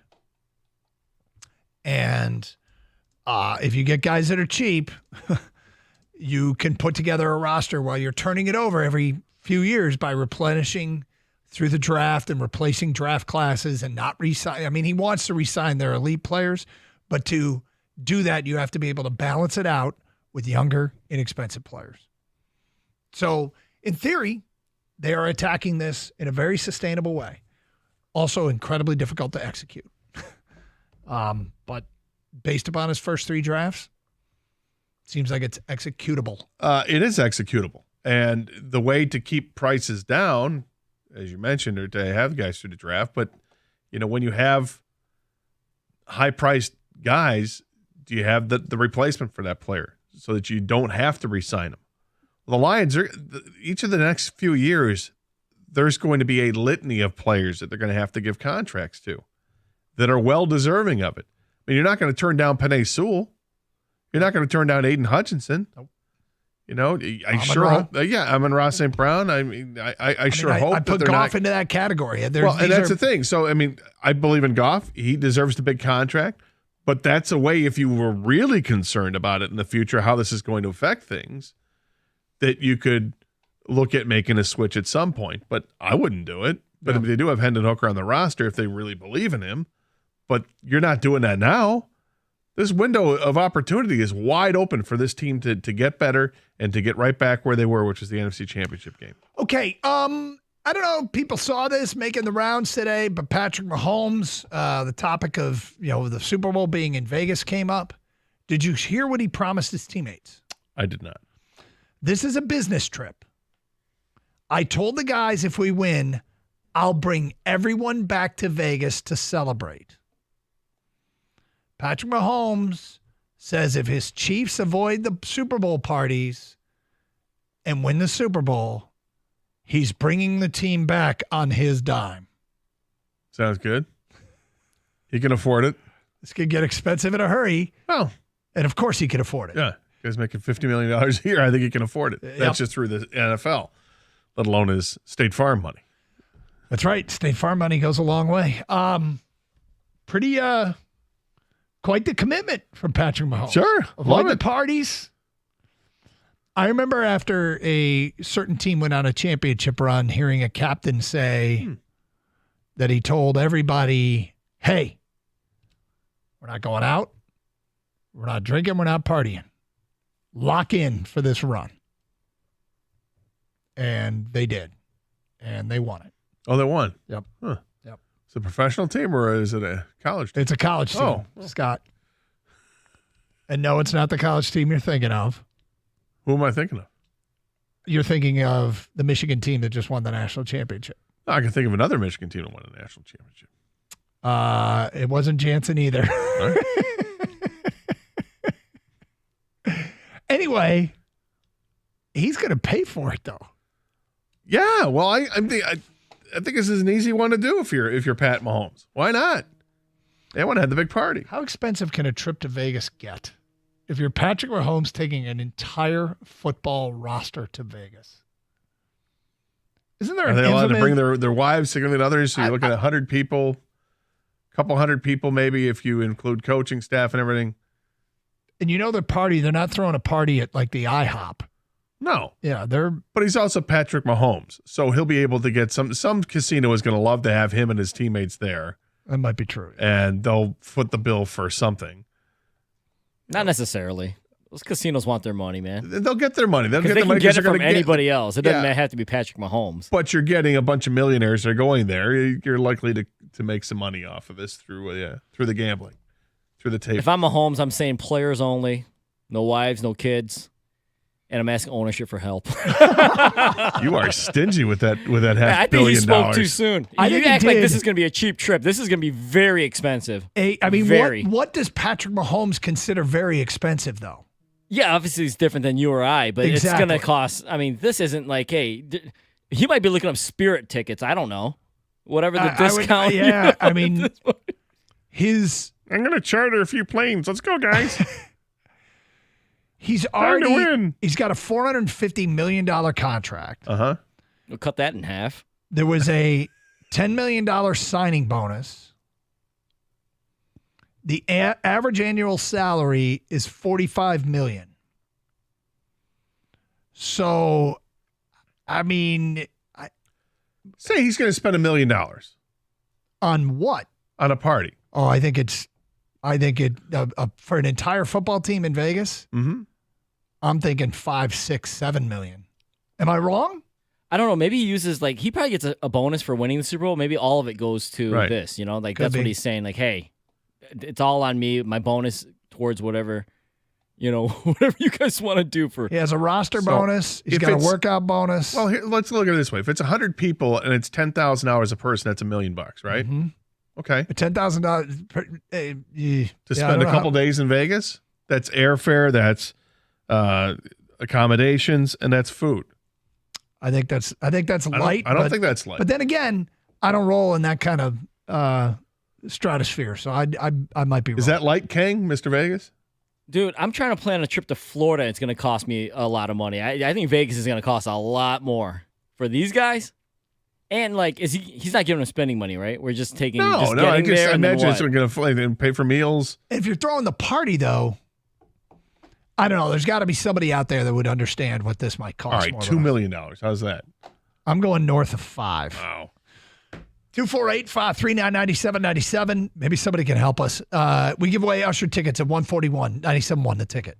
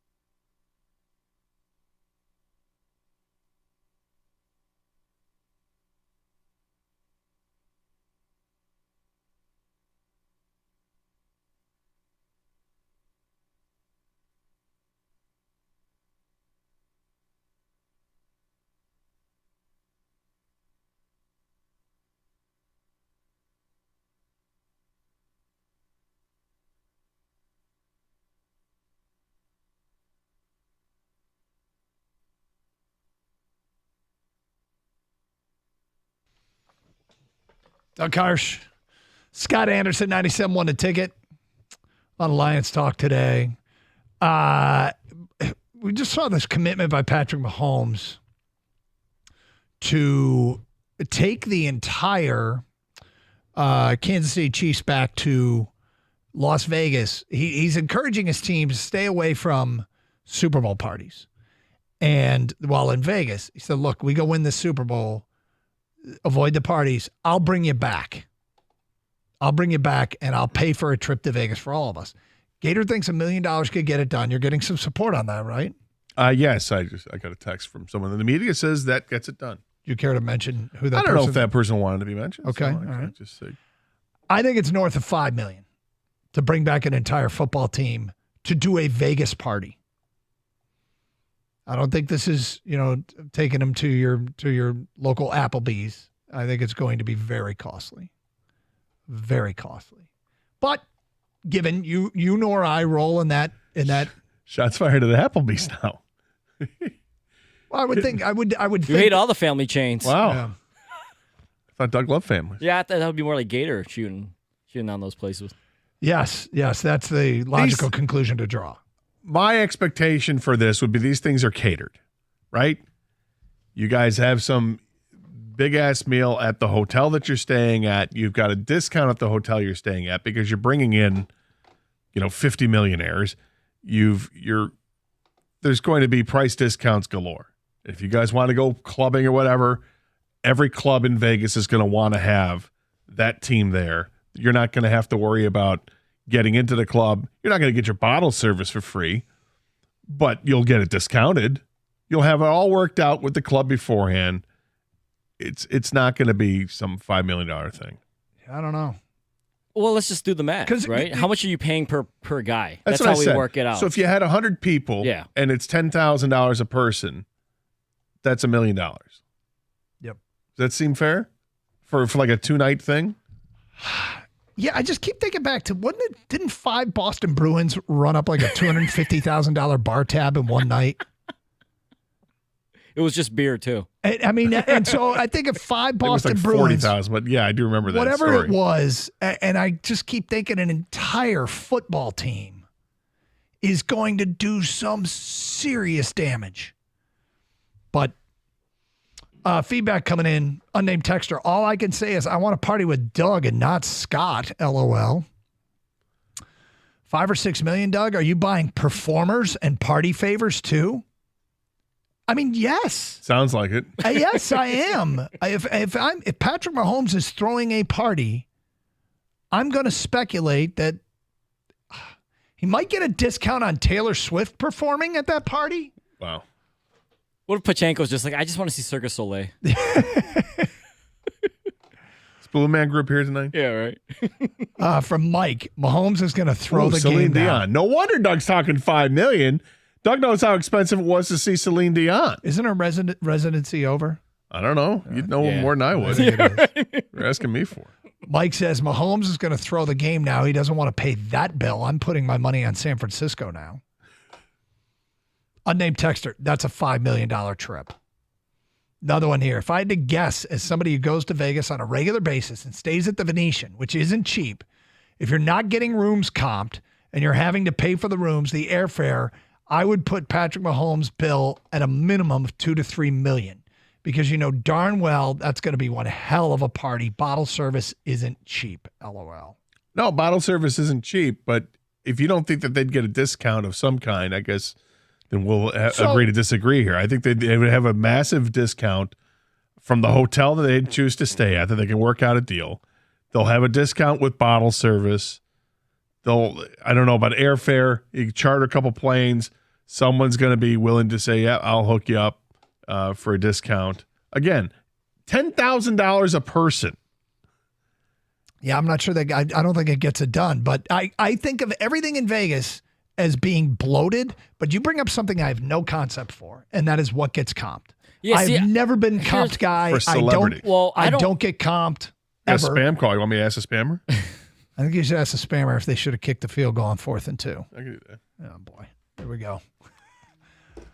All right. Well. Hello. Let's see what we got here. Gator answers his spam calls and messes with them. Hi, how are you? All right, we got a live one. I'm doing well. Okay.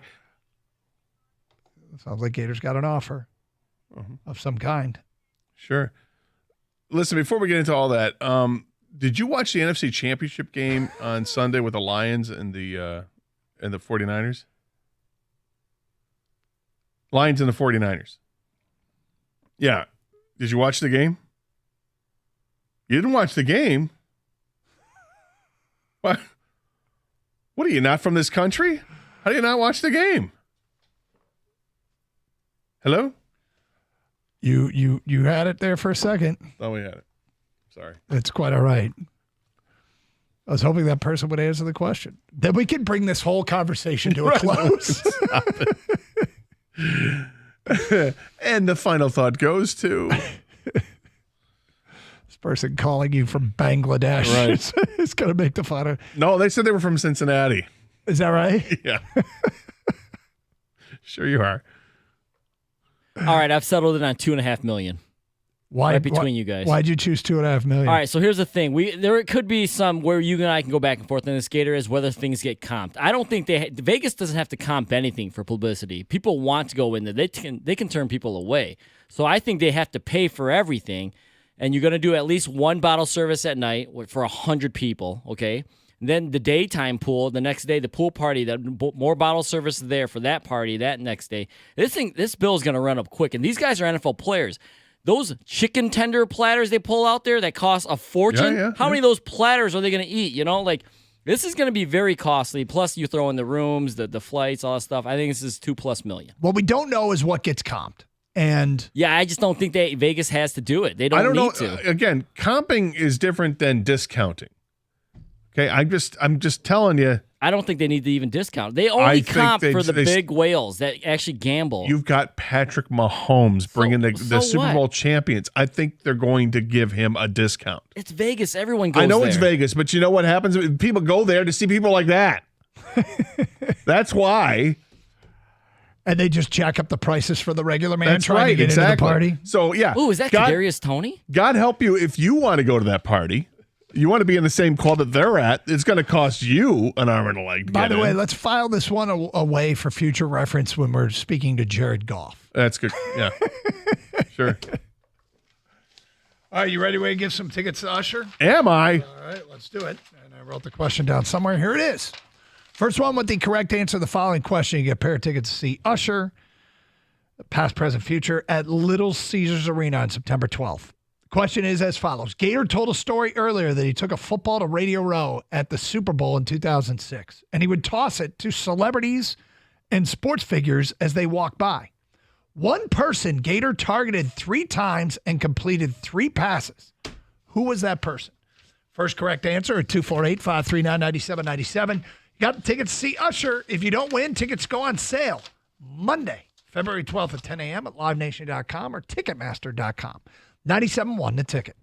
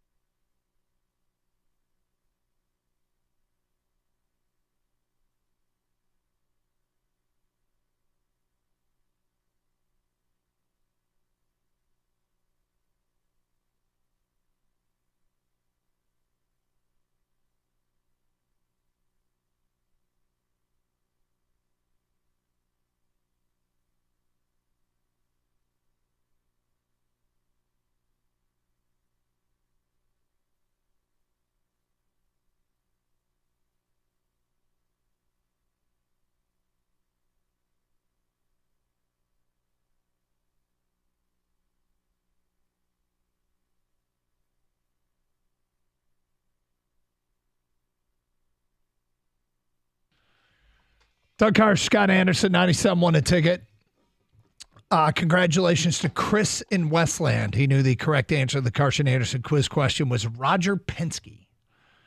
Gator brought a football to Radio Row, which is an incredibly clever idea, Scott, I must say. Did you bring it for this purpose explicitly to play catch with people as they walk past? Yes. Okay. I was just trying to think of something that was going to, get the attention of some people. Yep. Because you weren't guaranteed to get guests, Right. the of the higher quality, if you will. Yeah. I shouldn't say higher quality. That doesn't sound right. The bigger name guests. How's that? You had no guarantees on that. But when the Super Bowl's here in Detroit and Roger Penske was a key component in getting the Super Bowl here, that was somebody that we wanted to target. On the field and off. Well, Gator threw the football. 3 for 3 on targets. 3 for 3 on targeting and completions to Roger Penske. Congratulations, Chris in Westland. You got tickets to see Usher, past, present, future at LCA, September 12th. Tickets go on sale Monday at 10 a.m. at livenation.com or Ticketmaster. I did find the bill that was the Boston Bruins bill after they won the Stanley Cup. Mm-hmm. And we were talking about this because Patrick Mahomes told the media that he has said to the team, let's not party in Vegas at all. Stay out of the Super Bowl parties. And you and I, the Dallas Super Bowl, we snuck our way into the Pam Anderson party. Yeah. Pam Anderson wasn't there. Not at the time we got there. Pam Anderson might have been there for 2 minutes at the beginning. Maybe. It was being called the Pam Anderson party. And we did not have tickets to the party. But as best as I ever have in my life, executed the walk like you have been there and belong there. And keep walking. Yeah. Well. And this has never been a strength of mine. Like I almost walk up to the people at the door and go, I'm not supposed to be here. Right. And instead of the opposite, which is act like, don't even blink, act like you've walked past that security guard 20 times, in which case you wouldn't even, and that you had the proper wristband. Didn't you almost stop? Or was it Jimmy? No. You guys were in front of us. There were I think there were 5 or 6 of us total. Mm-hmm. I was in the back too. Correct me if I'm wrong. Was Arnie Spanier with us, or was that later? I don't think that was at that party. No. All right. He was a national radio host. No, he was not there. This was one of our sales guys, his son, who was with me. That's right. At the back. So you guys had gone through, and as we're going through, I hear someone say, "Oh, excuse me," and I just kept walking, and I immediately went to the bar because we were the ones who were being asked to stop. They were going to try to stop us, but I kept going.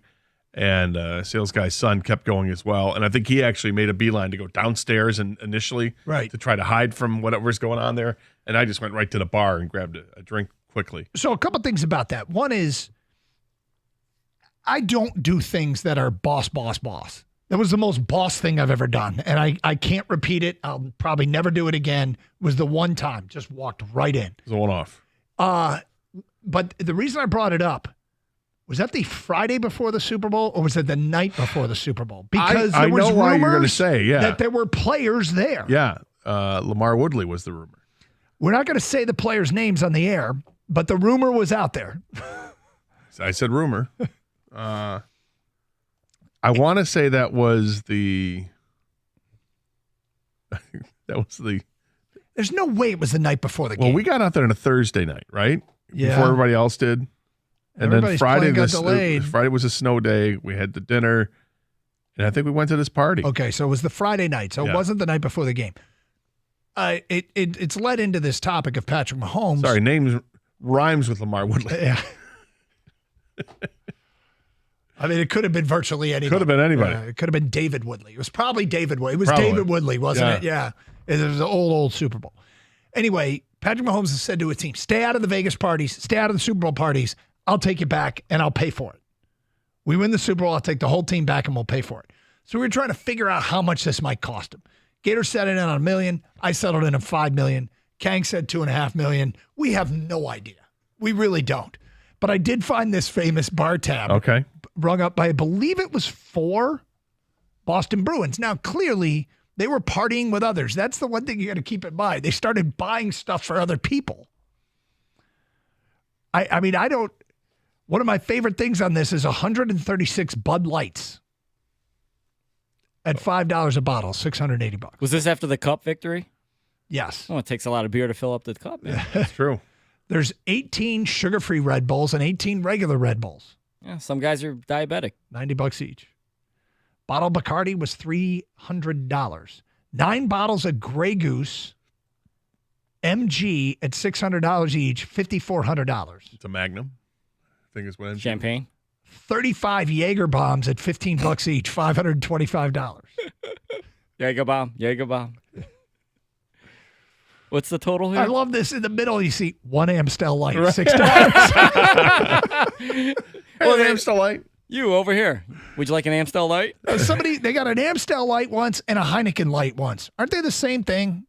Yeah, essentially. Effectively, yeah. 1 bottle of Ace Midas. I think that's Ace champagne bottle. It's like a huge bottle. $100,000. Wow. That was a big part of this bill.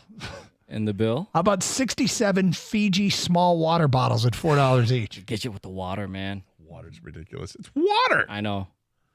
It's Fiji, though. Yeah. The bill came to $156,679.74. Mm-hmm. Now, this was, what year did the Bruins win this cup? Did this bill? 2016 or something. I can see the date on here. They don't have the date. Somebody got a kamikaze for $10. I like the random one. I know, right? One-offs. Somebody got 1 Bacardi Dragonberry, $10. All right. 1 Hennessy, $12. 1 Corona, $6. I mean, look, it depends on how you set up your parameters. Then the price can go through the roof if you don't set parameters. Do you know why this bill was so much? Because they don't comp drinks, dude. They want you to pay for all your stuff, man. This is what they do. But they're hockey players. Nobody knows who they are. The cup didn't give it away? Did they bring the cup? Is that Is the that cup a or vase? not? Is that a vase? I don't know if the cup was with them. On a Boston.com story here, there is a picture of Chara and Joe Thornton. Every time we see these bills for these big liquor bills, we see them for a reason. They're paying these liquor bills. That's true. That's true. You pay the liquor bill, and that's going to be the biggest part of it. The airfare, the room stay, that's not going to be a big part of it. Okay, Think about what you just said. The airfare for potentially 100 people isn't going to be the most expensive. Because part it's of it. not. Because think of it this way: if you were to do it, $500 a person round trip for airfare, right? Mm-hmm. Okay, that's $500 on a person. And then if you do rooms and you get discounted rooms, and let's say that I'll even give you $250 a night for 2 nights. That's another $500. That's $1,000 for that expense. Mm-hmm. That leaves, and I say if you're going to spend $10,000 a person to get to $1 million, you're still at $9,000 per person. Think how much it costs, though, to get Pam Anderson to show up and to get whatever celebrity that you want in there. There's like going Patrick to be, Mahomes? There's going to be a musical guest not named Taylor Swift. Patrick Mahomes is clearly going to have some. I don't know. I'm just saying that I think you're overvaluing this. It comes down to the parameters. Are we paying for, all the rats that come out and want to drink with you too? Is that what we're doing? I don't know. And I mean, or is Mahomes like, only people, you got to have a wristband. I think. Does he employ the wristband thing? I think this starts under control and gets out of control real quick. And then the teammates foot the rest of it. They might, but the total. Maybe he tab, goes, "Hey, first $2 million's on me." I don't know, but I think you're overthinking what this is. I did that for a party once. Yeah, I did the first. I think it was the first $1,000 on me, and then wow, it got out of hand. Where are you? It was a birthday party, and this guy. It got out of hand in a hurry. Yeah. Yep. But that's okay. Was I at that birthday party? Yes, you were. Okay. Yep. So it was a good time. And then after that, I said, "All right. After that, you're on your own." And when the final bar tab came in, I felt like I got off light. I was like, "Man, did I do this on the cheap?" It wasn't the intent. I thought it was a good night. I thought the $1,000 would go a long way, but It did not. So, all right. Suffice it to say, if the Chiefs win, I'm sure there'll be plenty of coverage of this and probably follow-up questions of Patrick Mahomes. I do wonder, though, if he just shot his mouth off or did he actually think it through? Is this something where he's like... I think he's got so much money it doesn't matter. Maybe not. I mean, the guy's... But he's got a total he doesn't want to spend. Yeah, but I'm sure he won't get near that total. You don't think? No, again, we talked this through. I don't think it's going to be that crazy. No. It's crazy, but for a guy like Patrick Mahomes, like he can handle giving up a couple $1 million to pay for the party. Okay. Mike Valenti has just sauntered in studio. Sorry. Apologies. Lost track of time, boys. It's quite all right. What do you got planned coming up next? An unlikely man is going to save college hoops and by way college football. Really? Rick Patino. Okay, then. You just have to hear what he said, and I want people to don't attack the source, attack the argument. We'll do that. Brad Holmes Redux Part 2, which is him foreshadowing the offseason that I know is going to upset me. Doesn't mean it's wrong. I just want to know if people are taking out of his comments what we are. Two nice things for you. Have a great show. Stay safe, everyone, and treat each other with respect. 97.1.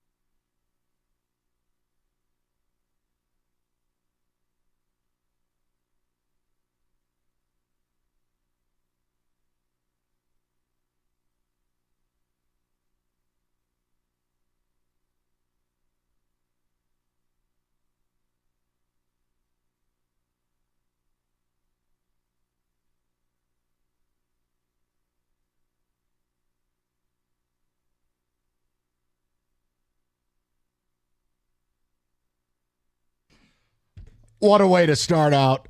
That's tremendous. We're going to have to work on these. Oh, no, we're not. Cat Williams. Kenny Cott, meet the blacks. We are not coming out the gate with Cat Williams. As there's MLK, there's Martin Luther King, Maya Angelou, Malcolm Williams. X, Maya Angelou, and Cat Williams. It's just tremendous. What about Drake coming up next, huh? I'm glad you filled me in on what this morning featured. Congratulations, Drake. It's Kenny, you know what? We can apparently some guys have it all. Yeah, we'll do Drake the extended version. Sounds like he does every night. So now, what we're not going to do is be ESPN today. You want to know how it's Super Bowl week and producers are out of content? Here's what you could get if you were with ESPN right now. What's your favorite burger? That's an actual topic on First Take. It really was. We're going to go a different direction. I walked in and said that to Mike, and he looked at me like, what? And then we looked at the monitor. And I had to point to the monitor like, that's not me. No. Only one of us has $12 in jewelry on. Let's do this. I want you to just think for a moment, people. We're going to get to the Lions at 3, okay? But something interesting to start. And Rico, I think you will agree with me, people will have to attack the argument, not the source. Attack the discussion, not the messenger. The person I am going to mention is not some bastion of integrity, not good guy, but he makes good points. So when I say this, you have to really separate the two, okay? We have talked endlessly about my world, the destruction of college football and college basketball. In your perspective, it's more evolutionary, noted, but we all agree there needs to be some fixes. So a big-time name in college basketball has spoken. And what I get tired of is the common sense you get from coaches that does not exist at the athletic director level, does not exist at the presidential level, collegiately, not politically, and certainly does not exist at the NCAA. So we heard Mike Gundy years ago talk about, guys, it's simple. 1, 2, 3, or 4-year deals. Button it up. Let's at least clean up the transfer aspect. If you sign a contract, you're stuck with us. We're stuck with you. You become a good player. Oops. You become a bad player. Well, that's on us. And if you want to bet on yourself and you want to do free agency every year, well, the schools signing you know what they're getting into. They're kind of dating a stripper. And you know what you're getting into, that at the end of the year, you had a subpar year. Bye. Well, that was Mike Gundy. Now, I agree. Contracts have to be a part of whatever we're doing moving forward, college football, basketball. Yep, absolutely. But the man I want to bring up next is Mr. Rick Patino. Shout out Italian Bistros. But what Rick Pitino said last night is fascinating. Now, he's been doing a lot of yapping, and I don't like all of it. He's sitting here complaining about UConn and all these different things, and you can't build a culture, and it's too hard. Rick, you turned over your whole roster except Soriano, your center. Now, hang on a minute. But here's what Patino said. We can fix the sport with this simple set of things. Salary cap, $2 million a school. Get caught cheating, you get hammered by a governing body. Ban your ass from the postseason for 2 years. Very simple. So I wanted to ask a question. I want to ask it to Rico Beard because he is our media mogul expert of college expansion affairs. I want to ask you, the people, because not everything can be about the Lions. Oh, most of the show will be, but not everything. Guys, is it that simple? Could all of the ills of college football and basketball be solved with these three things? Contracts that are binding both ways, a salary cap, and legitimate penalties. Straight up. Now, football, determine your number. Let the networks determine it. I don't care. Let the schools, Big Ten and the SEC, are doing this Godfather meeting. Figure it out. You want to spend $10 million bucks? And I don't care if you took a law class. I'll just tell you the school's lawyers have a better understanding than you do. So just please don't call up and scream Title IX to the sky. Title IX was designed for amateur athletics on a scholarship for scholarship, quote unquote, head count basis, meaning you have to do this equally. If you have 108 scholarships dedicated to men's sports, you need 108 in women's. Noted. What we're talking about is not really college athletics. It is not amateurism. And in fact, I think Rico made the point the other day, there's probably a separation of church and state here.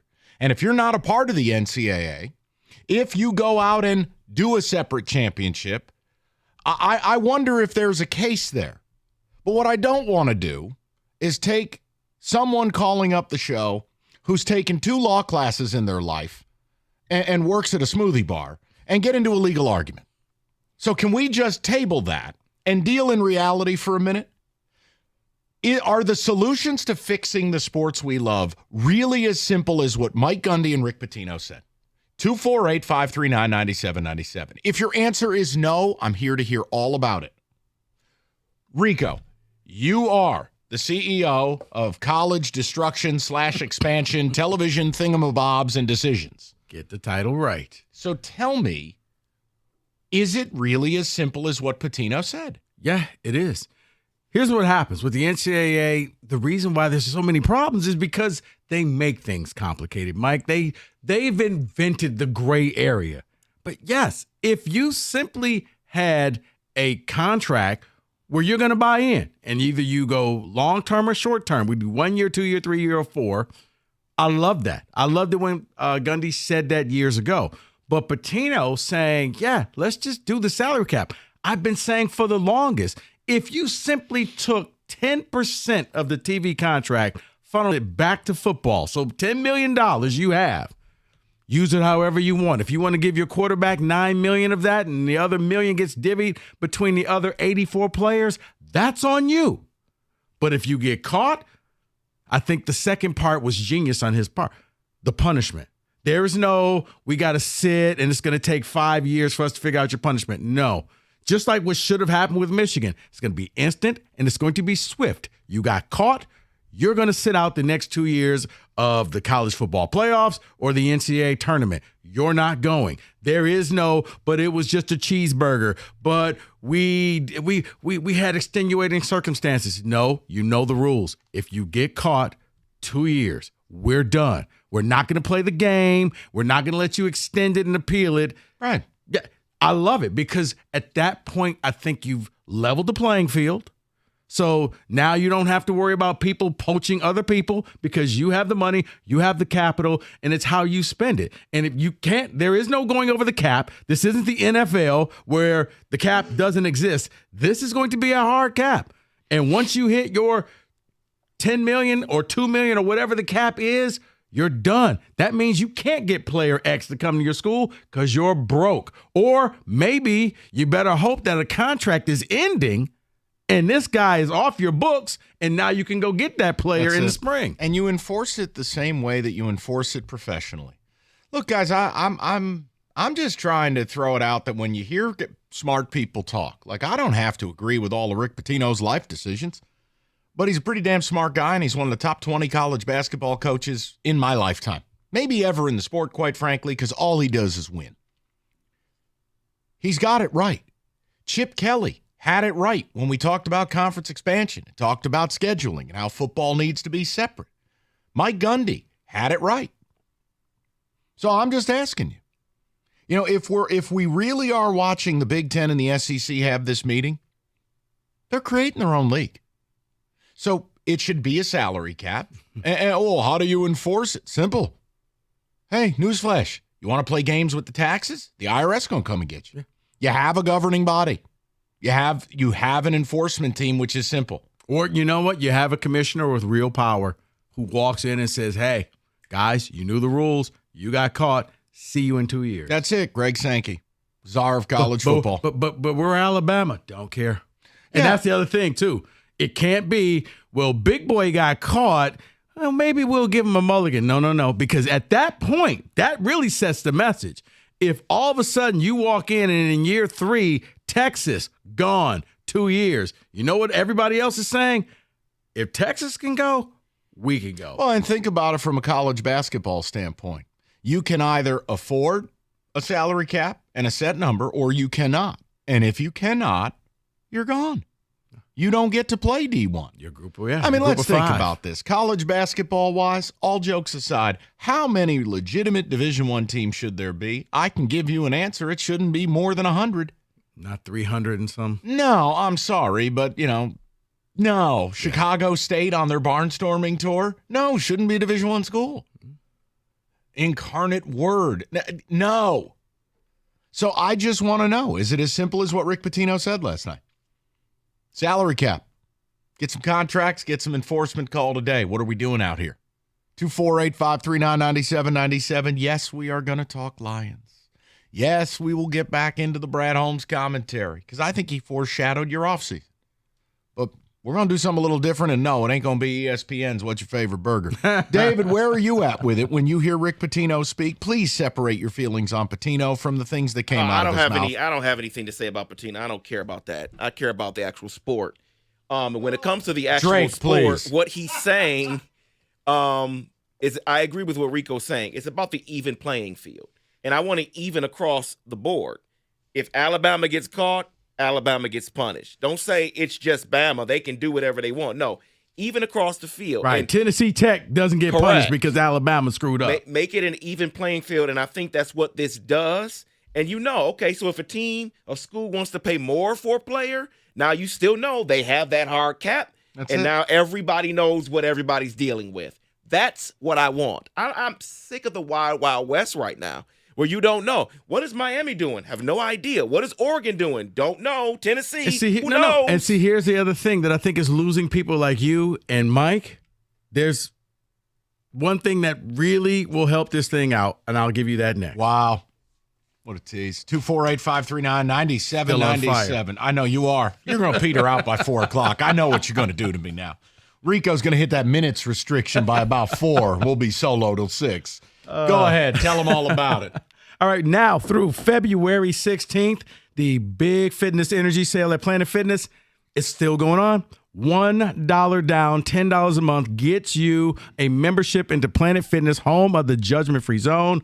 You can get a full body workout in just 30 minutes on the 30-minute circuit at Planet Fitness, or you can use any of the strength training equipment, the elliptical stuff, the cardio equipment, and a lot of the places. This is all brand new stuff. So what are you waiting for? You said you were going to do this. You procrastinated a little bit. Don't worry. Planet Fitness is home of the judgment-free zone. They're not going to judge you for getting a late start on your New Year's resolution. We'll just pretend like it's January, even though it's February. $1 down, $10 a month. Go to your local Planet Fitness right now to get started, or simply go online at planetfitness.com.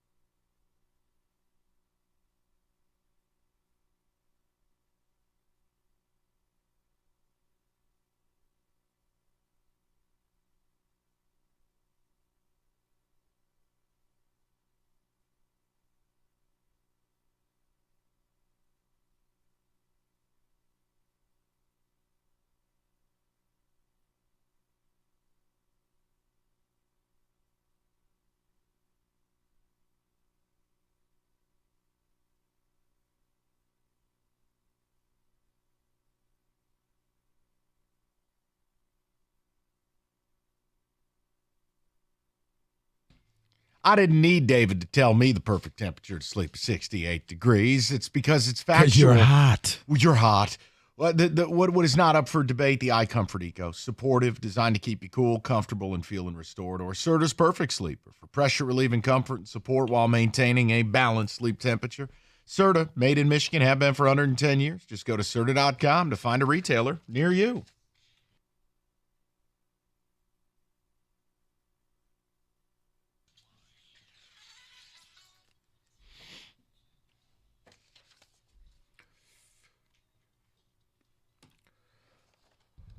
All right, 3 o'clock, we will get into the Lions.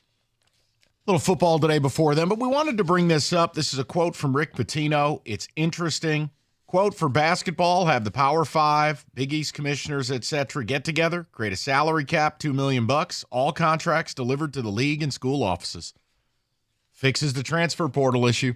It does, along with Gundy saying, you know what, you need contracts. And to go back to what I was going to say, that is the biggest part to this. The salary cap, I think, will help maintain it, but the contracts are needed because what happened this offseason, when people always ask me, well, how do you think this team is going to be next year? I have no clue. I have no idea. Well, what do you think is going to happen at Michigan State? I honestly, I don't know. They flipped a lot of the roster. New quarterback, new system, new everything. Ohio State just said, screw it. We got close. We didn't win. Kick all the quarterbacks out. Let's bring in new quarterbacks in, new position players here and there. I don't know. Michigan said we're going to stand pat. We're going to try to keep our guys here. Maybe we'll just run it back. I have no idea. So with the contracts, you don't have mass exodus the second the season is over. I'm now jumping to go play for the team across town or the team in the other conference. You'll have some continuity. And I think that's what's needed in college football. I think that's what loses people like you and David is because you don't know who this guy plays for anymore. Yeah, I just don't care. It's a folly. Let's go to Jeremy. So with the whoa, boy. Jeremy, you got to turn your radio down. Whoever that was talking was a wise man. That's Rico. We'll go to Jeremy. Kenny, make sure his radio's off, please. Let's go to Joe. He'll bat lead off. Joseph, what's going on? Hey, how's it going, guys? Good. Hey, Joe. Hey, I was calling about I lost my train of thought. Rick Pitino? Restricting the specifically the salary cap. Yeah. I'm not a big fan of salary cap. I'm very pro, labor, pro player. So I'd like to see something different, maybe profit sharing, something that doesn't keep the little guy down again. It seems like the players have always gotten, I don't want to say the short end of the stick, but they've gotten less out of this deal than the colleges and the coaches. And so I'd like to make sure that they're protected. They're the product. Let's get real. They're what we want to see. So I want to make sure they get protected. Yeah, but make no mistake. Hold on. Like a rev share, I don't care. Joe, it's creative. Yeah. But understand something. Yeah. There'll always be a cap. The rev share is fine, but your salary pool will be capped. Like that's why the NBA does a rev share. There's a salary cap. The only sport that doesn't have one is baseball, and that sport's a complete folly where the owners then irreparably and artificially destroy free agency. Joe, we still are talking about college athletes here. Like I come on. Is this still going to be a mix though of NIL and profit from TV, or is it going to be a separate thing now? Do we know? No, NIL goes out the window. All NIL is. NIL's a lie. NIL is a way to get you, the fan, to foot the bill. There you go. That's it. Because the schools should be paying these guys, but what they're saying is, you know what, Joe? If you really want that quarterback here and you own that business, well, we're going to need a little bit of your money in order to keep him here because if he leaves, Joe, it's your fault. That's right.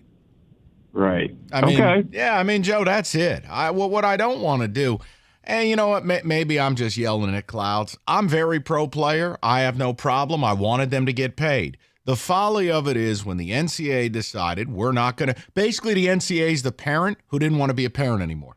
They leave the kid at home nonstop alone throwing ragers, and they don't care because they're out on some hedonism bus. Like, listen, there needs to be rules. But this idea that the players are victims and I got to cry for them, stop, please. Matt Rule said it best. A good starting quarterback's making $1 million. These are 18 to 22-year-old college athletes that 99% of them won't sniff the pros. Keyword, good quarterback. Right, not great. Good. Yeah. So, like, the idea all of a sudden that what? You're getting the short end of the stick, that you get a scholarship plus $50,000 or $100,000? Are you kidding me? Which is why I say it's wrong that good quarterback getting $1 million should not come from local business or local car lot or local, tax service. It should come from the school because the school is benefiting. I agree with Caller Joe. They're making the money, so therefore you peel off some, and it's not even coming from tuition or taxes or anything. Your tax dollars. No, folks. You take it straight from the TV contract. If you're getting a $100 million contract, 10% will go back to the team. 10%. That means the school gets to keep the other 90. I think they'll be okay. Go to Jeremy 97.1. What's up, Jeremy? Hey, sorry about that, guys. That's all right, Jeremy. It happens. What's going on? So I like the premise of it, but my concern is that the NIL could be kind of a work around the salary cap. So say that I'm a business owner. I went to U of M. I got a boatload of money. I want a quarterback to come. I say, hey, if you come to U of M, I'm going to throw you in some commercials. I'll hire you for an appearance at my company. Are the players not going to be allowed to do that? Kind of like the C-Web type thing? It's all done. The league office handles the contracts. The league office has the salary cap. They have what each player's getting paid. There's no more of this nonsense. Because if you can eliminate that, I would agree with it. But I could just see schools with rich donors finding a workaround unless you eliminate that. Yeah, well, then here's what you need. You need a czar of each conference that's going to be able to immediately, no NCAA, no 3-4 years. You're caught, you're guilty, you're out, postseason ban. That's just it, Jeremy. You can do the workaround, but if there's a paper trail, you get caught, forget it. I don't want to hear, but this is our first time, and we've been around for 100 years. Don't care. 2 years. See you. See you in 2026. If they can institute something like that to really level the playing field, then I would agree with it. I just thought with all this NIL stuff that people would get creative and try to find some other way to do it. Yeah, the NIL's a folly. I mean, Jeremy, really what the NIL is, Rico put it best. It was a way for the schools to keep the players happy, shout out Ed O'Bannon, and put the bill onto the fans. I mean, it's really quite ridiculous when you think about it that fans were paying J.J. McCarthy's salary. It's an absurdity. Just like Michigan State right now. I mean, I don't have the exact figure, but I can just tell you the wealthiest person on a yearly basis, not a coach at Michigan State, is Aiden Giles. He hasn't played a snap for Michigan State. But you bet your ass he got a huge NIL payment to come from Oregon State. You know what? That's done. Like, the whole thing is absurd. And Rico talks about it, and you guys can make jokes and be like, wow, Mike's just an old man. No, I'm not.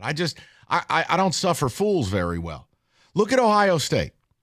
They went out and are so angered by the fact that they've lost to Michigan a couple of years in a row and got victimized by the cheating. They spent, allegedly, in excess of $15 million to buy, in the portal, players. Mm-hmm. Caleb Downs left Alabama, not because he wasn't a starter, not because he wasn't a freshman All-America, not because he was being mistreated or underpaid, but because Ohio State just basically said, we're going to drop a bag on you.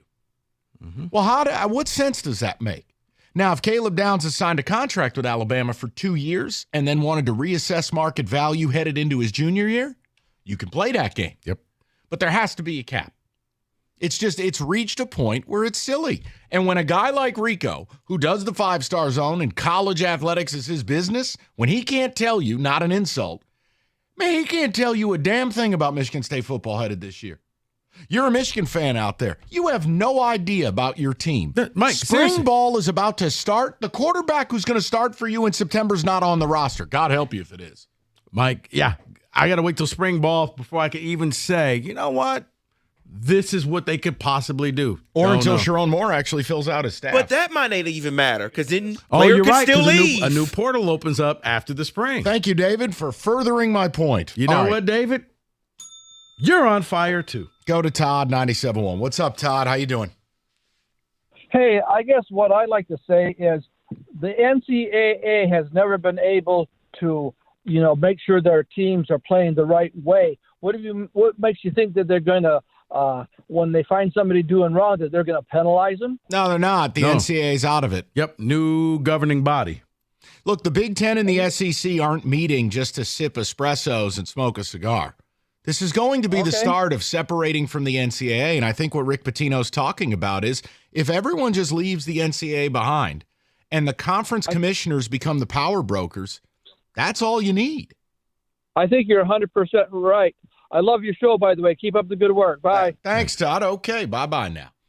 No, I mean, really, guys, understand something. What I don't like in this conversation is we treat it like we're curing pancreatic cancer. It's not. It's simple because, you have to realize this has nothing to do with the NCAA. They are a dinosaur. They are going to go the way of the pager, where years from now you'll tell your kids, well, they used to have this governing thing called the NCAA, just like I can say, David, there used to be a thing called the Pac-8. Yeah. The SWAC conference. Those go away. And I think the Big Ten and the SEC are about to team up, and they're saying when the contract is up in 2025, we can get our own deal with Fox or NBC or CBS or ABC, ESPN. We'll get our own deal and we'll form our own conference if you don't listen to our demands. And if these demands are what we're talking about, I think it will help, because I do think, as much as Mike says he hates how the sport is going, there's a lot of people who feel that way. It's teetering. Yeah. You don't want to go the way of boxing, where you used to be something that people all loved. You don't want to go the way of baseball, where you were once the top dog, and then you just played yourself out. I think you said it best. We're at a crossroads.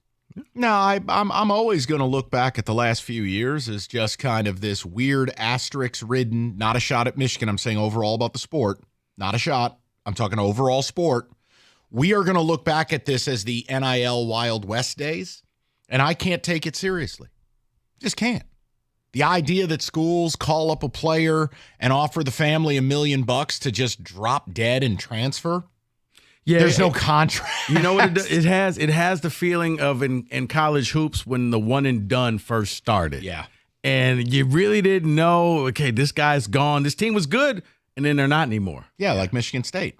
Hey, elevate your driving experience at Moran Buick GMC, where they make car buying and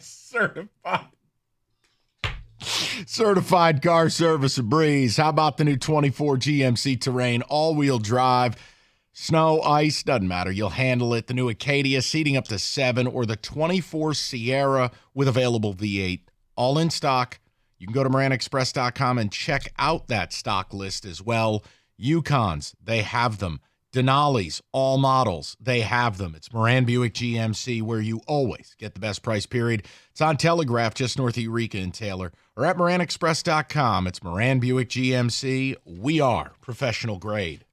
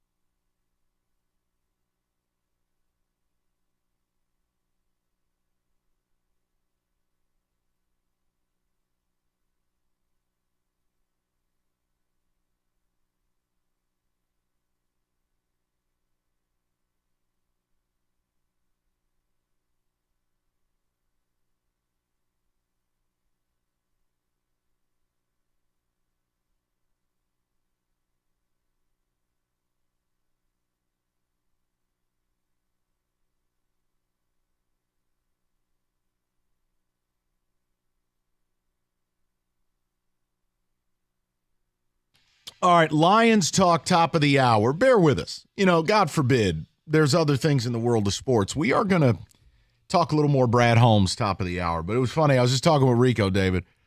Yeah, I took that little shot. And I'm really projecting because I'm in pain. I'm in pain because I don't have a college basketball team no more because MSU stinks. But, I said it to him, I keep a rolling list of Izzo replacements. It's like a game I play. I'm like an athletic director. I don't have a physical sheet of paper in my pocket. But I always think about, the program's ass. It's not any good anymore. And I know Tom could retire at any point he wants to.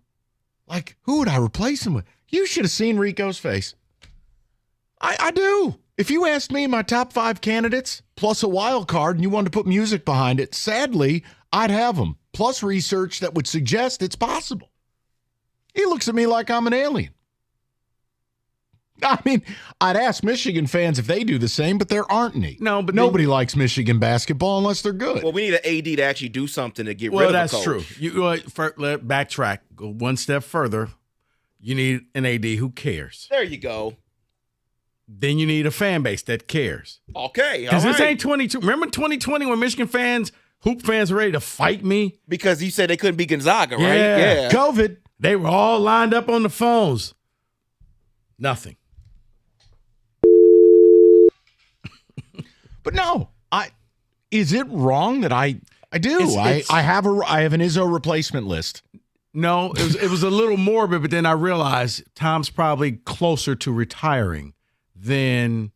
So it's not like you plan on him to die. No. And some of the names on your list, I was like, you know what, Mike? That's actually brilliant. They're not harebrained.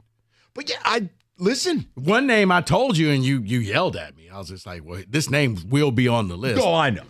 Because it's very small-timey. Do you keep it in the family? No. Like as David with his Steelers, they've only had a handful of coaches because the point we keep it in the family. The point I was making is we're at a point in college athletics where I know I've changed as a fan, and that is because of the money, knowing all of MSU's players are paid, right? Knowing what's going on. I don't begrudge the players, but I've taken pro expectations to the college game, meaning unless MSU's running a top 15 program, unless they're a legitimate threat to put a banner up both in the conference and in the Final Four, I do not care. Like tonight, they'll play Minnesota. Probably not watching. They're a 2.5-point favorite over the bum-ass Gophers. Come on. You have to watch because who else is going to send me all type of, this team can just die in a fire text messages. Well, the first half against Michigan was really uninspiring.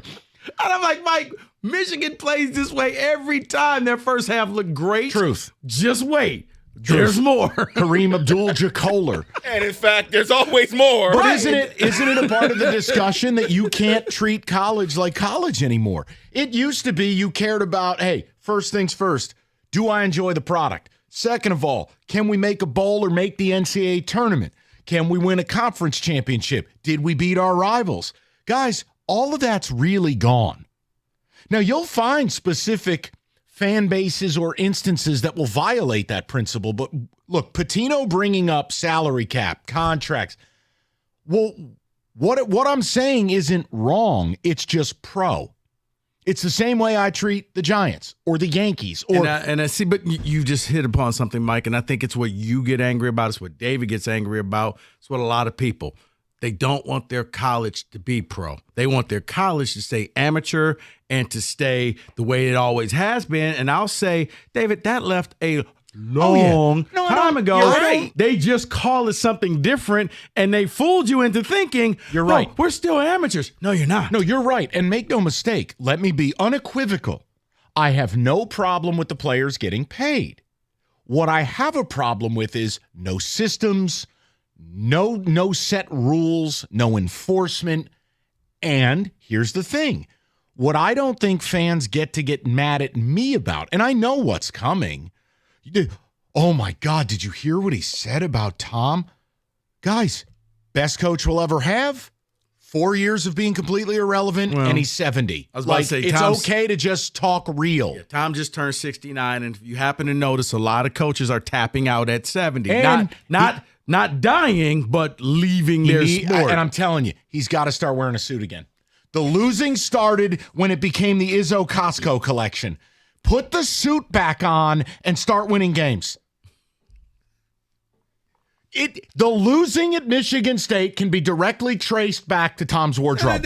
What about, change my mind. What was it, the 2005 to 2009 period when they were losing? He wore suits. Sir, they were in the national title game in 2009. I said, well, before that. Mistakes 2005 to 2008. Those were a couple of down years. The point I'm making is the Matt Ishbia years. Those were not great years. I'm just being serious. Like, I think if you're a Michigan fan, if they're not going to be a top 10 program in basketball or football, why the hell would you care? They wanted this for the sport, then don't be mad when fans react a certain way. I don't have to care. Everything means less. See, it's a little bit different, but and that's why I can't stand it being like the pros. I can look at the rookie scale and know exactly they're getting paid this. I expect them to be this for my team. I know you may not see the actual number out there, but you know good and well Keon Coleman left Michigan State because he got more at Florida State. We know. But David, I don't need that. The Cinderella story is over. Here's the thing. Real talk, it's rare that you're going to get that Mike Hart, the kid who came from New York on a visit and handed him a tape and said, Coach, will you look at me? And he turns into a Michigan legend. Because what will happen is, wait, I could play here or I can take my talent someplace else next year and play at a higher level. Only a handful of schools will escape that. But even Alabama's getting poached. Like, schools get poached all the time. That's the problem. Whereas it used to be, you would have that Mark D'Antonio found this guy, and he was a 2-star Darquez Denard, and he stayed, and he's a Spartan dog for life. Now, if that were to happen, both guys would have left. The no-fly zone would have been flying somewhere else, not in East Lansing.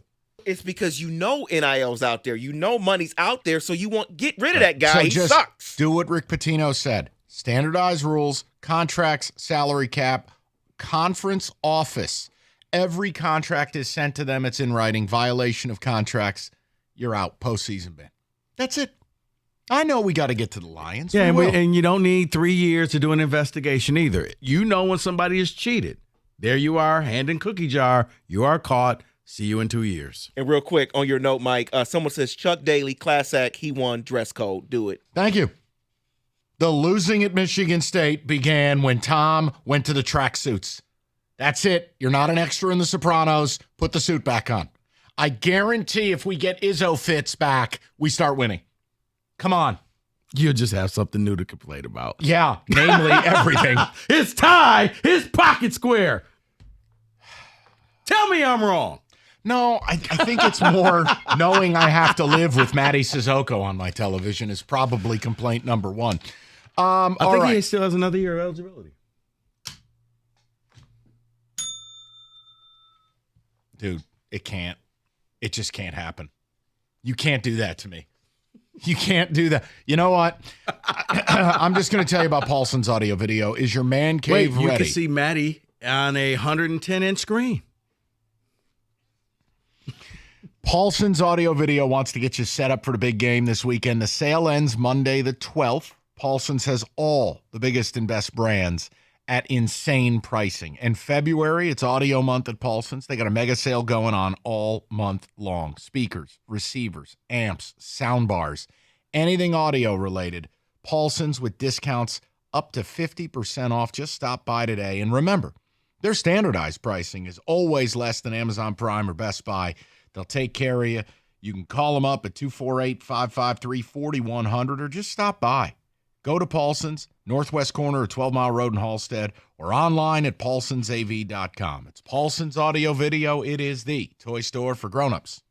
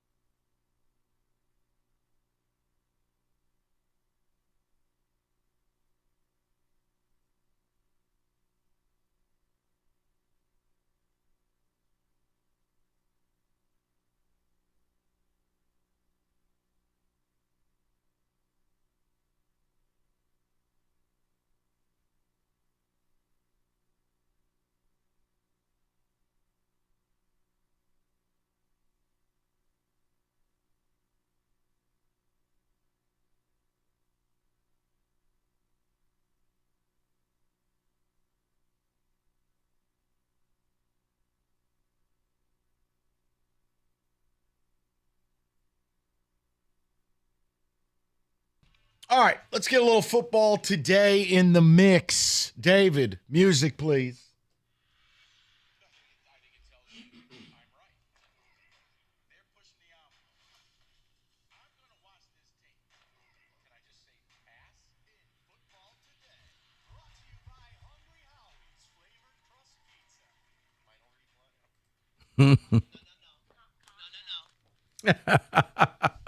Yes, Rico. All right, Mike.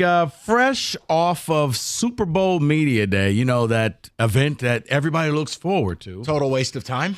One bit of knowledge or a question was asked, and Travis Kelce gave an answer that I think may have shocked some people. Travis Kelce believes that his brother Jason will return next year.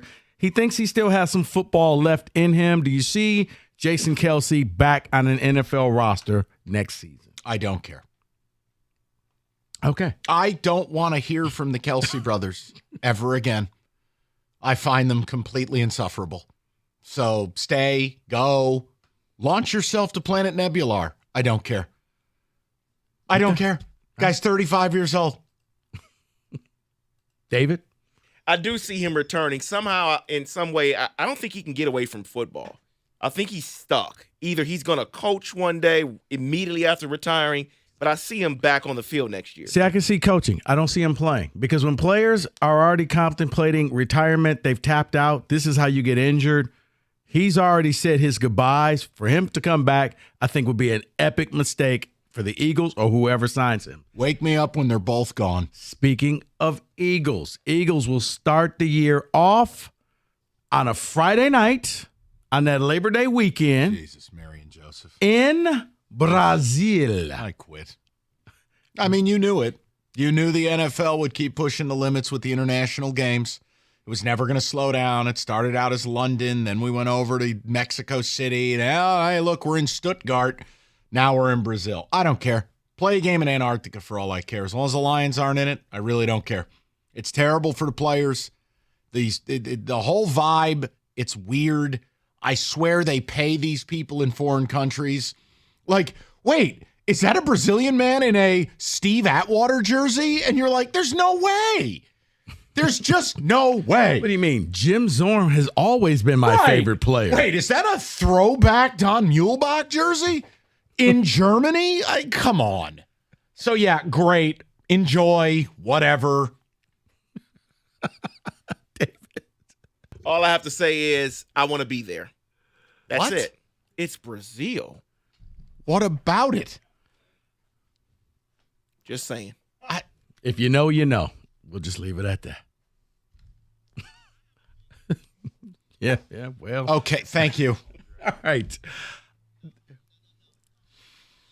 This blitz has a theme to it, and I think you'll understand. What's this? Things Mike hates for 400, Alex? Well, close. International games and the Kelce brothers. Man, can't wait to hear what's next. Let's talk cancer. Yesterday, a former player said he was thinking about coming back to the league. Running back Le'Veon Bell says he is going to make a comeback at the age of 31. I quit. You got to be kidding me.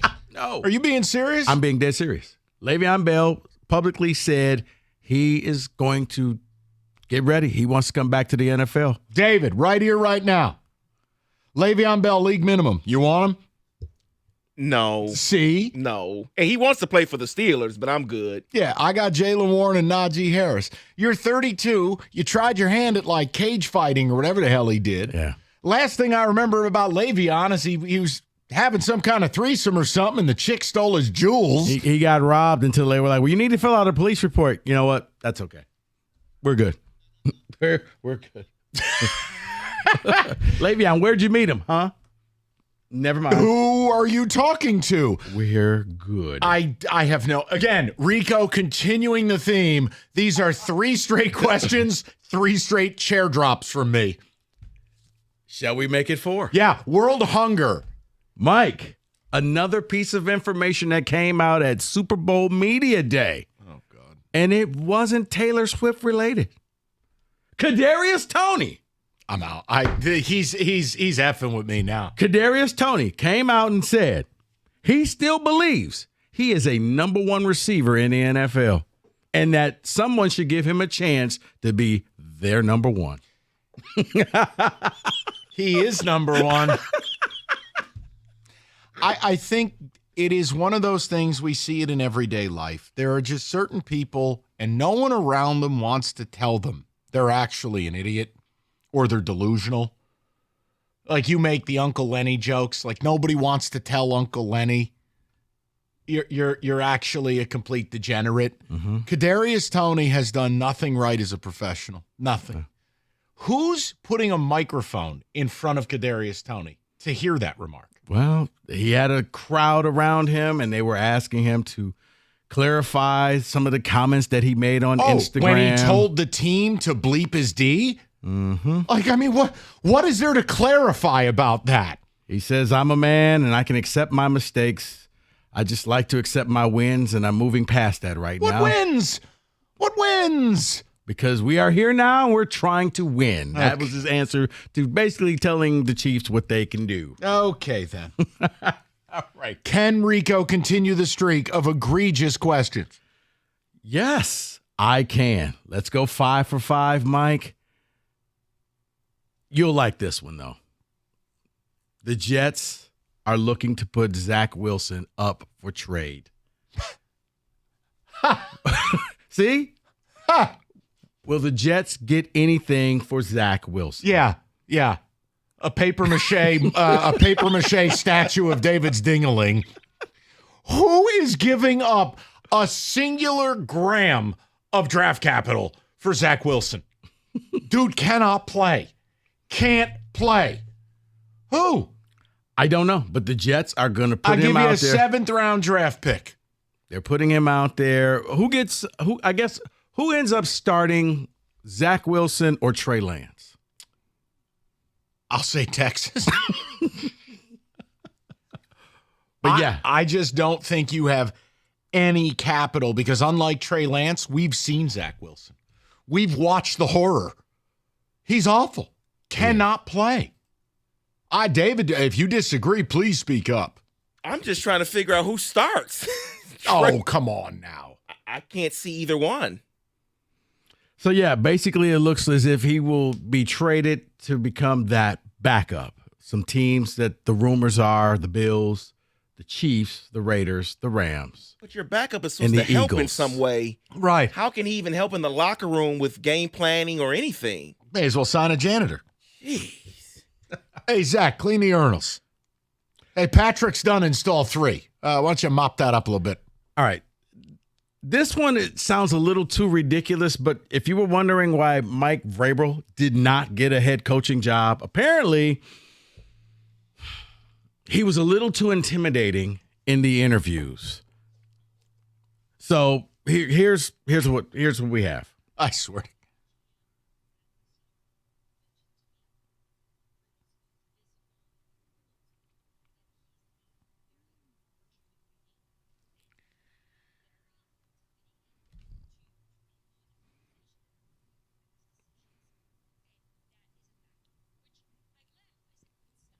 I give up.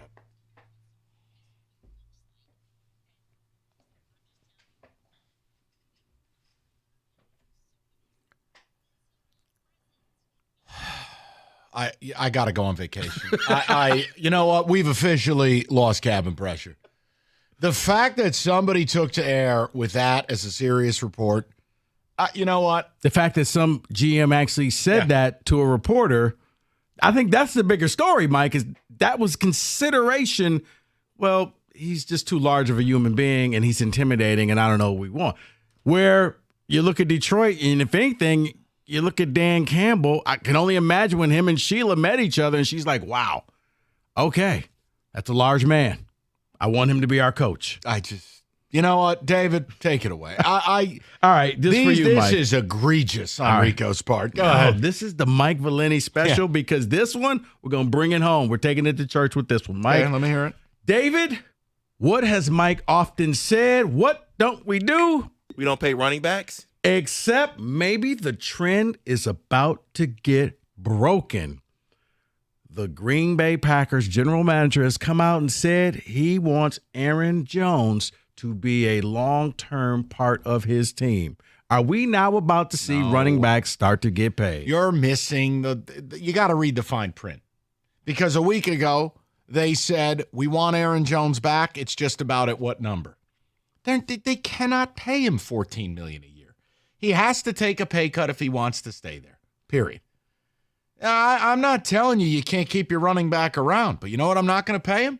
14, 15, 16 million a year. But when you have your GM saying he's a part of our team, we need him to come back, don't you kind of paint yourself in a corner that you got to get this done now? Good, let them. Because you know what I don't do?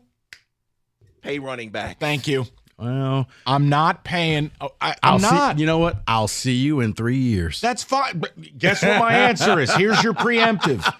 Farewell, Jameer. Here's a lifeboat. Float away. I'm not paying you $18 million a year. Let me write this down for my receipts. Yeah, you do that. You do it. You know what? All I'll say is this. I don't care. Brad Holmes can do whatever he wants to do. I just thought it was very bizarre to do the whole receipts thing when you don't have that Lombardi trophy next to you. And you didn't even make the game. But you want to do receipts? God bless. I don't care. Makes no difference to me. Mike, it's rare when you get a bunch of stories that all align up that I'm like, oh, yeah. Mike's going to love this. Hey, coming up tomorrow on Things Mike Hates. Wait, come on, man. When you get Kadarius Toney and Zach Wilson and all these people. Brazilian football games, Zach Wilson, the Kelsey brothers, world hunger. Holy hell, David hit the button. That's your NFL Blitz 97.1. Super Bowl is upon us. FanDuel, America's #1 sports book. More ways to play than any other sports book. More props from the color of the Gatorade to the opening coin toss and everything in between. The pre-build SGPs. FanDuel's got it. New customers, you join today. You get $200 in bonus bets. If your first bet of $5 or more wins, just go to FanDuel.com/ticket to sign up. That's FanDuel.com/ticket. Make every moment more with FanDuel, the official sports betting partner of the NFL and 97.1 The Ticket. 21 and up, present Michigan. $10 first deposit required. Bonus issue. Non-withdrawable bonus bets that expire 7 days after receipt. See terms, sportsbook.fanduel.com. You got a gambling problem, 1-800-270-7117.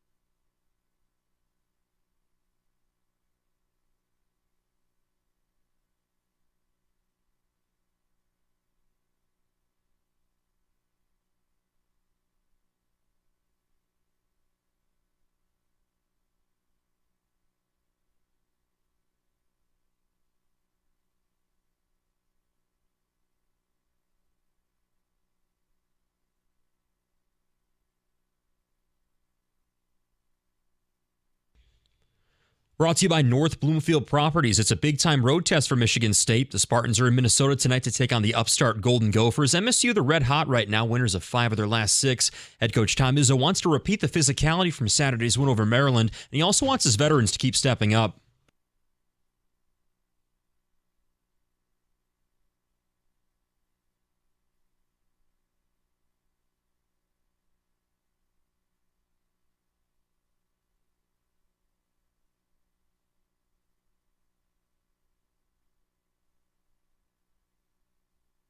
Minnesota, meantime, is 14-7 on the season, but they are coming off a big win over Northwestern. Michigan State has beaten the Golden Gophers once already this year. Tip-off at 9 o'clock tonight. No Wings or Pistons tonight. We'll have to wait longer to see the Wings, but the Pistons, they play tomorrow. They kick off a West Coast road trip against the Kings in Sacramento. The trip, 6 games total. Visits to the Trailblazers, Clippers, Lakers, Suns, and then the Pacers to wrap that one up. And like we mentioned, the Wings, they're still enjoying the holiday break. They're next in action at home on Saturday. They host Vancouver at Little Caesars Arena. At the Ticket Update Desk, I'm Luke Sloan. For more, go to 97.1 The Ticket or Odyssey.com.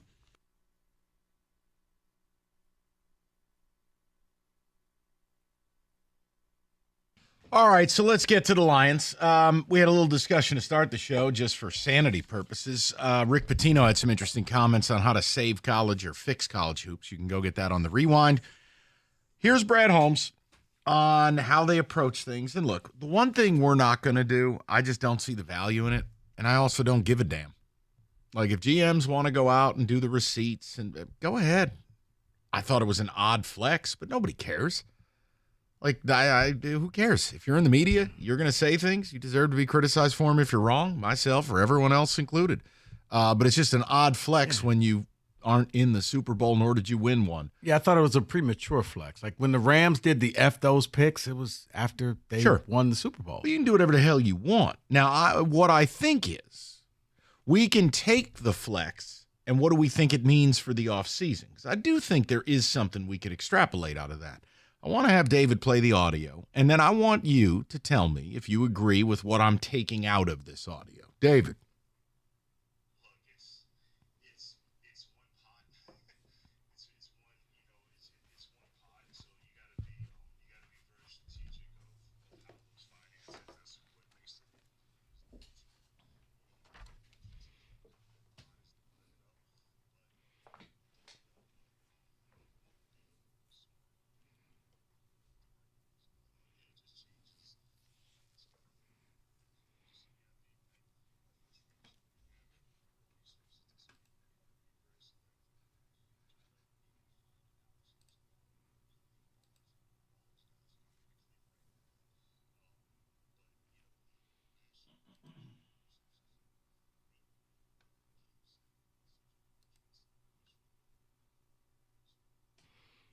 See, I think they're foreshadowing something. We had the comment yesterday where he said everything we do and everything we don't do is intentional, how it's not about winning in May. Guys, I think they're foreshadowing. They ain't going to have this big, bold offseason. I think Brad Holmes, obviously, he has earned a right to be very confident about his drafting. He's been very good at it. I think it's clear. You've heard Sheila Ford Hamp say it. You've heard Brad Holmes say it. It's draft, develop, re-sign. I think there's a little bit of him preparing the fan base, and hell, I'll lump myself right in there with it. No, we're not going to go out and sign A-listers. We're not going to make these bold moves. We like our guys, quote unquote. You may as well have a lapel pin on Lions front office executives. We like our guys. Now, whether that's right, wrong, or otherwise, hell, man, those are the debates. That's why we love sports. I happen to disagree with that mindset. I think you get high on your own supply. The minute you had a little bit of success, you now think that you get to buck the trend. You're going to be very insular. You're not going to finish the job with some high-end acquisitions. I don't think that's the right thing to do. And the basis for that argument is, I don't know, planet Earth. Watching the teams that are routinely contending for the Super Bowl in a post-Tom Brady era, I know the way they do business. Now, that doesn't mean you can't succeed your way. I will just tell you, I have my doubts that you will just draft, develop, and re-sign and win a Super Bowl. But I want to know, do you believe, is he foreshadowing the upcoming free agency period? Because free agency period has also become the trade window, Rico. I think they are largely going to sit out based on his comments there and based on his receipts. Yeah. Because that receipts routine, that's born out of I'm very smart and you're not. I know what I'm doing. You need to trust me. And if you don't, get out of the way because you're going to see I'm going to build something here. I do agree. I do think that you're not going to see any great movement in free agency, maybe going to get one or two rental players, guys that you maybe want to take a one-year chance on. The Suttons, the C.J. Gardner-Johnsons, the Mosleys, those are B and C level guys. I mean, Montgomery technically has the 3-year deal. I think Sutton has a multi-year deal, but it was really just kind of a but it's deal. small. Right. It's a $6 million deal, an $8 million. We're not, like for instance, Doug said something, and I think it's spot on. Now, I think it's accurate. I think it's abhorrent if it's really their mindset, which was, well, they were never going to trade for Montez Sweat because they were never going to pay that extension. Then what the hell are we doing? Right. I mean, Montez Sweat is probably one of your top 10 edge guys in the league. Why wouldn't I make that deal? I don't care about pick 28, and I don't care about the money. I view it as Montez Sweat, Aiden Hutchinson together make X until I got to pay Aiden in 3 years, and Montez is gone. I got bookend edge rushers. I'm going to kill everybody. Right. That's now every other team's problem. How do you block these two? Not my problem of how I pay them. I'm going to find the money to pay you guys. I'm going to keep this thing going. To sit here and say we're going to just do it our way with our players, we're going to draft them, we're going to develop them, and we're going to re-sign them.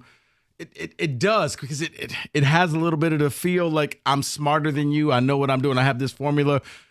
Different sport, very Billy Bean-ish with the Oakland A's.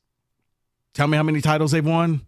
It's a smart, the analytics and the formula, it works to an extent. But then after that, if you're not willing to go the next step, you've capped yourself. You're never going to go higher than where you have. And I do think that this is where you have to say, okay, go get this piece, and we'll worry about it later on how we're going to pay him, but we got to have this person in here. And if you're going to do this whole challenge routine, because I'm not paying fealty to Brad Holmes, like I can like the guy and think he's very good at his job, but I ain't going to drink his bathwater.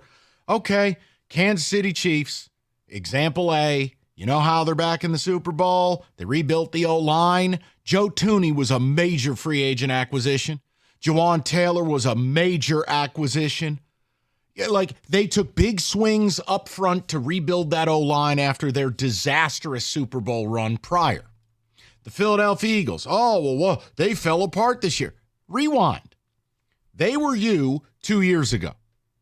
They went out and understood we have to make a big investment in Jalen Hurts. We don't want a receiver. We want the receiver. They went out and got A.J. Brown and paid him an ungodly amount of money. Then they traded up and got Devontae Smith. They got to a Super Bowl and were one penalty from winning it. The point I'm making is, don't tell me what I'm preaching is false. It's not. What I don't have evidence of is a team being insular and eschewing largely free agent and trade market to simply draft, develop, and re-sign that is truly a consistent Super Bowl team. Look at Rico's team now. And you'll point out all their foibles. I can point out both. John Lynch never stops swinging. That's how they've had this 4-year run, bookended by Super Bowls with championship game appearances in between. So if you want to buck the trend, you have to then buy into that Brad Holmes is simply that much better than everyone else. Mm-hmm. I'm not comfortable in any sport saying that about any executive. Because even if you don't want the Montez Sweat, Chase Young was there, and the people say, well, he took plays off. Yeah, he did. I can tell you. But you know what? The Niners will say he was worth the 3rd-round pick because on the one play we needed him, he showed up. Rico, they're going to get the pick back in the compensatory market in a year. I'm not mad at you. No, but people are like, well, he took plays off. And sure he did. He wasn't that good for the Niners. It's okay to say the quiet part out loud. You just brought him in there for 1 or 2 plays, and he showed up on the 4th and 3. He was the one that broke containment and chased Goff out of the pocket when he underthrew Amon-Ra. So, yeah, they'll say, you know what? It was all worth it. He helped get us to the Super Bowl. Right. Like I'm of the opinion, like if this offseason, let me give you a hypothetical, okay? And I hate doing this, but I have to offer a name. Like the Titans might be in a full rebuild. If Jeffrey Simmons becomes available via trade, you are GD right. I want to be David's making the phone signal. You put him next to Aleem McNeil. That's what you know. No. But it sounds like, and again, see, this is the laugher. Lions culture. 2 words of why that phone call will never happen. Okay, then I seriously question whether they'll ever win a Super Bowl. I don't think it's a lot like the NBA now, people. I don't think you can just draft and develop and win in the NBA. Sorry. The NHL, I'd hate to break it to you. It's the same effing thing. There is no way. Now, baseball could be the outlier, but it is also a sport that doesn't feature a salary cap.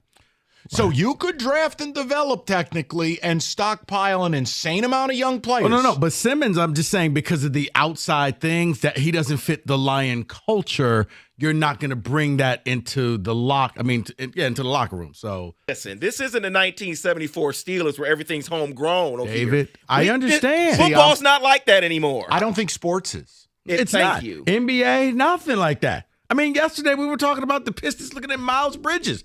Not a good guy right now. Not a good guy last year. Not a good guy right now. Even though he went out and scored 40, still lots of baggage. You deal with that baggage. I want to know from the people. A, do you believe Brad Holmes is foreshadowing the plan for the offseason? And if that's the case, do you question whether it's going to give you the best opportunity to win a Super Bowl? I get very nervous. They had a taste of success. It's a very good football team, and he's a very good drafter.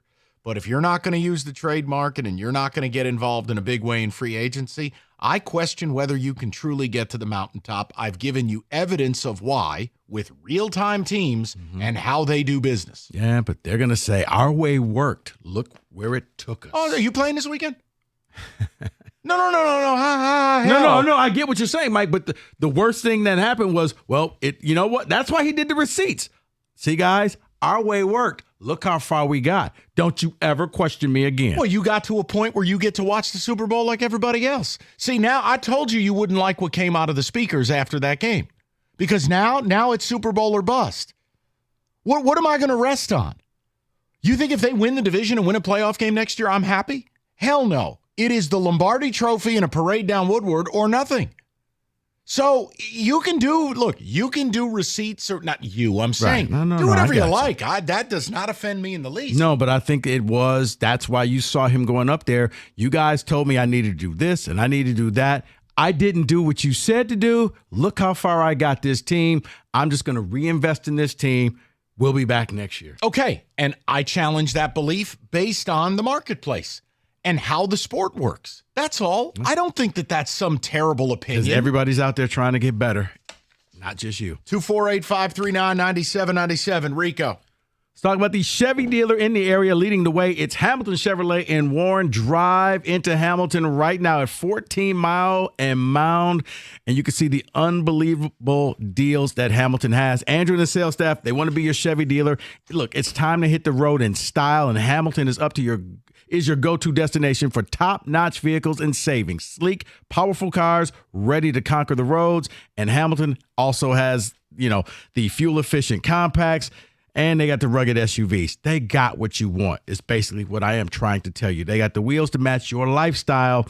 Head into Hamilton right now and take advantage of the February Rico deal. A new 2024 Chevy Blazer LT for $269 a month for 24 months. Yeah, I said that right. $269 a month for 24 months. You walk in with $995 down. You drive away with 10,000 miles a year. The best deals are found at 14 Mile a Mile. Stop in and see my guys at Hamilton Chevrolet for details.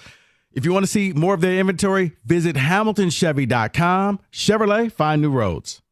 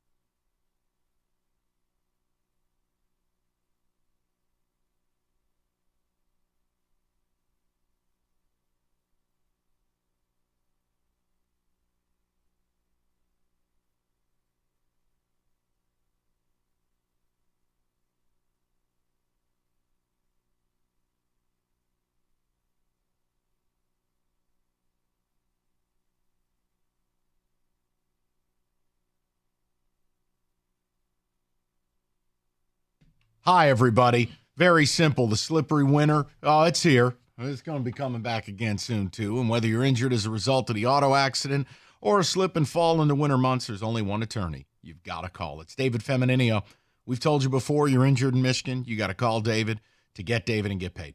He can be reached anytime at his website, getdavidgetpaid.com, or call him directly at 855-65-CRASH. That's 855-65-CRASH.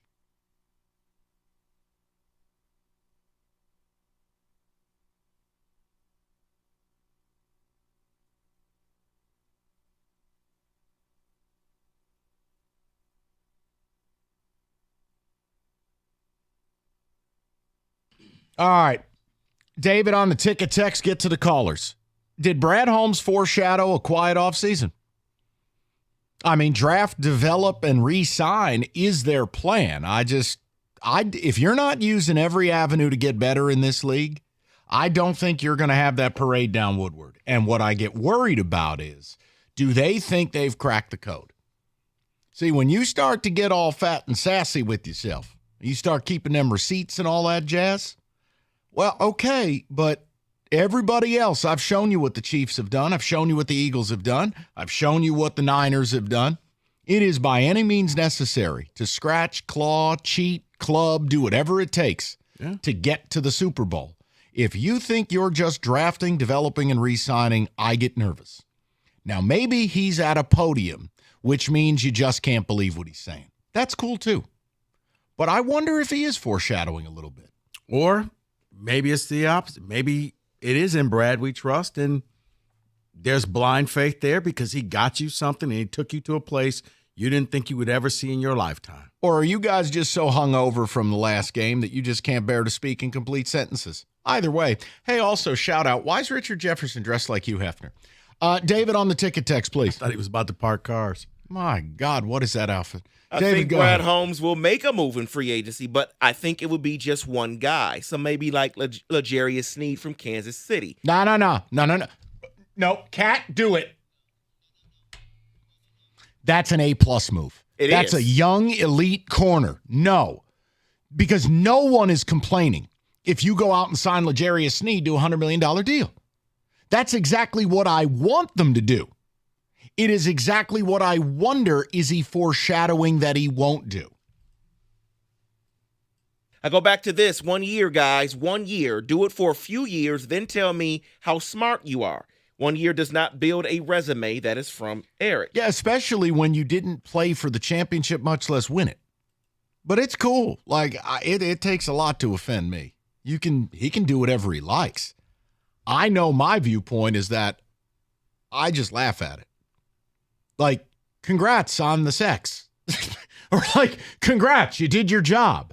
Do you ever watch the show Mad Men? Mm-hmm. All right, do you remember the scene where he is talking to the young account executive and she's like, but you never say thank you? And he goes, that's what the money's for. I pay you money, you give me ideas. You've been doing this for 2 years. How dare you start counting your platitudes? Like, that's what this is. I laugh at all of it. Like, that's why you're paid millions. You don't get a parade for doing your job. So, like, whatever. You want to do the receipts and make Carlos Monarez feel bad about him? So, God bless. I don't know. Because the last I checked, Carlos's editors go, yeah, we need a piece about the draft. I mean, what are you going to do? But I do think that there are some people, Mike, that, like it or not, doesn't matter. Brad is building a winner. Yep. I got complete 100% faith in this man. Whatever he says goes. Whoever he drafts, they will not question any draft pick, moving up, moving down. Nope, because you brought us 2 playoff games. Right. You got us so close to the Super Bowl. Here, I'm investing more faith in you. I will give you the example, and then we'll get back to the ticket text and the phones. I have never been that fan. I mean, okay, I'm the evil empire. No, you haven't. I'm a Yankees fan. And in all fairness, they were like the NFL Network was replaying Super Bowls, and it was the one your father kicked you out of the room. That's 1990. I just started laughing. But like, I'm a Yankee fan. Do you know who's never earned unilateral trust and belief and just carte blanche to where I go along with whatever they do? Brian Cashman. Aaron Boone. No, we haven't been to the World Series in 15 years. I don't care what you did. That's nothing more than a memory box. 15 years? Yeah, I haven't been to the World Series since 2009. It just seems like every other year. No, my point is, Right, yeah. I mean, I just view it. Why do you like sports if you're not here to question and debate and have a good time with it? I mean, who the hell goes through life as a lemming? Okay, but you are a bit of a unicorn, Mike. Not a lot, but some fans, David, don't look at me that way. Some fans, if you give them success, they will give you But what is more success? of a runway. Yeah, I'm with What David. is success? Success- They won a division for the first time in 30 years, Success but is- I don't see a ring. I don't see them on Woodward. Success is relative, meaning normally we're talking Lions with a top 10 pick. He's right. Now, Lions picking 29, 28, 29. Like, we're not used to this. The Lions are normal. Their season is done, the week after the new year with the 17-game season? And then you've already gone through the healing process. Doug and Scott have gone through like 15 mock drafts. This is all new. So the fact that they brought you 2 playoff wins, and not just any playoff wins. No. Here, in Detroit, packed house, you won the division, you get to hang a banner. Yeah, you're going to get more runway from some fans. They are not going to question. No, and that's it. okay. But my point is, this is a point of arrival. This is where it starts. We've talked for years about wanting to be in that Super Bowl window. Well, the things you have to do when you're in that window are often uncomfortable. They're a lot different than what you have to do to build it. That's correct. See, the patience, the draft, develop, and re-sign, that's everything you do to get here. Mm-hmm. What I didn't do is, I don't do the classic sports radio. You can hate the things I say. You can disagree. I can be wrong, but I will always, almost exclusively, provide you with backup and rationale for the things I say. I have given real-time examples of Super Bowl teams right now, not 10 years ago, that how they operate. Do you really believe you're smarter than them? There's a reason why you see the same teams every year. Like, I'm sick of seeing the Chiefs because the Chiefs have a formula. They got a real formula to constantly get them back there. I'm sick of seeing the Niners. They have a formula to get them back there. You need to now take this formula that you have and revise it. You can't keep doing status quo because you will get capped out. I'm so glad you said that because what is his background? Brad Holmes' background is college scouting. And he's great at it. He's wonderful at it. He's done a great job his entire career with the Rams and now. But you got to find a strength somewhere, meaning if someone in your team is good at pro scouting and can find a free agent that's good, David, then lean on them. And I'm sure if Cookies is listening, he's going to be full Drake right now. Wait, did you just use the term full Drake? I did. The fact that he came from the Rams and the Rams said, you know what? We got to the Super Bowl. We didn't win the Super Bowl. We got to make some changes. We got to get a quarterback in here. Get rid of the quarterback we have. Go get me a better quarterback. And we got to make some wholesale changes to get over the hump. You got to do that here. You can't just sit back and say, we're good. That's not a shot at Goff. That's more of a, you can't just, we're going to keep our guys, we're going to make our guys mindset. happy. Yeah. And like the way I look at it is, this defense, if we had a couple of high-end dudes, we're playing in the Super Bowl. I firmly believe that. I can't prove it, right? So if people want to call up and yell at me, go for it. But had you traded for Montez Sweat, do I believe you beat the Niners? Yep.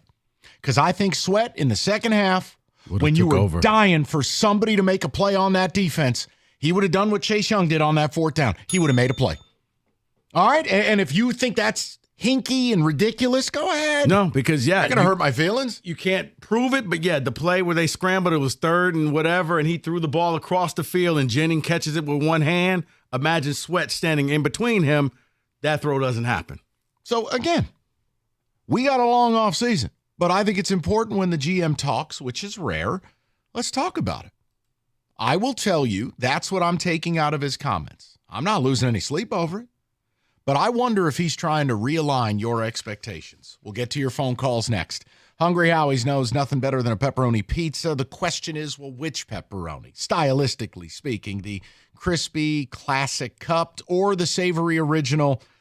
F it. Who needs to choose? Just put them both on there. Pepperoni Duo.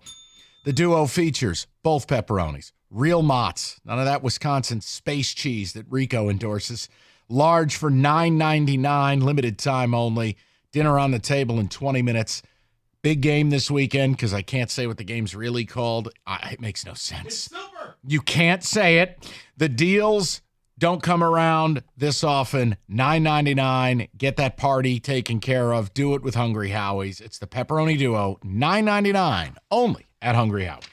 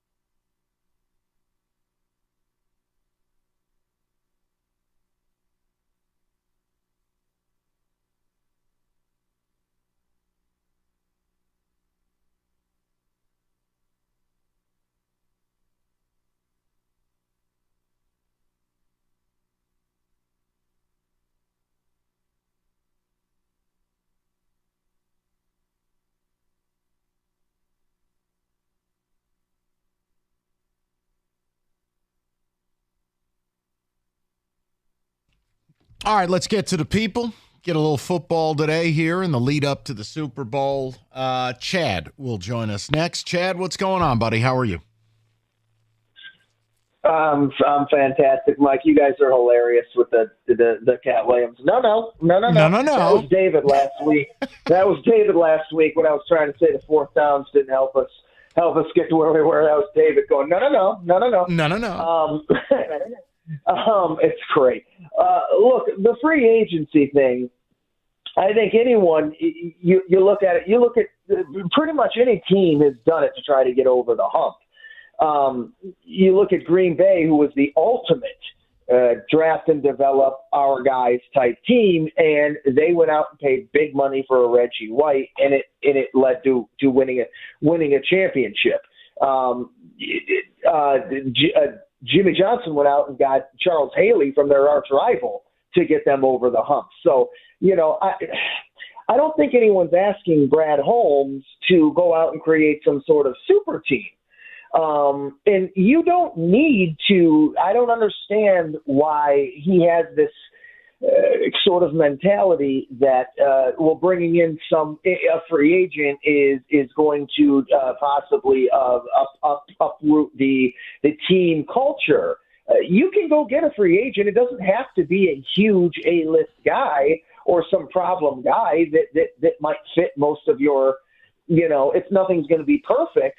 But to get yourself over the hump, a lot of people look at them. Like you gave the NBA example, right? Yeah. The Pistons had a culture of defense and not big name guys that were cast-offs.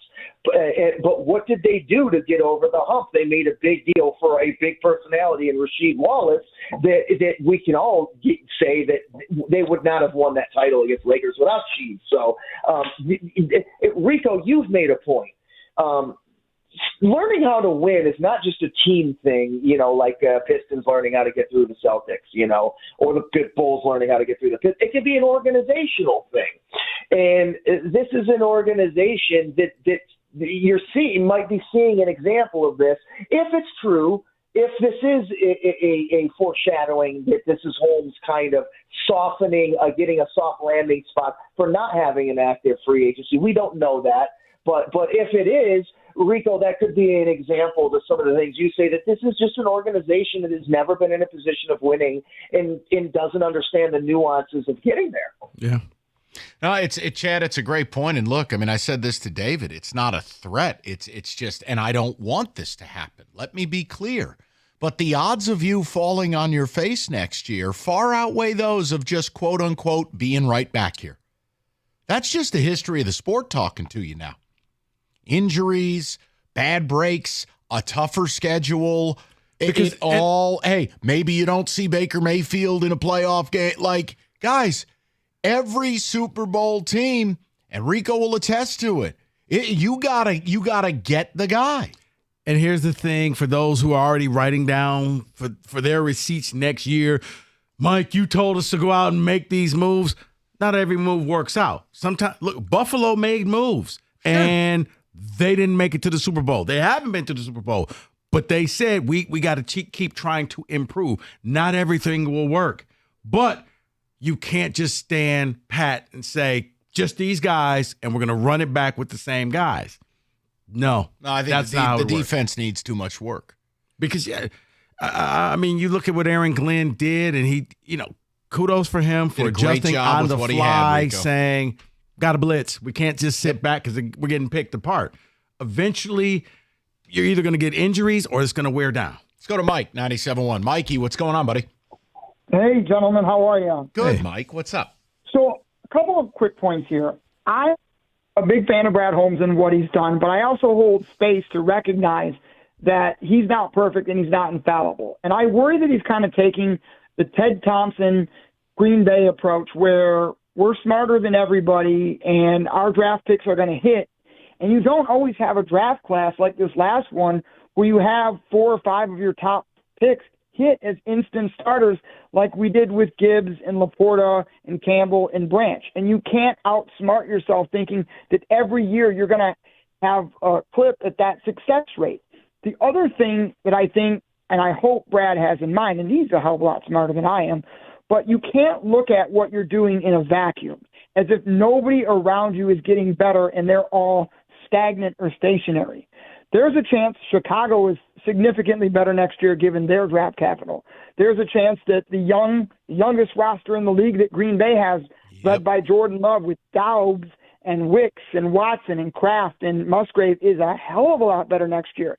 And if you're just trying to, I hate to use the word piecemeal, but piecemeal it through the draft without going out and getting a marquee acquisition or two on your defense, are you going to get laughed or passed by the field? Because everybody else around you is making an attempt to get better. You're not in an NFC or AFC South where 2/3 of the teams are rebuilding or should be rebuilding.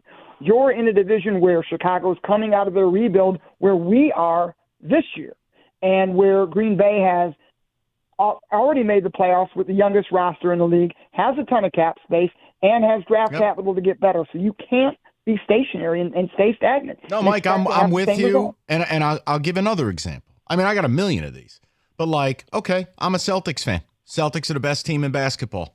I am pushing the pedal down at this deadline.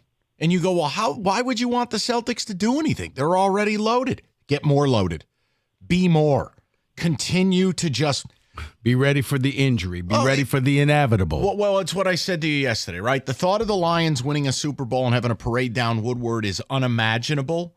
Well, in order to attain the unimaginable, you often have to do the unthinkable. That's the deal, man. You're saying anything is possible? It is KG? Black Jewel power. No, you have to oftentimes do the things that are uncomfortable or unthinkable to get to this unimaginable place. So, yes, as I enter the offseason, I want the Lions to go sink $100 million into an edge player or a corner. No disrespect. I'm not waiting around for a rookie. And unless you can unearth the next Sauce Gardner at pick 28, what are we talking about? Well, look, I don't want to go back in time, but that's why I said when you had that high pick, go get that defensive lineman, because you're not going to get him if this team is successful unless you're willing to trade up to get that impact person on defense. So we'll get more of your calls, get a football today, and I have an offer I'd like to make you ahead of the trade deadline. I need to know whether you would accept this. Okay? We'll get to it in the 4 o'clock. Just a spacer in between Brad Holmes football talk. Big game this weekend. Is your man cave ready? LG, Samsung, Sony, all the best TV brands, all at Paulson's Audio Video. They've got a major sale going on right now. Offer ends the 12th. It's also Audio Month at Paulson's, where that sale rolls all month long. Speakers, receivers, amps, soundbars. Anything audio related is on sale at Paulson's with discounts up to 50%. And one thing you got to remember, their pricing is always less than Amazon Prime or Best Buy. They'll show you right there in the store. Stop on by, northwest corner of 12 Mile Road in Halstead, or paulsonsav.com. Complete stock list, but get to the showroom. Get some guidance, and you'll be surprised with what you can save. It's Paulson's Audio Video. It is the toy store for grown-ups.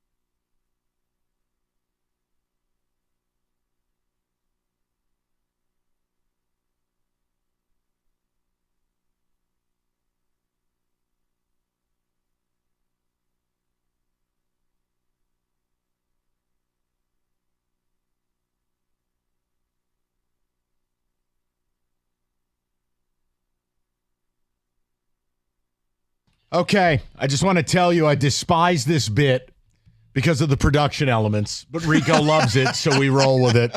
It's time for the Super Bowl. By the number. Yeah.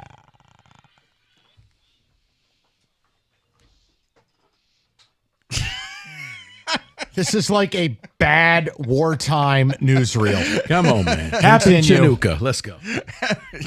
Go ahead.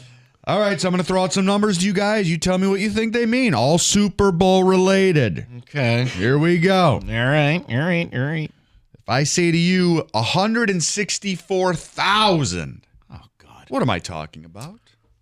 Can there be a hint with these? 164,000. Yeah, throw something You out, gotta, man. Roberto, there has to be a level of context. Okay, let me give you another one. $164,000. The cost of a luxury suite. The cost of the first Super Bowl commercial. Well, when they started, yeah. You'd need to add a 0 or 2. No, not he's now, saying the not very current. first The one. first time when Super Bowl commercials came out. Oh, my God. Okay, David, Kenny, someone. I'm going to guess. Wait, does your hat say Jesus begotten? God begotten. Oh, my God. Yeah. He borrowed that from me. Now, is that new era? Like, where do you even attain Oh, no. a hat I know like someone that owns this brand, and I bought it. Mike wants one. I almost wonder if the hat would just immediately combust. All right, carry on. I'm going to lean on Rico, and I'm going to go with the first commercial. All right. Yeah. Kenny be Cotton. Come on. Kenobi Cott. Kenobi. How much do you suppose like a lower bowl, like 10th row seat costs? Oh, it's a good guess. I have no contact. Not I have no 100 reference. grand. Oh, yeah, cheapest one's 8. Go ahead, Roberta. Every player on the winning team receives a $164,000 bonus. Who knew? Fascinating. Okay, that's good. Yeah, they go out and throw a party with that. Okay. Now, what do you think each player on the losing team receives, if anything? A kick in the nuts. 50, They get cut. half, Nothing. half. You think nothing? Why would you get anything? You lost. But you made it there. You made it that far. Box lunch? 30 other teams wish they could be where you are at. Okay, go ahead. Each player on the losing team receives $82,000. Yeah, about half. Ready? I've just learned something. Never knew. Seriously. I never knew the losing team got a bonus. Yeah. I can't believe I have to give credence to this ridiculous segment. All right, next, Roberto. Here we go. All right, no dollar amount this time, but I'm going to say this. Okay. 45 points. 45 points. 45 points in Super Bowl history. What am I talking about? That's not the highest score because didn't Dallas put up a 50 burger against the Bills? Yeah. I don't. David? Kenny? 5 points. Kenobi? 45 points, I'm going to guess, is the biggest gap in the score. Oh. 50. Oh, wait. Yeah. Okay. 56. Yeah. I like where Kenny's going here. You're way too pleased with yourself. Just throwing that out there. I was about to say, He's scaring me. Go ahead. No, I'm trying to. No, because the Niners play games in the 20s. I was thinking maybe the average score that they've had. Or the I'm going to Chiefs. go with Kenny. Largest margin of victory. David. Yeah, I'm agreeing with Kenny there. I think he looks like he doesn't know. So maybe I shouldn't agree with Kenny. By the numbers. The largest, play that for me one more time. There we go. The largest Super Bowl margin of victory was 45 points. Kenobi Cott. What game was it? What Super Bowl was it? Either Cowboys, Bills, or was it the strike year with Doug Williams when they bombed the Broncos, the Timmy Smith game? Either 87 or 93? Help me. 1990, San Francisco 49ers, Denver Broncos, 55-10. Super Bowl 24. That'll do it. So that would be what, 89? Yes. No. 90. 90 Well, was the 89. Giants. No. Says 90. 89 season played Super Bowl in 90. Always trips me up. You're right. Yes, I apologize to both of you. Tremendous work. By the numbers. All right, next. One more time, Dave.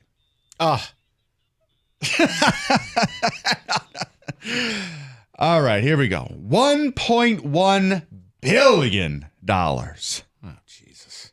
The amount that would be bet on. Oh, interesting. Okay. I don't hate that, David. Rico Beard. I was thinking like maybe the teams are worth way more than that. I'm trying to think. I'm thinking like in the billions. Let's go to Kenobi Cott. He nailed the last one. I already got one He's a right. billionaire. I'm good for this segment. Wow. I don't hate David's guess, though. I'll be honest. Total amount wagered on the Super Bowl, $1.1 billion. Do you want to go with that? Yeah, I go with that. Let's trust David. He's the one wearing the God hat.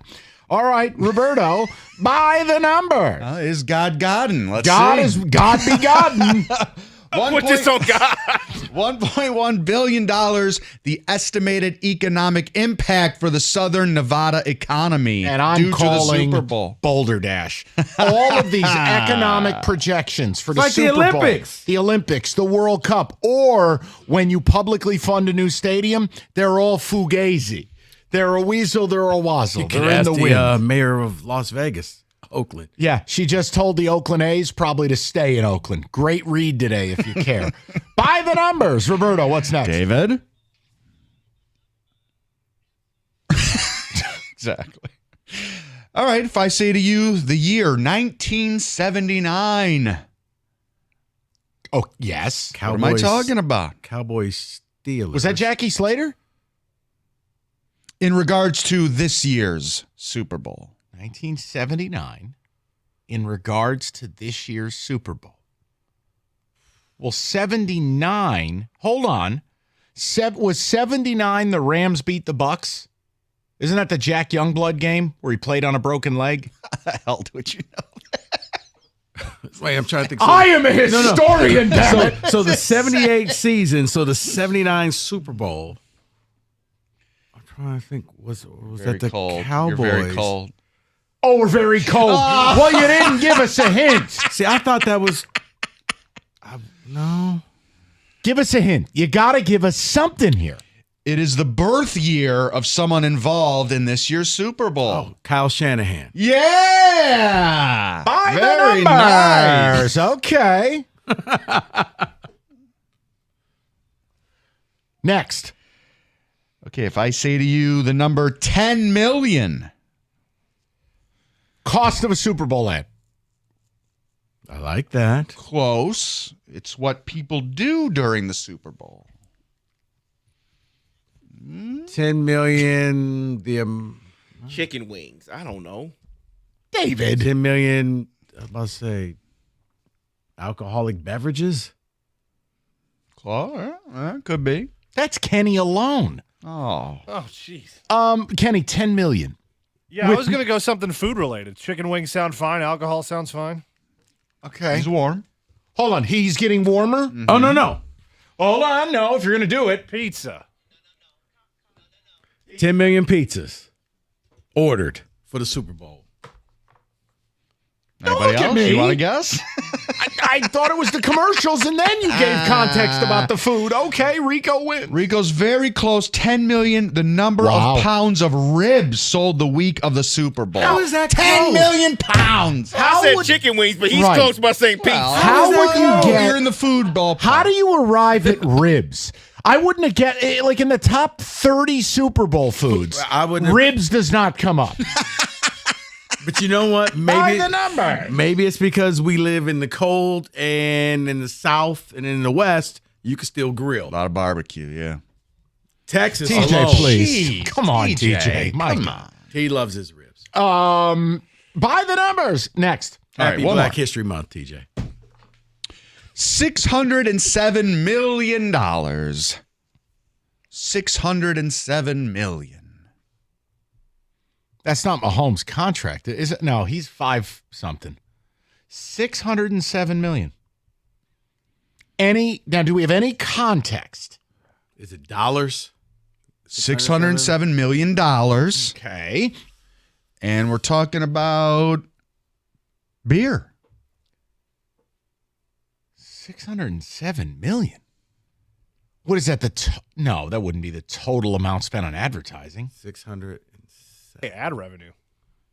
No, I would say total beer sales for the Super Bowl, like grocery stores and not just the stadium. Nationwide? Nationwide, yeah. Let's marry the two. Beer ad revenue.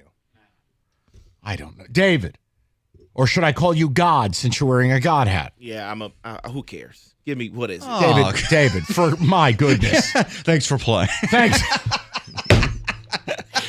By the numbers. By the numbers, $607 million. The amount Anheuser-Busch has spent on Super Bowl ads since 2006. Oh, so we had the advertising. That's a lot but not of since money. 06. A lot closer than ribs. A lot of money. Yeah. And the answer is boobies. And you're like, what? What's the context? That is Super Bowl. By the numbers. Yeah.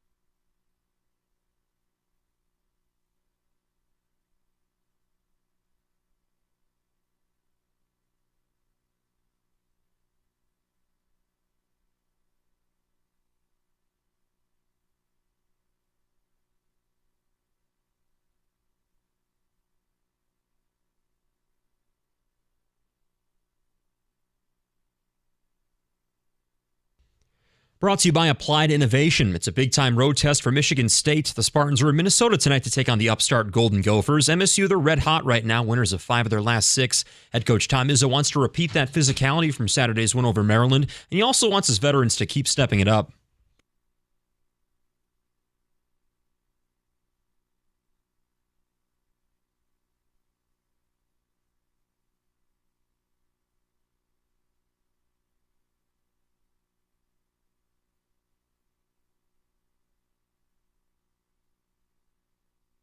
Minnesota, meantime, is 14-7 this season, coming off a big win over Northwestern. Michigan State has beaten Minnesota once already this year. Tip off at 9 o'clock, and this one is streaming only. Rico, can you tell everybody what this is streaming on tonight? Oh, he's drinking right now. Mike, can you tell everyone what this is streaming on tonight? Peacock. I think that, David, your nickname for it is PC, I believe. 9 o'clock tip off. No Pistons or Wings tonight. The Pistons kick off a West Coast road trip against the Kings tomorrow night. That trip's 6 games total. It's got visits to the Trailblazers, Clippers, Lakers, and Suns. And we got to wait a while to watch the Wings. They're still enjoying their long holiday break. They're next in action at home against Vancouver coming up on Saturday afternoon at Little Caesars Arena. At the ticket update, at the Corewell Health Update desk, that is. I'm Luke Sloan. For more, go to 97.1 The Ticket or Odyssey.com.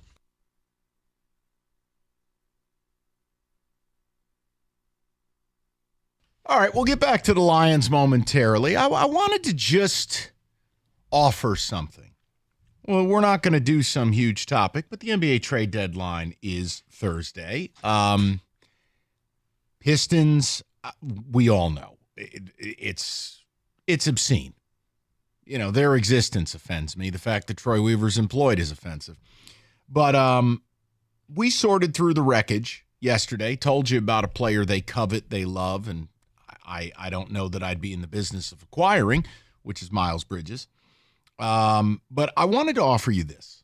No one seems to know what they're going to do, if anything, with Bojan Bogdanovic. Now, Bogdanovic is on a team-friendly deal, but he doesn't fit their timeline. He's a 35-year-old wing that has not impacted winning and will not impact winning.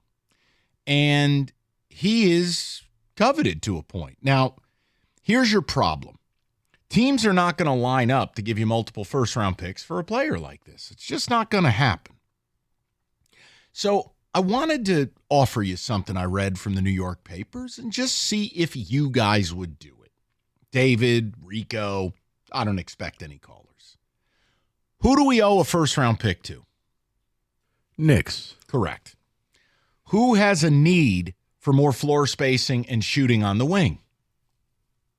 The Knicks. Who's got a dead body they can trade to you where the salary would be basically a match? Oh, the Knicks, because they have the trade exception for Evan Fournier. What if you just did this deal and the only thing you got back was your pick? I no longer owe you one of my first rounders starting next year. You just, as Kevin Costner said in Draft Day, I want my draft picks back. I mean, think about it. Troy Weaver has no function here. I would find it between somewhat unbelievable and totally unbelievable if he were here this summer. I mean that. If Tom Gores allows Troy Weaver to spend $65 million in cap space this summer, you will have shown me the most unbelievable situation this side of Donald Sterling and Visor Lady. What was it? V. Stiviano. This would be like number 2. This would be right number 2, right under Big Magic on national TV. Rico, his only job is to be a steward for this franchise until Tom Gores wakes up at all and gets rid of him. Yeah. Get me back my picks. Bogdanovic to the Knicks makes sense. I can do it financially. There's a need. And the Knicks have what I need. I need my picks back. Would you do it? I would absolutely do that. You get the picks back. You set whoever the future GM up. He's not in the hole. And you never know when the draft class is going to be good again. And that's going to, ironically, probably be the year you got to give that pick to the Knicks. And here's what else it allows you to do. You can then make bigger trades because you'd have your own pick to offer in a deal. Do you know what you can't do right now? Exactly what I just talked about. You can't keep throwing second-round picks because you got rid of all of them. So here's my question to you and David or anyone else out there wearing a God hat. What if they just don't do anything with Bogdanovic? What if we're sitting here Thursday, they didn't trade Alec Burks, they didn't trade Monte Morris, and they didn't trade Bogdanovich? Could anyone explain it to me? I would simply say nobody wanted your players. No, I would explain it to you that you're a delusional idiot and ask for things that no one was giving. I mean, we've gone down this road before where they actually thought they could get 2 first-round picks for Bogdanovich. It's craziness. David. Monte Morris, LeBron James. Let's make it happen. But there are plenty of teams that need these players. I mean it. You know, you could, whether you're, like, I'm a Celtics fan. Like the Sixers, great example. Now, let's assume Embiid comes back. Do you know what they need? Shooting. Alec Burks would help them. Bogdanovich would help them. Plenty of teams need a backup point guard who's a veteran and tough-minded. Monte Morris. Teams need these people. But the job of a quality executive is to create a market where it doesn't exist or enhance an existing market. Troy Weaver's shown no ability to do that. When Troy calls, the person on the other line pops a boner because they know they're about to get over. Mm-hmm. Oh, wait, Weaver's on line 3? Score. So I just... David, I thought the Bogdanovich Knicks thing was really interesting based on give me my pick back. See, but what you just said scares me as a fan. On surface, you're right. Get that pick back, trade Bogey. He needs to go. That's what needs to happen. But on the other end of this, it's Troy Weaver making the move. And I, on surface, can't trust him making moves because on the other end, I'm afraid of him using those picks to then get an aging veteran with a contract because he's making the team better. Well, I'm glad you brought that up because let me show you second prize is the steak knives. We brought up Miles Bridges yesterday. So I did some reading and some research and just trying to figure out what would it really take to, quote, win that sweepstakes. Well, one thing is this. The Phoenix Suns want him, but they don't have a first-round pick. The Mavericks are hesitant to give one. If you did this, what if it was a part of a 3-way deal?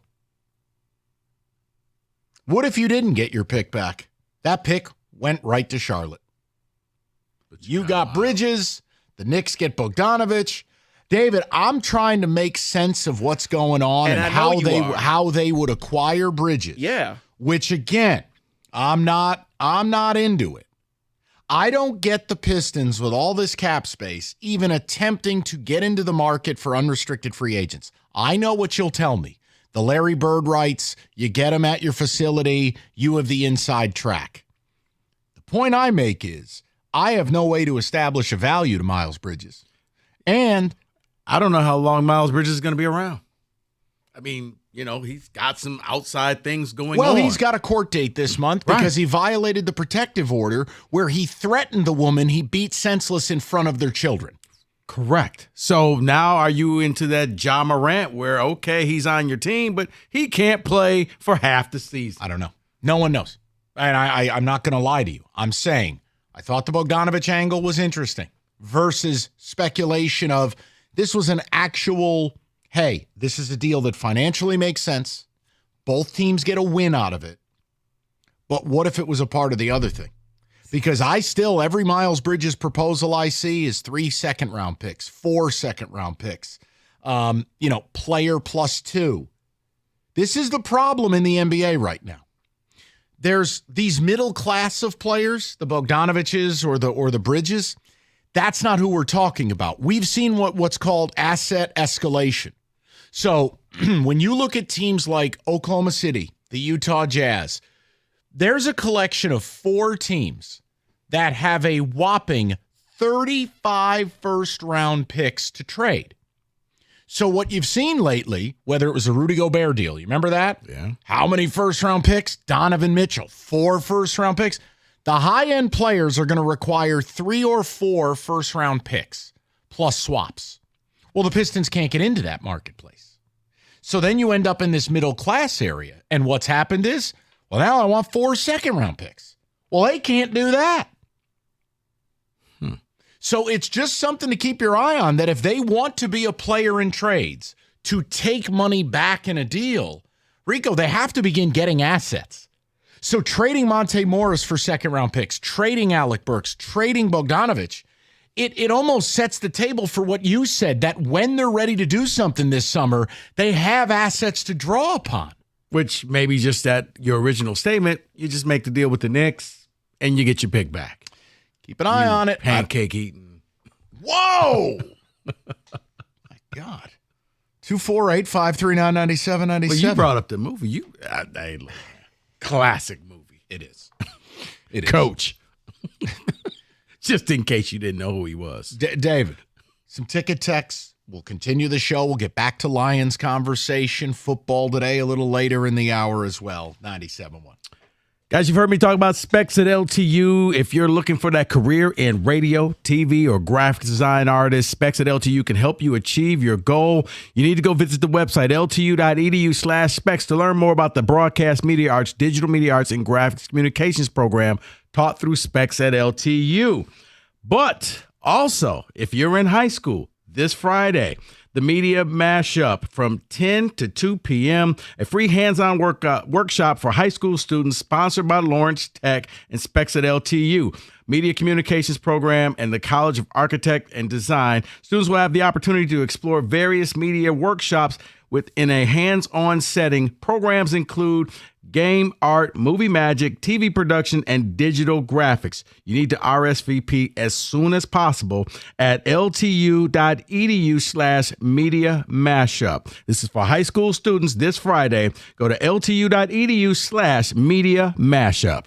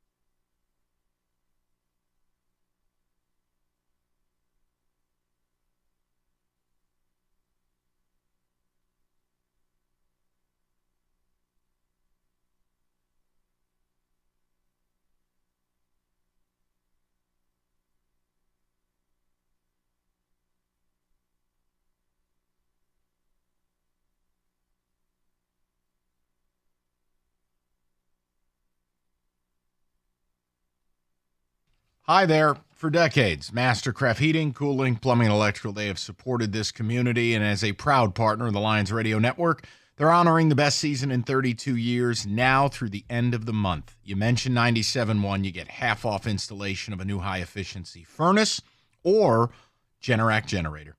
Half off installation excludes prior orders. Mastercraft, supporting Detroit for over 40 years. Visit mastercraftheating.com.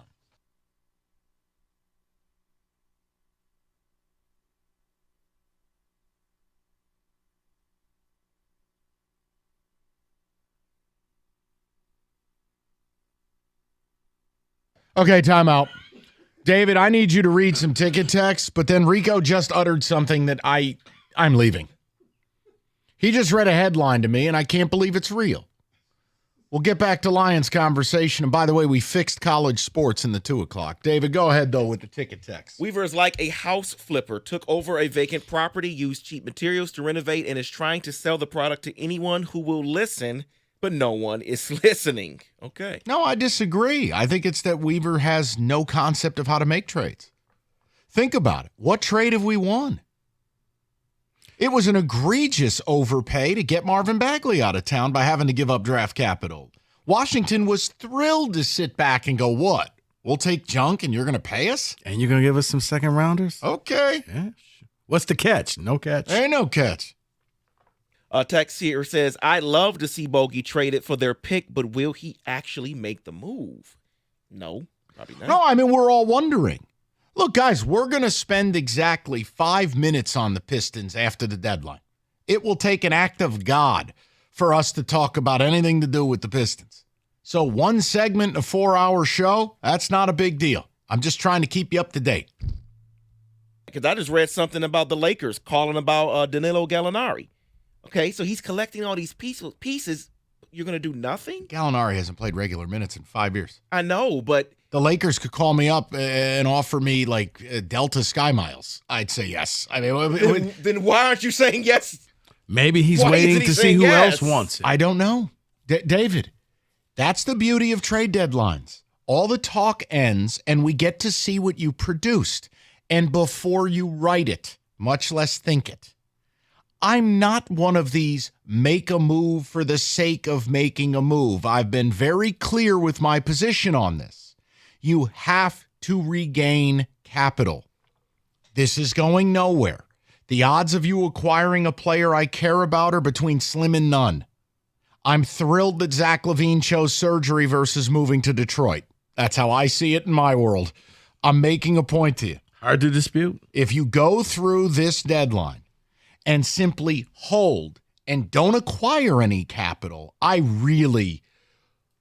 know Tom Gores has a loose idea of what he's saying on a moment-to-moment basis, but his whole big changes are coming thing really looks like parody if we go through this deadline and there's not a major shakeup here. Someone says we need to move Bogdanovich, but if it means taking Miles Bridges, so be it. Okay. Yeah, but you can't say that if you don't tell me what the plan is. He's on a 1-year, $8.75 million deal. Now, are you acquiring him to just watch him walk out the door? No, you can't do that. Any unrestricted free agent you acquire is with the intent of signing them. Some of you really puzzle me. And he comes at a very high risk because, like I said, he could be suspended for half a year for an entire season based off of off-the-court activities. Someone else sends this in saying, asking for your pick back sounds like draft day. That's what I said on the air. Mm-hmm. I'd like my picks back. Another person says, how do the Pistons turn cap space into draft picks because the cap space has not worked for them, i.e. Charlie V? It's why I never would build this thing and then pimp flexibility in cap space to my fan base. Detroit has no place for it. You got to draft well. You got to make bold trades. You got to put it together. Here's your cap space this summer. You'll sign 32-year-old Tobias Harris 4 at 160. Does that sound good? Does that make your denim turgid? Then you'll extend Cade on a rookie deal for two and a quarter. What did it net? A 25-win team. Troy Weaver has sat here and has drafted almost exclusively players who cannot shoot. In an offensive renaissance in NBA history where the league average shooter is 36% from three, you don't have anyone better than 31% in your young core four. Okay? I didn't do that. So depressing when you put it that way. I didn't do it. I know. I'm just all hope. David? Yeah, someone's saying, until he does not do this on Thursday, I have to believe he cannot go through another deadline without trading something to another team. And by the way, the Miles Bridges court date, I just saw in a Charlotte newspaper. It's February 20th. It's going to be a hearing for that violation of the protective order The violation was the woman that he beat the living daylights out of, a.k.a. the mother of his children, in front of said children. In front of the kids. The violation of the protective order is a nice way of saying he threatened her. February 20th. A person who has already done it before. So, again, we've talked about this. I can overlook a lot. I can't get by what he did. And honestly, for a 6-44 basketball team, hey, it ain't like Miles Bridges. The only time I would find a way around that, and I'm big on second chances. Hey, if you told me Miles Bridges walks in this door, we're immediately a playoff team, we'd have to have an adult conversation about what we're willing to overlook and not, and how much do we believe he's a changed man. Here's your problem. I'm not signing him post-haste. Well, that's just it. If he was a changed man, you know what? He went to counseling. He went to rehab. And then he violated the protective order. Right, and really fixed himself. And you know, it wasn't about the words. It was about his actions. Maybe what you did was heinous, but I'm going to give you a short rope, and I'm going to give you another chance. The fact that you violated this. It's hard. Within a year. I know. You didn't learn your lesson. And you're sorry because you got caught. Right. Not because of what you've done. At what cost? To be a 25-win team? Seriously. And even if you get him. Does Miles Bridges make you 20 games better? No. Even if I say yes, fine. You're 25-57. Let me put your crown in the mail. You know what I mean? Well, maybe next year you could win the in-game tournament. No. The in-season tournament. You'd have to get to 38 wins. Well, you're not jumping from 25 to maybe 39 wins. No, you're getting to 25 wins. I'm being crazy. Yeah. I'm being generous. Here, Bridges gets you to 30. What does it mean? I am at a total loss. We'll find out Thursday afternoon. Go ahead, David. Sorry, buddy. Someone's saying maybe the NBA is going to get rid of the three-point line, and then Weaver will look like a genius. No, I mean, look, Jalen Duren's a really good basketball player. But let us be very fair about this. If you're going to play Jalen Duren, you have to have 4 shooters around him. Mm-hmm. Because not only does Duren not take threes, well, he doesn't make them, he don't take them. He's a 0% three-point shooter. The old school big man. Then you drafted Usher Thompson, 10% from deep. You drafted Killian Hayes, 28% from deep. You drafted Jaden Ivey, 31%. Guys, I am making it up. His job is, once you've acquired these players and you recognize there's not a fit, you got to shuffle the deck until you get a better draw. Sitting here like this, I can't figure it out. And if I have to hear Tom Gores tell us how nimble he is again, nimble, man, nobody wants your money. Go look at the free agent crop this summer. I'm not making it up. What do you want? Broken down Klay Thompson? Klay Thompson would spit in your face. And second of all, you wouldn't want him. And by the way, here's more good news from the Western Front. This draft stinks. Yeah. Which is why just get back to 0. You're going to be bad. Just be bad. Write this year off. Try to get your pick back. Wait till you see the players that are available at the top of this draft. I have no holy clue who you'd take. Well, I can't wait to do the breakdown of who the Pistons could possibly take. Let me introduce you to this guy. He was once teammates with Wembanyama. Right. His NBA comparison, Kenny Cott on a bad day. There's some scrubs in this draft. All right, uplifting but I would stuff. say, I would either try to ship this pick to the Knicks this year. No. You know what? Take our first round pick for this year's draft, Rico, and call it even. Take your pick, take bogey, do whatever it would take. But remember, you can't do it because you don't have picks. You can't trade back-to-back picks. It's back to old school. So now, until I acquire a pick, this pick's not in play. I'm not busting your balls. No, I'm just saying this is the situation this moron has put us in. And I'm sure he's a lovely human. He's not good at what he does.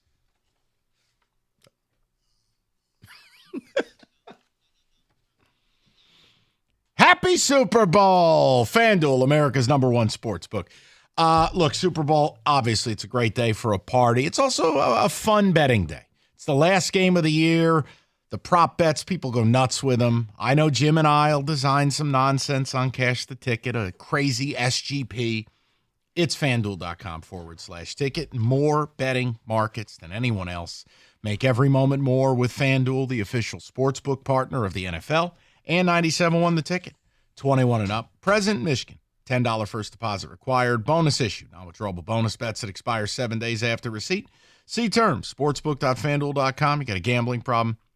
Call 1-800-270-7117.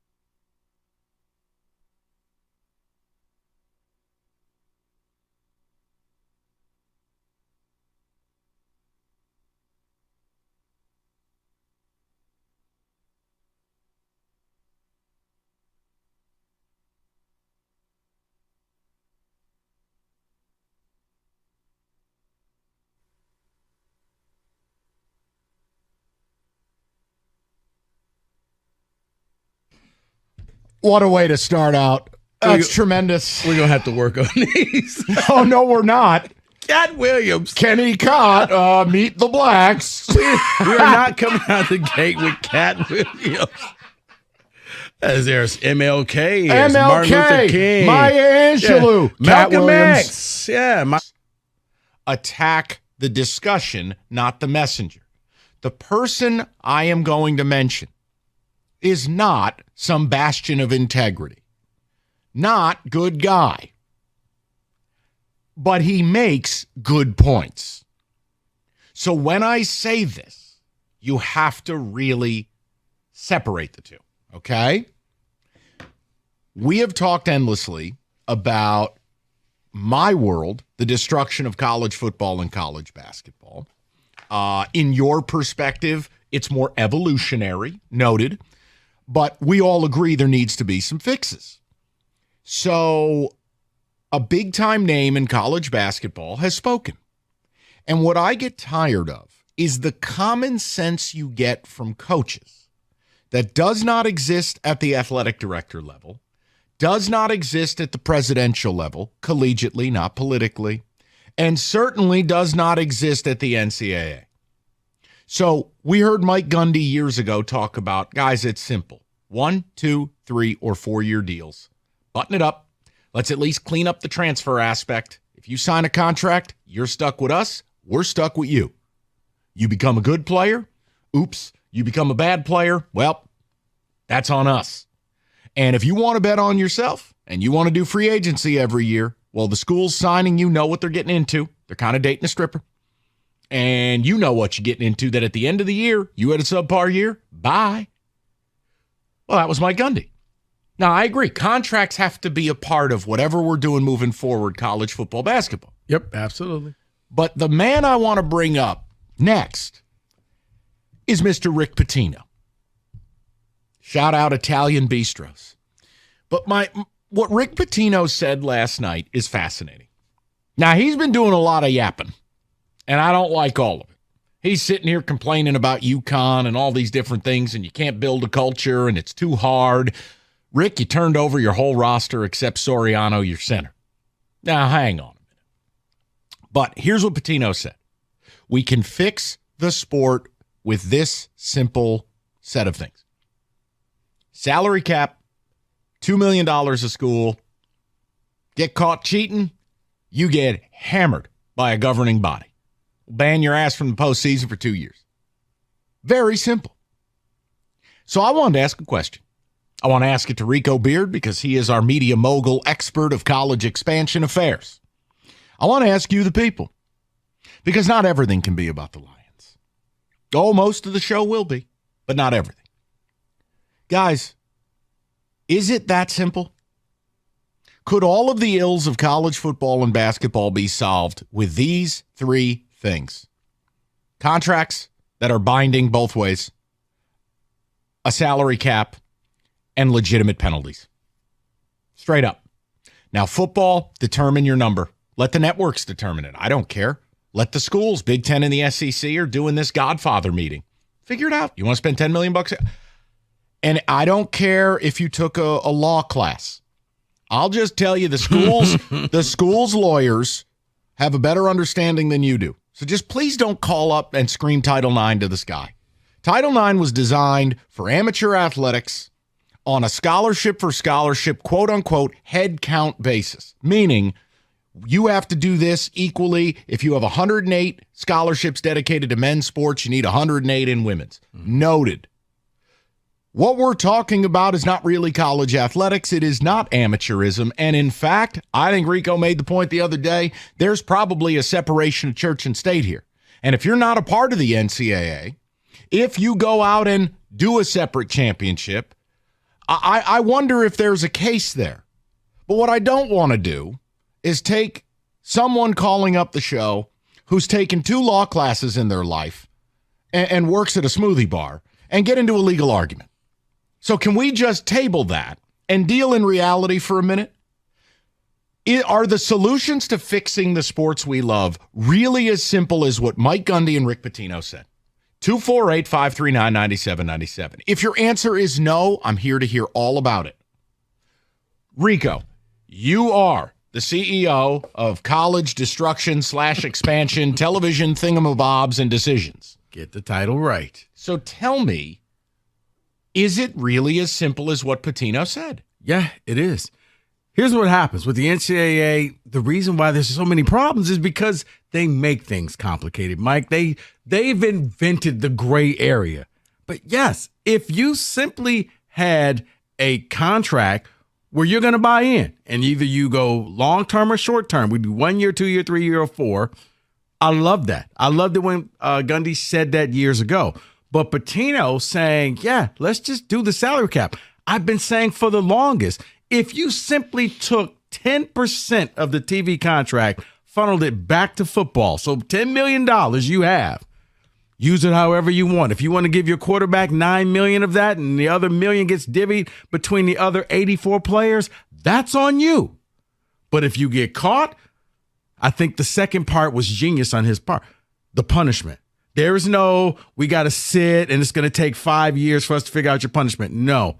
Just like what should have happened with Michigan. It's going to be instant and it's going to be swift. You got caught, you're going to sit out the next 2 years of the college football playoffs or the NCAA tournament. You're not going. There is no, but it was just a cheeseburger. But we had extenuating circumstances. No, you know the rules. If you get caught, 2 years, we're done. We're not going to play the game. We're not going to let you extend it and appeal it. Right. Yeah.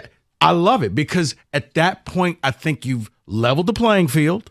So now you don't have to worry about people poaching other people because you have the money, you have the capital, and it's how you spend it. And if you can't, there is no going over the cap. This isn't the NFL where the cap doesn't exist. This is going to be a hard cap. And once you hit your 10 million or 2 million or whatever the cap is, you're done. That means you can't get player X to come to your school because you're broke. Or maybe you better hope that a contract is ending and this guy is off your books and now you can go get that player in the spring. And you enforce it the same way that you enforce it professionally. Look, guys, I'm just trying to throw it out that when you hear smart people talk, like I don't have to agree with all of Rick Pitino's life decisions. But he's a pretty damn smart guy, and he's one of the top 20 college basketball coaches in my lifetime. Maybe ever in the sport, quite frankly, because all he does is win. He's got it right. Chip Kelly had it right when we talked about conference expansion, talked about scheduling and how football needs to be separate. Mike Gundy had it right. So I'm just asking you. You know, if we really are watching the Big Ten and the SEC have this meeting, they're creating their own league. So it should be a salary cap. And how do you enforce it? Simple. Hey, newsflash. You want to play games with the taxes? The IRS going to come and get you. Yeah. You have a governing body. You have an enforcement team, which is simple. Or you know what? You have a commissioner with real power who walks in and says, hey, guys, you knew the rules. You got caught. See you in 2 years. That's it. Greg Sankey, czar of college football. But we're Alabama. Don't care. And that's the other thing, too. It can't be, well, Big Boy got caught. Well, maybe we'll give him a mulligan. No. Because at that point, that really sets the message. If all of a sudden you walk in and in year 3, Texas, gone, 2 years, you know what everybody else is saying? If Texas can go, we can go. Well, and think about it from a college basketball standpoint. You can either afford a salary cap and a set number, or you cannot. And if you cannot, you're gone. You don't get to play D1. Your group, yeah. I mean, let's think about this. College basketball-wise, all jokes aside, how many legitimate Division I teams should there be? I can give you an answer. It shouldn't be more than 100. Not 300 and some? No, I'm sorry, but, no. Chicago State on their barnstorming tour? No, shouldn't be a Division I school. Incarnate Word? No. So I just want to know, is it as simple as what Rick Pitino said last night? Salary cap. Get some contracts, get some enforcement call today. What are we doing out here? 248-539-9797. Yes, we are going to talk Lions. Yes, we will get back into the Brad Holmes commentary because I think he foreshadowed your offseason. But we're going to do something a little different, and no, it ain't going to be ESPN's What's Your Favorite Burger. David, where are you at with it when you hear Rick Pitino speak? Please separate your feelings on Patino from the things that came out of his mouth. I don't have anything to say about Patino. I don't care about that. I care about the actual sport. And when it comes to the actual Drake, sport, please. what he's saying is I agree with what Rico's saying. It's about the even playing field. And I want to even across the board. If Alabama gets caught, Alabama gets punished. Don't say it's just Bama. They can do whatever they want. No, even across the field. Right. And Tennessee Tech doesn't get Correct. punished because Alabama screwed up. make it an even playing field, and I think that's what this does.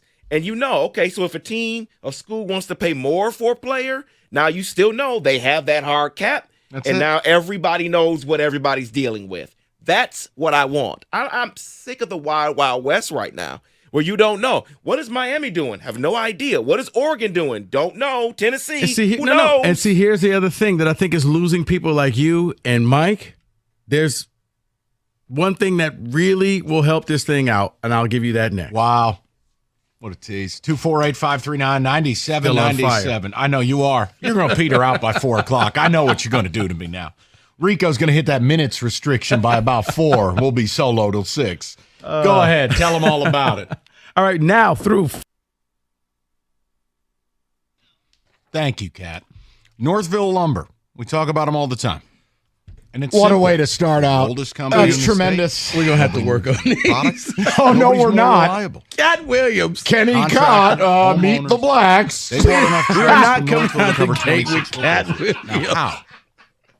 As there's MLK. There's Martin Luther MLK. King. Maya Angelou. Malcolm Cat Williams. X. Yeah. All you got to do, Attack the discussion, not and the some message. of it's as low as $1.59. The person I am Next going season is going to be here before you know it. Beat the spring rush, beat the price increases. Get with Northville Lumber.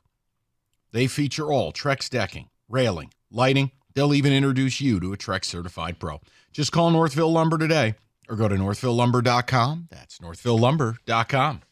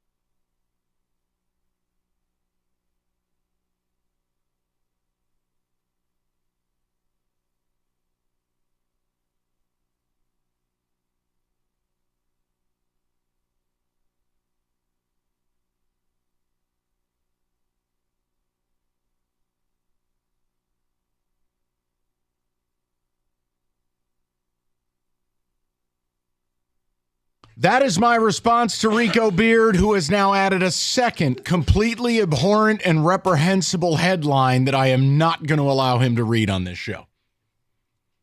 All I can tell you is one of the headlines led with decapitated baby. We ain't going there. I'll just tell you the world's lost cabin pressure. 5 minutes on this before we get back to Lions, top of the hour. We started the show with this article on ESPN. Rick Patino says college basketball needs a salary cap. I agree with him. I mean, I'm not going to ask you to read the whole piece, but basically Patino said, quote, for basketball, have the Big East Conference commissioners get together and create a salary cap between $1.5 and $2 million. All contracts delivered to the league and school offices. And while Patino didn't suggest that major conferences should split from other schools, he said the cap should be different for those leagues. All other conferences can establish their own cap. I would never exclude anyone from the NCAA tournament. Obviously, football's a different sport entirely. Some of their talent makes more than the NFL. More solutions to follow in the coming days. Look, now... Well, here's to add on to this, Mike. Apparently, according to the, looks like the Wall Street Journal, Fox, ESPN, Warner Brothers, creating a joint streaming platform. What does that mean? That means that you're going to see more things like Peacock games exclusively on this streaming network. This is a nightmare. Yeah. Because I'll say it again. This is the one thing people can't make fun of me for. No, it's not about being able to operate the remote. No, it's not sending an electronic mail as an 85-year-old. I full well know how to access Peacock or streaming services to watch a game. You know what I don't like? I watch a lot of college basketball. Tonight, at any given point, there will be a half a dozen games on. You know what I like to do? Watch them all. Mm-hmm. You know what you can't do when a game's on Peacock? You're stuck. You got to take the extra step. In a loop. Because if you leave, and not a pinwheel, but I mean it's a processing, then you're back. Then you want to get back into the streaming service. You got to hit the button again, and the stupid bird is smiling at me, and then I got to click the button, and then I got to click the... That is my hang-up with streaming with sports. It's not about I can't figure it out. It's about I want to be able to turn the channel. Like tonight, you got a couple of really good Big 12 basketball. And I don't want to lose people. I'll just make a point. There's interesting games on that I want to watch. Or maybe, look, in an alternate universe, Kenny wants to watch Edmonton go for the record tonight, but he also wants to tune in and watch Texas, Iowa State. Work with me. Don't let Kenny, just work with me. The point I'm making is, why do we as fans have to choose? Why? Why can't we just watch if they put everything on streaming and I could easily go between channels on streaming, I don't think any of us have a problem. I don't think they really care that. There's the answer. It's causing you some effort because they're going to say, wow, it's 2 buttons that you got to hit. It's more than 2. Cry. Don't do, no, Why? No. Yes. So, yeah. But they're doing it. You saw you had the game exclusively on Peacock for the NFL playoffs. And it looks like ESPN Plus, Hulu, and the HBO Max will each own a third of the product. So great. Salary cap, Patino. 5-minute discussion. I'm all in. Because I can't keep doing what we're doing now. You have to have a cap. And I think because it's the biggest farce that you're making fans pay to keep their athletes with the NIL. Because people think, the university just kick in the money. That's not how this works. The university can't give them money. Like they can, but it goes back to the old days where you're putting it in a McDonald's bag, you're putting cash in there. I'm tired of fans being held hostage. If you want to keep your star quarterback, your star wide receiver, you got to pay to keep him here. And the school cries, well, we're poor. If we lose him, it's all your fault. Here's what else Patino said. Now, by the way, I can't believe this is what we're doing because Patino's 1,000 years old. But look, say what you want about the man. He's impeccable as far as quality of coaching. All right? You want to say he's a bad guy? You want to say he's morally bankrupt? Cool. He's a damn good coach. Here's what he said later on, basically an hour ago, via X or Twitter, whatever you refer to it as. Solution 2. He said the NCAA should be taken out of the equation in a new landscape, which includes contracts for the players. Do away with letters of intent. You make the athletes sign a 2-year binding contract, no different than professional athletes, which they are, Patino said. With that, the NIL collective puts together their contract based on the cap. A lot has to go into it. I believe the NCAA should be taken out of the equation and commissioners put into it as the NCAA loses more cases than the defense lawyers on Law and Order, close quote. So again, I get what I want. Contracts. Players want to get paid? God bless. But a contract. And what it means, Michigan signs a player they like, or Michigan State. You know I have this player for this definite amount of time. If the player turns into Matty Sissoko, too bad. Be better at your scouting. If the player turns out to be Hunter Dickinson, God bless. You got to steal. But you got to have terms of employment. Period. And then at the end of the contract, you can renegotiate. Or go to the league. Yep. You can go to the league. I agree It's totally. free agency. Other teams can now jump in there, but they can't poach your roster every year. That's right. And now if you're a coach, you don't have to sit there and I benched you, Mike. You know what? Hey, please don't leave. Don't hit the And portal. here's the other thing. Nothing really changes if the salary cap for, let's say the Big East or Big Ten. Use the Big Ten. Players in the Big Ten decides we're rich, bitch. $5 million salary cap per team. Well, the Big East isn't the old Big East. They're only at 2.5. Wah. Well, what about the Horizon League? Well, you get paid in pizza. What really changes? Nothing. Players get paid. Fans get more consistency in who's on their team and some level of because think about it, understanding of the sport. in the again. whole NIL and transfer portal, it's still the same teams on top that were on top before we had all of this. Now, it may be a little different because Saban's gone, but Bama and Georgia and like certain teams, Notre Dame, they will always be on top no matter what. So, yeah. I like it. I think, but again, here's the problem. We have reached a time now, whether it is politics, whether it is sports, common sense never prevails. Rick Pitino's put out a couple things here. We're not curing cancer. We're just trying to figure out how we're going to pay these players here's what's and have a sport. It'll never happen. Because now you have to have like a 5-year commission to figure out everybody's feelings, or you could just come in here, do the no-nonsense approach, and realize there's a problem. Let's fix the problem. If a light bulb is out, just get a new bulb and put it in. You don't need to figure out, well, what type of bulb are we going to get? What's the wattage? Who was it made by? I don't These care. are simple We're all solutions. sitting in the dark. Here, let me ask you this question, and we can get back to the Brad Holmes stuff. But if you're leaving work or you're listening, streaming somewhere across the country, if you don't think this fixes it, tell me why. If whether you're a Wolverine, a Spartan, a Buckeye, anything in between, if we had contracts of some form where we just knew I'm stuck with the player and the player's stuck with me, and we had a salary cap of hard-to-find numbers where the league office handles the contracts. How does that not fix 99% of what people like me complain about? I could let go of conference realignment if you gave me this. Because this would allow me to go, okay, these are my guys. I know... Hey, I know who's on my team this year, and I know who's going to be on the team next year. You know who Lion fans probably didn't get attached to this year? C.J. Gardner-Johnson. Why? We understood the relationship from day one. Rental player. 1-year deal. That's I know going in what I'm getting. Right, but you know Aiden Hutchinson, he's a long-term investment, so I'm going to buy the jerseys. Exactly. I'm going to get everything because that's going to be my guy. He's going to be my Lion. And if you sign a guy to a 5-year deal and he turns out to be Adam Ballinger, that's your fault. Well, Ballinger got to catch some strays, man. Come on. Fine. 5-year deal and he turns out to be Damon Bethea. Who hurt you? Anyone wearing green and white lately? Let's get back to the Brad Holmes thing next. 97.1.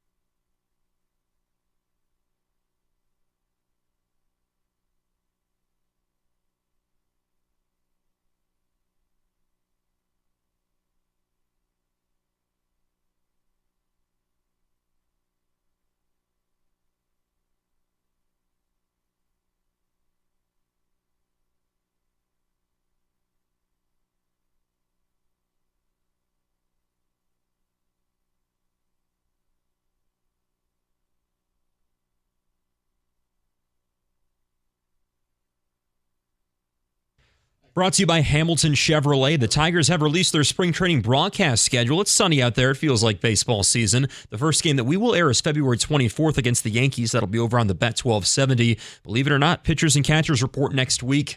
It's a really important road test tonight for Michigan State. The Spartans are in Minnesota to take on the upstart Golden Gophers. MSU is playing its best ball of the season right now, winners of 5 of their last 6. Head coach Tom Izzo wants to repeat the physicality from Saturday's win over Maryland, and he also wants his veterans to keep stepping it up.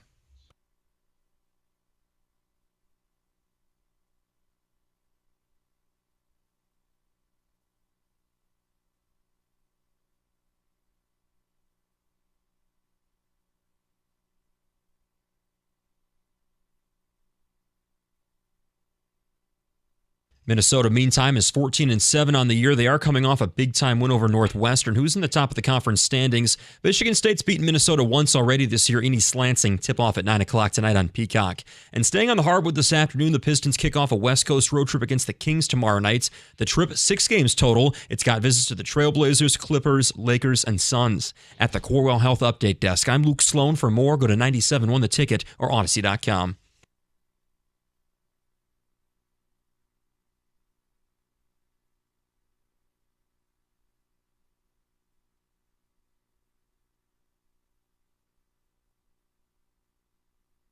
All right, 5 o'clock. If you missed anything, Odyssey.com rewind, and you are more than welcome.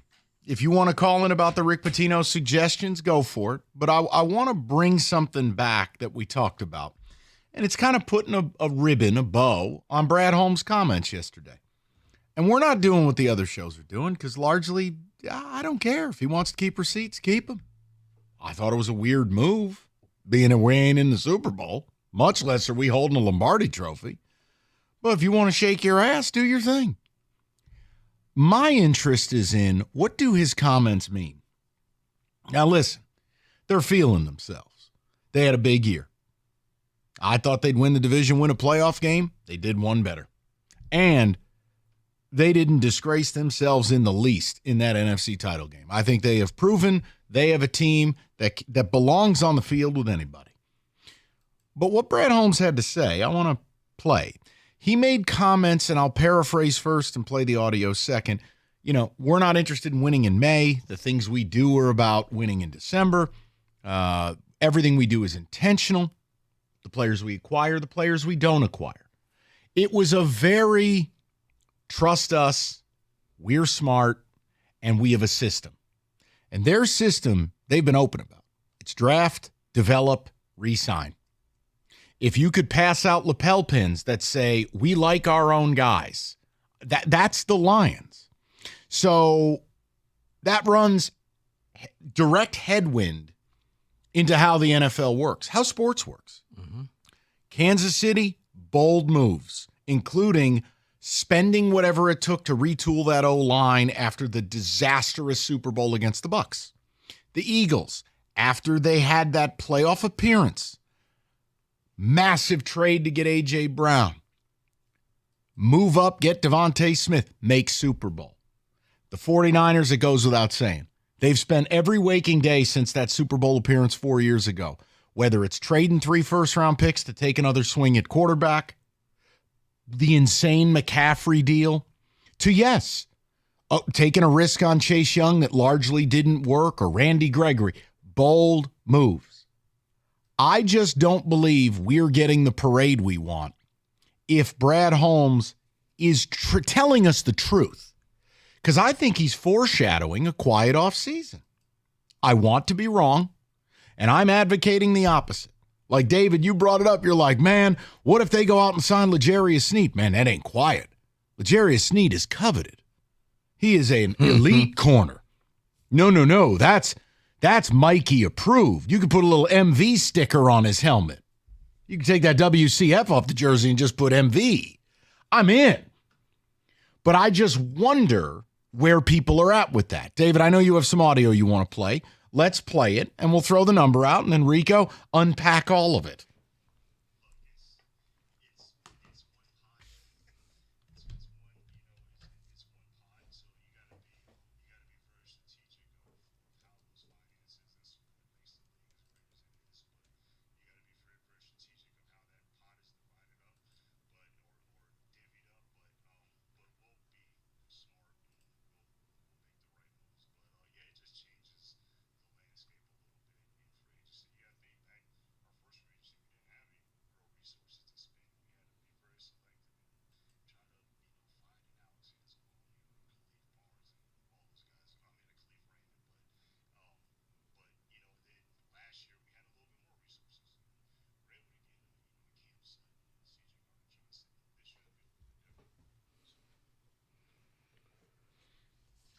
This is a man who's saying my way works. And you're right. We're going to do this my way. I drafted all these people. And this is why I got the receipts, because you guys criticized some of the picks. You told me you don't draft running backs and you don't do this, you don't do that. And it worked. I got you to the championship game. I'm going to run this back. I'm going to keep this core together, and we're going to make it back here. That was pretty much what I heard. Now, does this work? I don't think it does, because everybody's getting better.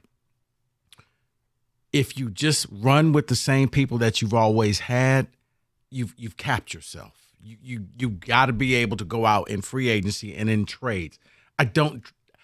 I've never doubted that he can't draft. Now, certain people I would have taken instead of others, but the man has come through in the last 3 years, and he's just been a beast on draft night.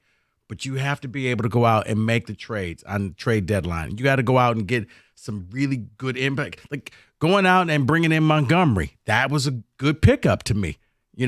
Was it an upgrade over Swift? Yeah, kind of think so.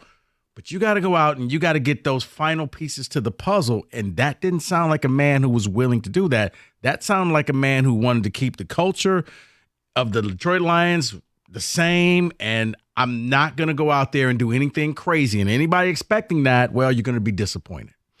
248-539-9797. And again, we operate in a weird space. It's a space where, I just don't think we do the lemming routine on this show. I think Brad Holmes is outstanding at what he does. I think his draft record, which he is building, is excellent. But that doesn't mean we're going to sit here and just pay fealty to the man. I think I've given real examples of what it takes to make a Super Bowl, and I just hope the Lions are willing to do those things. Because what is scary is when you start believing your own hype. That's a dangerous place to be, whether it's a front office executive, a player, a coach. When you start believing your own hype, that's when you're going to it's going to bite you in the ass. These other teams are in a blood sport. And we will see an offseason unfold, and teams are going to do things we like, things we don't like. We'll be right, we'll be wrong. It's why you love sports. But if the Lions' plan is to just close ranks, re-sign, draft, and develop, I'm sorry. I have a hard time believing we'll ever get the ultimate prize. Because what I don't want to hear about is sustained success. I've heard Sheila Ford Hamp say it. I've heard Brad Holmes say it. You know who's had sustained success? The New York Yankees. Do you know whose fan base is absolutely miserable? The New York Yankees. They haven't won the World Series in 15 years. They haven't even been there. You can have all the 90, 95, 100-win seasons you want. If you don't win the World Series, what the hell were we doing? Right, but then you get those are the same people who then say, well, Mike, why do you want them to go out there and go get free agents and make trades? Because if it doesn't work for your Yankees, what makes you think it's going to work for the Lions? Well, the Yankees signed bums. The Yankees made bad decisions. That's like when people would mock rebuilding and flout the process Sixers. You mean something that's never been attempted before, and that's your shining example? No. I just gave you real examples of all teams that have been in the Super Bowl the last 2 years. No, I'm saying this is for people who, well, what if we go out and get this person and he breaks his leg or he's then a you bust? do what the Niners did. You keep going.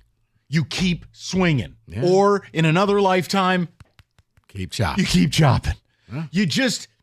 but you're right. I want the Lions to go the whole way. They went and got Trey Lance. Didn't work out. You know what? We're going to move him. Keep moving. See what we can get. Look, I want a Super Bowl. I've told you, people are not going to like some of what comes out of the speakers in the fallout of the Niners game because I am moving the goalposts to where this is the Super Bowl window. So just like last year, I said that it's division, it's win a playoff game. Everything they do in the near future, Super Bowl or bust. And I think you do need to make bold moves. I don't think this is a finished product. You can't tell me that defense is just a couple draft picks away from being a top 10 unit. I do not believe that. I think Aaron Glenn did a fantastic job of making the best meal he could with very poor ingredients. Mm-hmm. Because you're not going to have that top 10 pick. So, look, I trust Holmes, but I don't know if you're going to get that impact player at late in the draft because that's just where you are. So, yeah, if you're this close, now you got to sweeten it with some veteran players, some leadership. Because you know what a veteran player also would have did in the second half? Hey, guys, what are we doing? Okay, we're better than this. What was the graphic? Let's finish. And this is something, like, I think people, and I admit this, when you're a bad team, free agency is not the pond you want to swim in. But when you are an elite team, that's how you finish the job. The experience graphic. As you guys watch that game, Rico, I'm spitballing. They showed the Niners how much playoff experience, and I think it was like 71 games started. The Lions had 7. Yeah. Part of what free agency is, and like I'm only using the player because David got me excited. But if you were to sign a L'Jarius Sneed, that's a guy who has started in damn near the same amount of Super Bowls as your entire secondary started playoff games. Like, you're bringing experience. You're bringing in dogs. And your guys who understand the moment. And those 7, those 7 people, that was one of them was Cam Sutton. Right. Now you can also go out and spend big and sign a loser. That happens too. But see, that's where I think Lions fans will then lose it. Like, well, but we took this guy and nothing happened and we lost. Then you try again. Sorry, I snapped at you. You know what? I was projecting. I'm not mad at you. I'm not. You're a beautiful man. Tell the people all about it, and we'll go right to the phone calls. 97.1. All right, Xfinity connects me to more of the great games that I love. And now that football season is almost over, gives me a chance to actually catch up on some of my favorite shows. Mike's giving me some suggestions. With Xfinity Internet, I get the speed I need at a great price, and you too can get the speed you need at a great price thanks to the fastest internet on the largest gig speed network, delivering to more homes than any other network. Enjoy all your favorite apps all in one place with the Flex 4K streaming box, all with Xfinity Internet. Xfinity allows me to stream all of my favorite shows without interruption. That means you can get the latest scores as they happen, injury updates, whatever you need. Choose from a variety of speeds depending on your needs, including gig speeds up to 1.2 gigabits per second, and enjoy reliable internet on all your devices. To get started, call 1-800-XFINITY, visit Xfinity.com, or drop into an Xfinity store today for more details. Maximum download speed of 940 megabits per second when hardwired via Ethernet. Actual speeds vary and not guaranteed based on Xfinity's fastest available download speeds.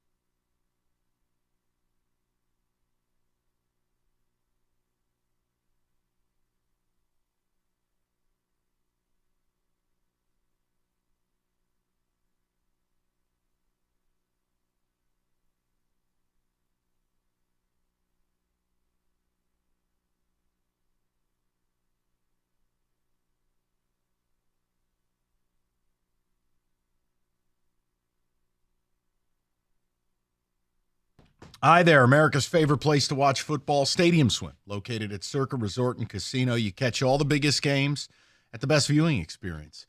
We'll be out there for March Madness. Cannot wait to get to March Madness. You can chill in one of the 6 pools, 3 different levels. Perfect view of the biggest outdoor sports book on the planet. It's Circa. It is Stadium Swim. Book your spot today at circalasvegas.com.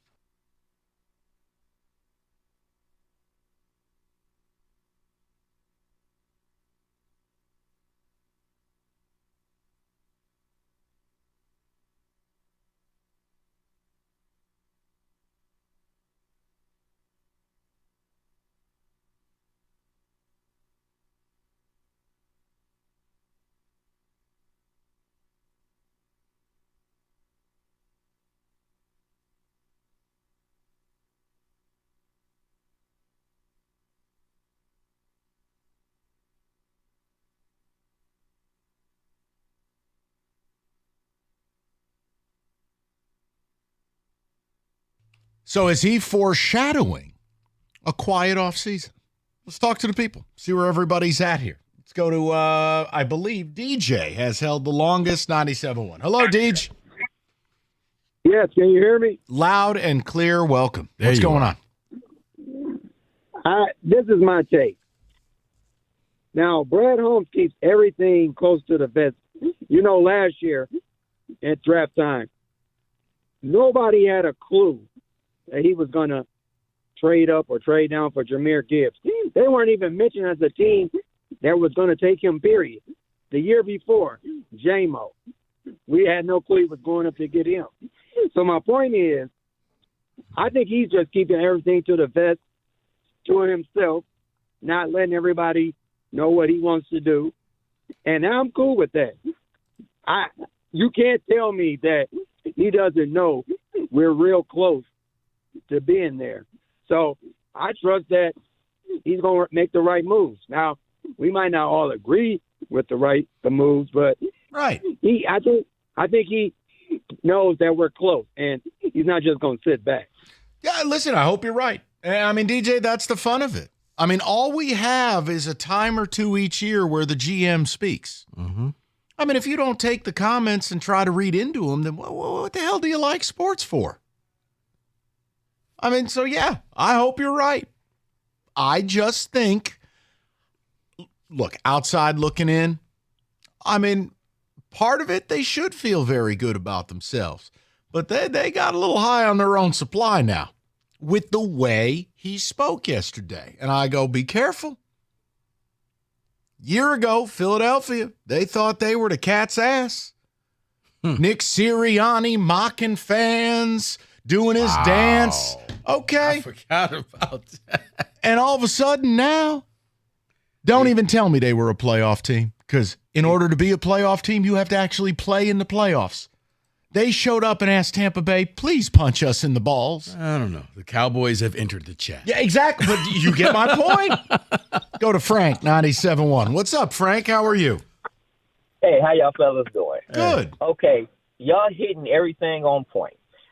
I've been trying to say this, call in for a couple of minutes, so give me a minute. It's a lot, but I'm going to get it all in one. Okay. First of all, I just think it wasn't our time. Bad things, the helmet catch, the going for it, all that, I'm happy with the Lions do. All right, I'm so happy about the core, our franchise, the offense, and everything. But saying all that, I still think they believe they're the smartest person in the room. So I'm looking for a reality check. What I mean by that, next season, I think we barely going to make the playoffs just because they happy what they have. I don't see us doing nothing in free agency. I see they feeling like this. We made it that far, and just imagine if our players was healthy, we would have been all right. We don't need to get all this. So they go do the depth and draft capital. In draft, they're going to pick all their players, and it's probably going to smack them in the face.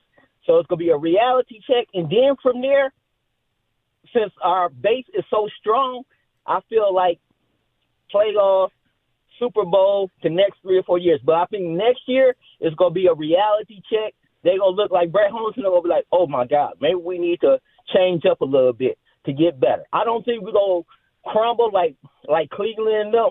I think we got something solid, But I just think next season gonna be a reality check. Yeah, listen, I'm not being negative, right? I'm the guy who gave you effusive positivity all last offseason. I just tell you, Rico would tell you, David will tell you, I'll tell you. Man, the only thing harder than making the playoffs or making a run is doing it again. Mm-hmm. And the things you have to do largely are really uncomfortable. And whether that is to pay or not to pay your quarterback, did I put too much faith or not enough faith in the guys that are in that room? And then you have to make the right calls on the veterans you bring in from other people's locker rooms. I think it's a very dangerous thing. If the goal is truly, we are all in to win the Super Bowl, the things you do to do that do not align with quote-unquote sustained success. See, I'm not interested in winning 10 games a year over the next 5 years. I'm interested in winning the Super Bowl one time. So you don't want to be the Cowboys? No, I'm just saying that's pretty much what the Cowboys are. Ask Cowboy fans how happy they are with 3 straight 12-win seasons, but no Super Bowl appearances, much less a title. They're not happy at all. No, and Lions fans are about to go through something that is stunning. If I would have told you just 3 short months ago that there will come a time you are angry that your team won 11 games and won a playoff game, you'd go, that's not possible. Inconceivable. It can happen. That's going to be you next year. Anything short of making the Super Bowl, fans are not going to be happy. You get bounced early off of a lucky kick or a bad referee's call. Bleep happens. How about the Packers, Aaron Rodgers' last 2 years there? 1 seed, home game, bye week, loss. You've entered the chat now. Mm-hmm. So understand, I can't demand that you think the way I do. I'm not asking you to. But it's like music, largely subjective. My view on what to do in a Super Bowl window is my own. Yeah, if you don't agree, you think you can draft, develop, and kumbaya, keep everybody together, God bless. We all want the same thing. But I like to think I got a decent idea what it takes to do it because Lord knows I've done this job for 20 years. There's a consistent pattern with the elite teams in the NFL. And now you've seen it. Well, think about this. How many times do you hear, I'm sick of seeing the same teams over and over? Because they know what to do. Yep. They pay the cost. And, okay, we got to go get this player. This player didn't work out, like you said. We got to go get this player. You know what? Christian McCaffrey's available. You don't need a running back. We'll take him anyway. Mortgage the future. See what we can get. You won't have top draft picks. Doesn't matter because if this works out, we're going to be drafting 32nd anyway. Look at the Baltimore Ravens. Huh? Now think about this. The Ravens are always successful. Got a new OC. Acquiesced to their quarterback's demands, brought in receivers, brought in the players he wanted. They draft a stud in the first round in Zay Flowers. They did it all. Didn't work. Now, worked in the regular season, but it didn't work. You know what the Ravens are going to do this offseason? They'll take another swing at the pinata, and they're going to be bold, and they're going to fight to the death to get where they need to go. I don't think you can sit out of that poker game and end up winning the jackpot. I just don't. If they do, Brad Holmes deserves Executive of the Decade. But I don't remember a team that simply draft, developed, and re-signed and had a parade down their main boulevard, if you will. Let's go to Ron, 97.1. Ron, what's going on? Whoopsie daisy. Ron, how you doing, buddy? How you doing, Michael and Rico? Good, Ronald. What's going on, bud? Oh, man, I have lived a lifetime of disappointment. I'm a Lions fan, Tigers fan, Pistons fan, and a Maple Leaf fan. It's been painful. Oof. So this year, I had a lot of hope, man. And when they had draft night and they didn't take Jalen Carter, all I heard in my head was chair shot smash. Then when they did free agency, I'm screaming to my wife, they didn't get Montez Sweat. They didn't get Chase Young, chair shot smash. And it just seems a lot more of the exact same that's coming. And I just have an eerie feeling we're going to watch a relapse of just I'm the smartest man in the room, and I'm sad. I don't want to see it. We have a window. Look what happened to Cincinnati. Like you said, look what's happening to Dallas. We have a window. We're about to lose the window if we don't take a bold move. I'm with you. And you know what, Ron? I'm going to add an addendum to your bold move. Here's what I don't want to see in this draft. I don't want you drafting anybody within the top 3 rounds who's injured. I'm tired of that. You've now made it to the big boy table. Anybody you draft should be able to play week 1. This isn't the rehab town. This is a place where you should be able to play. You did that with J-Mo. It looks like it may be working out. You did that with Hendon Hooker. Imagine had you took a defensive lineman with that pick, but you took Hooker. No more drafting injured players. Drafted Pascal, who was hurt, didn't you? Yes, yeah. Yeah, Pascal was hurt. And I think about this. I'm scared. What if the bold move he makes is they trade Jared Goff? Oh, good God. No, stop. I mean, hold on. All right, now listen. I know. I love him. I thought he was a great acquisition from the Rams.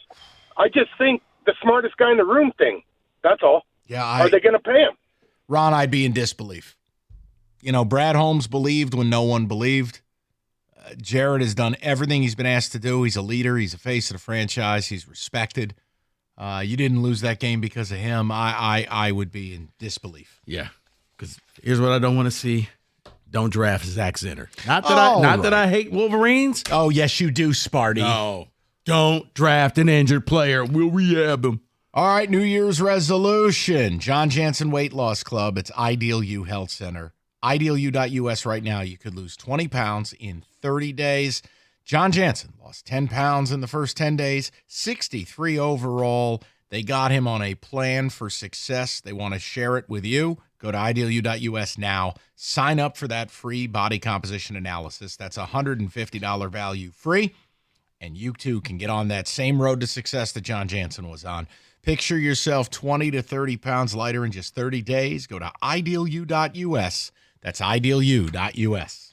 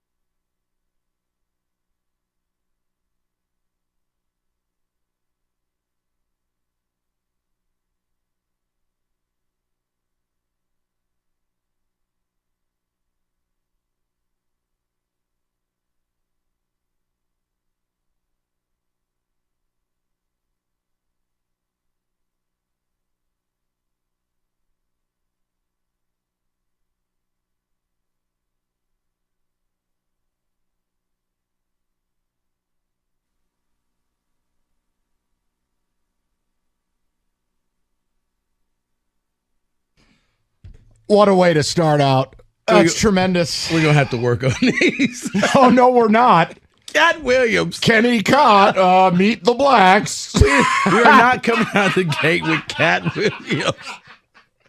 As there's MLK, there's Martin Luther King, Maya Angelou, Cat Malcolm Williams. X. Yeah. Attack the discussion, not the messenger. The person I am going to mention is not some bastion of integrity, not good guy, but he makes good points. So when I say this, you have to really separate the two, okay? We have talked endlessly about my world, the destruction of college football and college basketball. In your perspective, it's more evolutionary, noted. But we all agree there needs to be some fixes. So a big-time name in college basketball has spoken. And what I get tired of is the common sense you get from coaches that does not exist at the athletic director level, does not exist at the presidential level, collegiately, not politically, and certainly does not exist at the NCAA. So we heard Mike Gundy years ago talk about, guys, it's simple. 1, 2, 3, or 4-year deals. Button it up. Let's at least clean up the transfer aspect. If you sign a contract, you're stuck with us. We're stuck with you. You become a good player. Oops. You become a bad player. Well, that's on us. And if you want to bet on yourself and you want to do free agency every year, well, the schools signing you know what they're getting into. They're kind of dating a stripper. And you know what you're getting into, that at the end of the year, you had a subpar year. Bye. Well, that was Mike Gundy. Now, I agree. Contracts have to be a part of whatever we're doing moving forward, college football, basketball. Yep, absolutely. But the man I want to bring up next is Mr. Rick Patino. Shout out Italian Bistros. But what Rick Pitino said last night is fascinating. Now, he's been doing a lot of yapping, and I don't like all of it. He's sitting here complaining about UConn and all these different things, and you can't build a culture, and it's too hard. Rick, you turned over your whole roster except Soriano, your center. Now, hang on a minute. But here's what Patino said. We can fix the sport with this simple set of things. Salary cap, $2 million a school. Get caught cheating, you get hammered by a governing body. Ban your ass from the postseason for 2 years. Very simple. So I wanted to ask a question. I want to ask it to Rico Beard because he is our media mogul expert of college expansion affairs. I want to ask you, the people, because not everything can be about the Lions. Oh, most of the show will be, but not everything. Guys, is it that simple? Could all of the ills of college football and basketball be solved with these three things? Contracts that are binding both ways, a salary cap, and legitimate penalties. Straight up. Now, football, determine your number. Let the networks determine it. I don't care. Let the schools, Big Ten and the SEC, are doing this Godfather meeting. Figure it out. You want to spend $10 million bucks? And I don't care if you took a law class. I'll just tell you, the schools lawyers have a better understanding than you do. So just please don't call up and scream Title IX to the sky. Title IX was designed for amateur athletics on a scholarship for scholarship, quote unquote, head count basis, meaning you have to do this equally. If you have 108 scholarships dedicated to men's sports, you need 108 in women's. Noted. What we're talking about is not really college athletics. It is not amateurism. And in fact, I think Rico made the point the other day, there's probably a separation of church and state here. And if you're not a part of the NCAA, if you go out and do a separate championship, I wonder if there's a case there. But what I don't want to do is take someone calling up the show who's taken 2 law classes in their life and works at a smoothie bar and get into a legal argument. So can we just table that and deal in reality for a minute? Are the solutions to fixing the sports we love really as simple as what Mike Gundy and Rick Pitino said? 248-539-9797. If your answer is no, I'm here to hear all about it.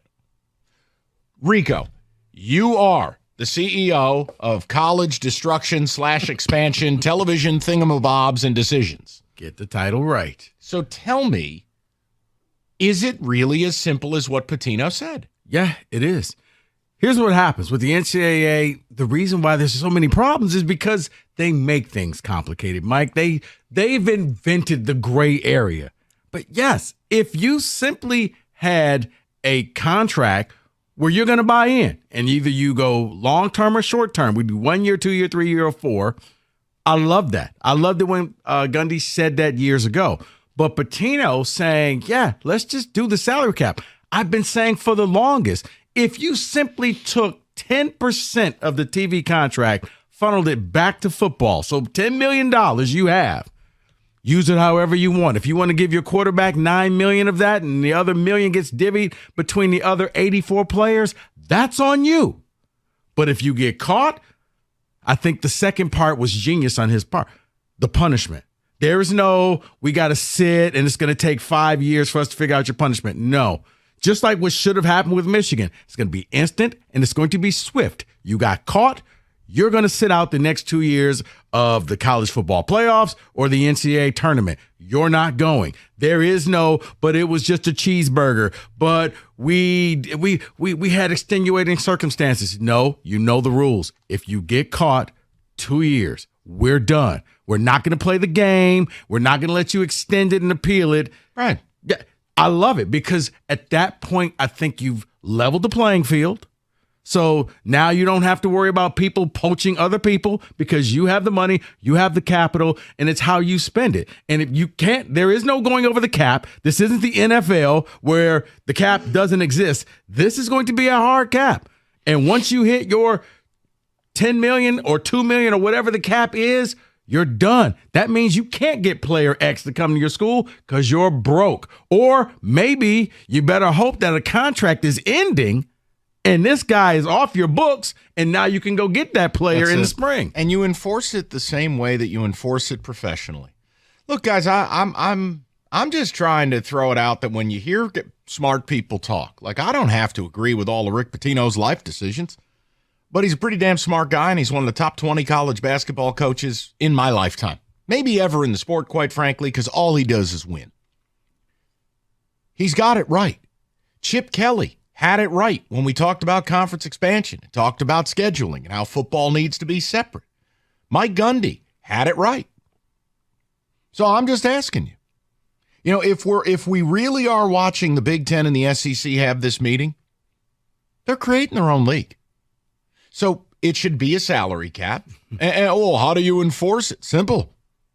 Hey, newsflash. You want to play games with the taxes? The IRS is going to come and get you. You have a governing body. You have an enforcement team, which is simple. Or you know what? You have a commissioner with real power who walks in and says, hey, guys, you knew the rules. You got caught. See you in 2 years. That's it. Greg Sankey, czar of college football. But we're Alabama. Don't care. And that's the other thing, too. It can't be, well, Big Boy got caught. Well, maybe we'll give him a mulligan. No. Because at that point, that really sets the message. If all of a sudden you walk in and in year 3, Texas, gone, 2 years. You know what everybody else is saying? If Texas can go, we can go. Well, and think about it from a college basketball standpoint. You can either afford a salary cap and a set number, or you cannot. And if you cannot, you're gone. You don't get to play D1. Your group, yeah. I mean, let's think about this. College basketball-wise, all jokes aside, how many legitimate Division I teams should there be? I can give you an answer. It shouldn't be more than 100. Not 300 and some? No, I'm sorry, but, no. Chicago State on their barnstorming tour? No, shouldn't be a Division I school. Incarnate Word? No. So I just want to know, is it as simple as what Rick Pitino said last night? Salary cap. Get some contracts, get some enforcement called a day. What are we doing out here? 248-539-9797. Yes, we are going to talk Lions. Yes, we will get back into the Brad Holmes commentary because I think he foreshadowed your offseason. But we're going to do something a little different, and no, it ain't going to be ESPN's What's Your Favorite Burger. David, where are you at with it when you hear Rick Pitino speak? Please separate your feelings on Patino from the things that came out of his mouth. I don't have anything to say about Patino. I don't care about that. I care about the actual sport. When it comes to the actual sport, please. What he's saying is I agree with what Rico's saying. It's about the even playing field. And I want to even across the board. If Alabama gets caught, Alabama gets punished. Don't say it's just Bama. They can do whatever they want. No, even across the field. Right. And Tennessee Tech doesn't get punished because Alabama screwed up. Make it an even playing field, and I think that's what this does. And so if a school wants to pay more for a player, now you still know they have that hard cap, now everybody knows what everybody's dealing with. That's what I want. I'm sick of the wild, wild west right now, where you don't know. What is Miami doing? Have no idea. What is Oregon doing? Don't know. Tennessee, who knows? And see, here's the other thing that I think is losing people like you and Mike. There's one thing that really will help this thing out, and I'll give you that next. Wow. What a tease. 248-539-9797. I know you are. You're going to peter out by 4 o'clock. I know what you're going to do to me now. Rico's going to hit that minutes restriction by about 4. We'll be solo till 6. Go ahead. Tell them all about it. All right, now through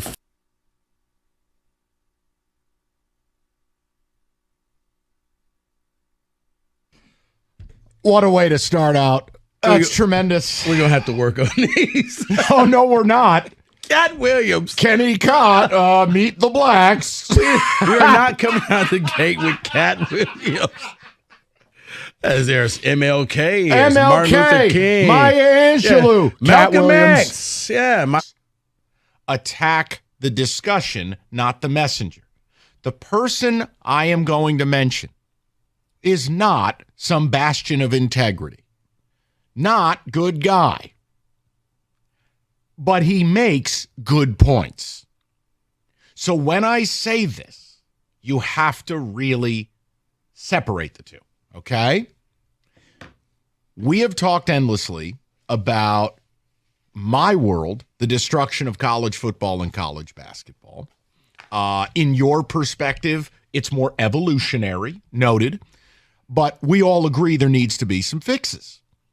So a big-time name in college basketball has spoken. And what I get tired of is the common sense you get from coaches that does not exist at the athletic director level, does not exist at the presidential level, collegiately, not politically, and certainly does not exist at the NCAA.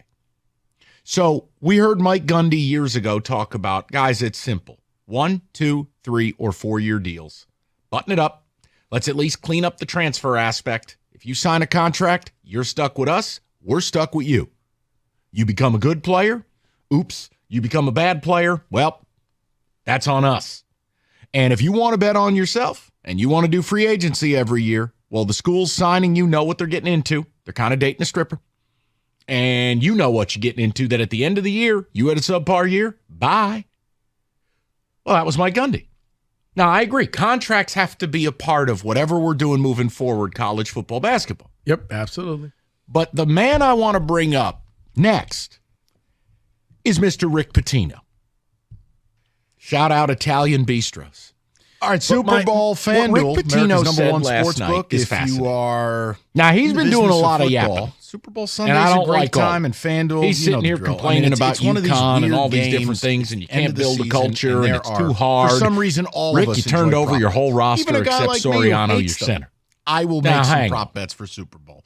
But It just here's makes what it Patino fun. said. FanDuel.com. We can fix /ticket. the sport That's with this FanDuel.com. simple /ticket. set of Make things. every moment more. Salary FanDuel, cap, the official $2 million sportsbook a partner of the school. NFL, and 97 won the Get ticket. caught cheating, 21 and up. you President get Michigan. hammered $10 first by a deposit governing body. required. Bonus issue. Ban your ass Knowledgeable from the bonus postseason bets for that 2 years. expire 7 days after receipt. Very simple. See terms. Sportsbook.fanduel.com. So I wanted to ask a question. You get a gambling I problem. want to ask it to Rico Beard because he is our media 7-0. mogul 7-1-1-7. expert of college expansion affairs.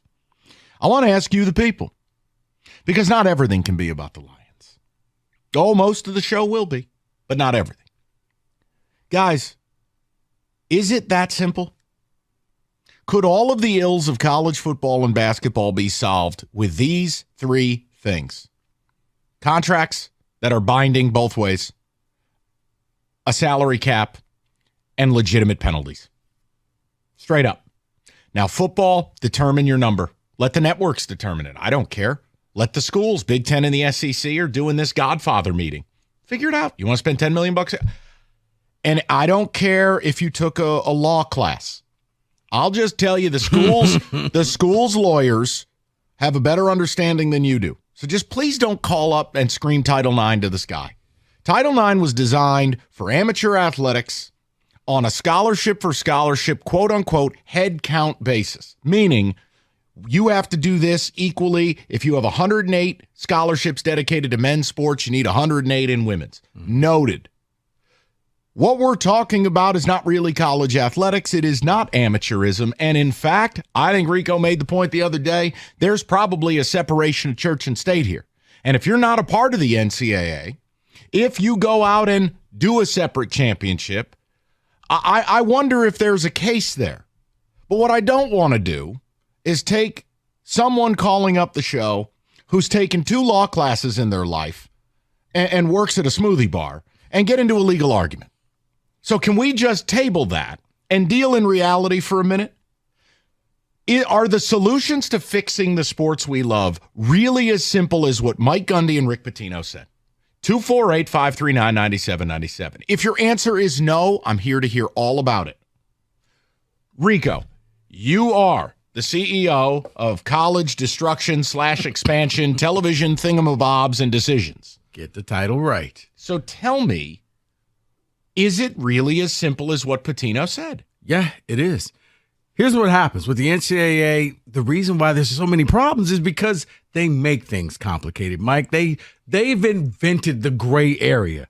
But yes, if you simply had a contract where you're going to buy in and either you go long-term or short-term, we do 1 year, 2 year, 3 year, or 4. I love that. I loved it when Gundy said that years ago. But Patino saying, yeah, let's just do the salary cap. I've been saying for the longest, if you simply took 10% of the TV contract, funneled it back to football, so $10 million you have, use it however you want. If you want to give your quarterback $9 million of that and the other $1 million gets divvied between the other 84 players, that's on you. But if you get caught, I think the second part was genius on his part, the punishment. There is no, we got to sit and it's going to take 5 years for us to figure out your punishment. No.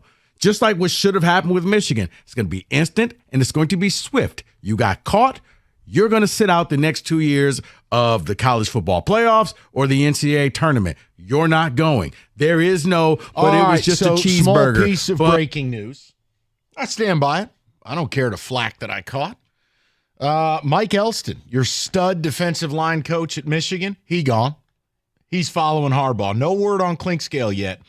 But even some Michigan reporters are saying it. If you lost Elston, be prepared. You're about to lose some of your best defensive players to the portal. So you keep telling yourself Harbaugh left you in a better spot. He is gutting this program. You got the natty. Just keep telling yourself, we got the natty. David, you got the natty. I'm sorry, I can't do that. You got the natty. I can't just stare at the natty and just be happy. Because here's what some Michigan fans will say. When Harbaugh got here, we didn't have this trophy in the trophy case. Now we do. Don't care.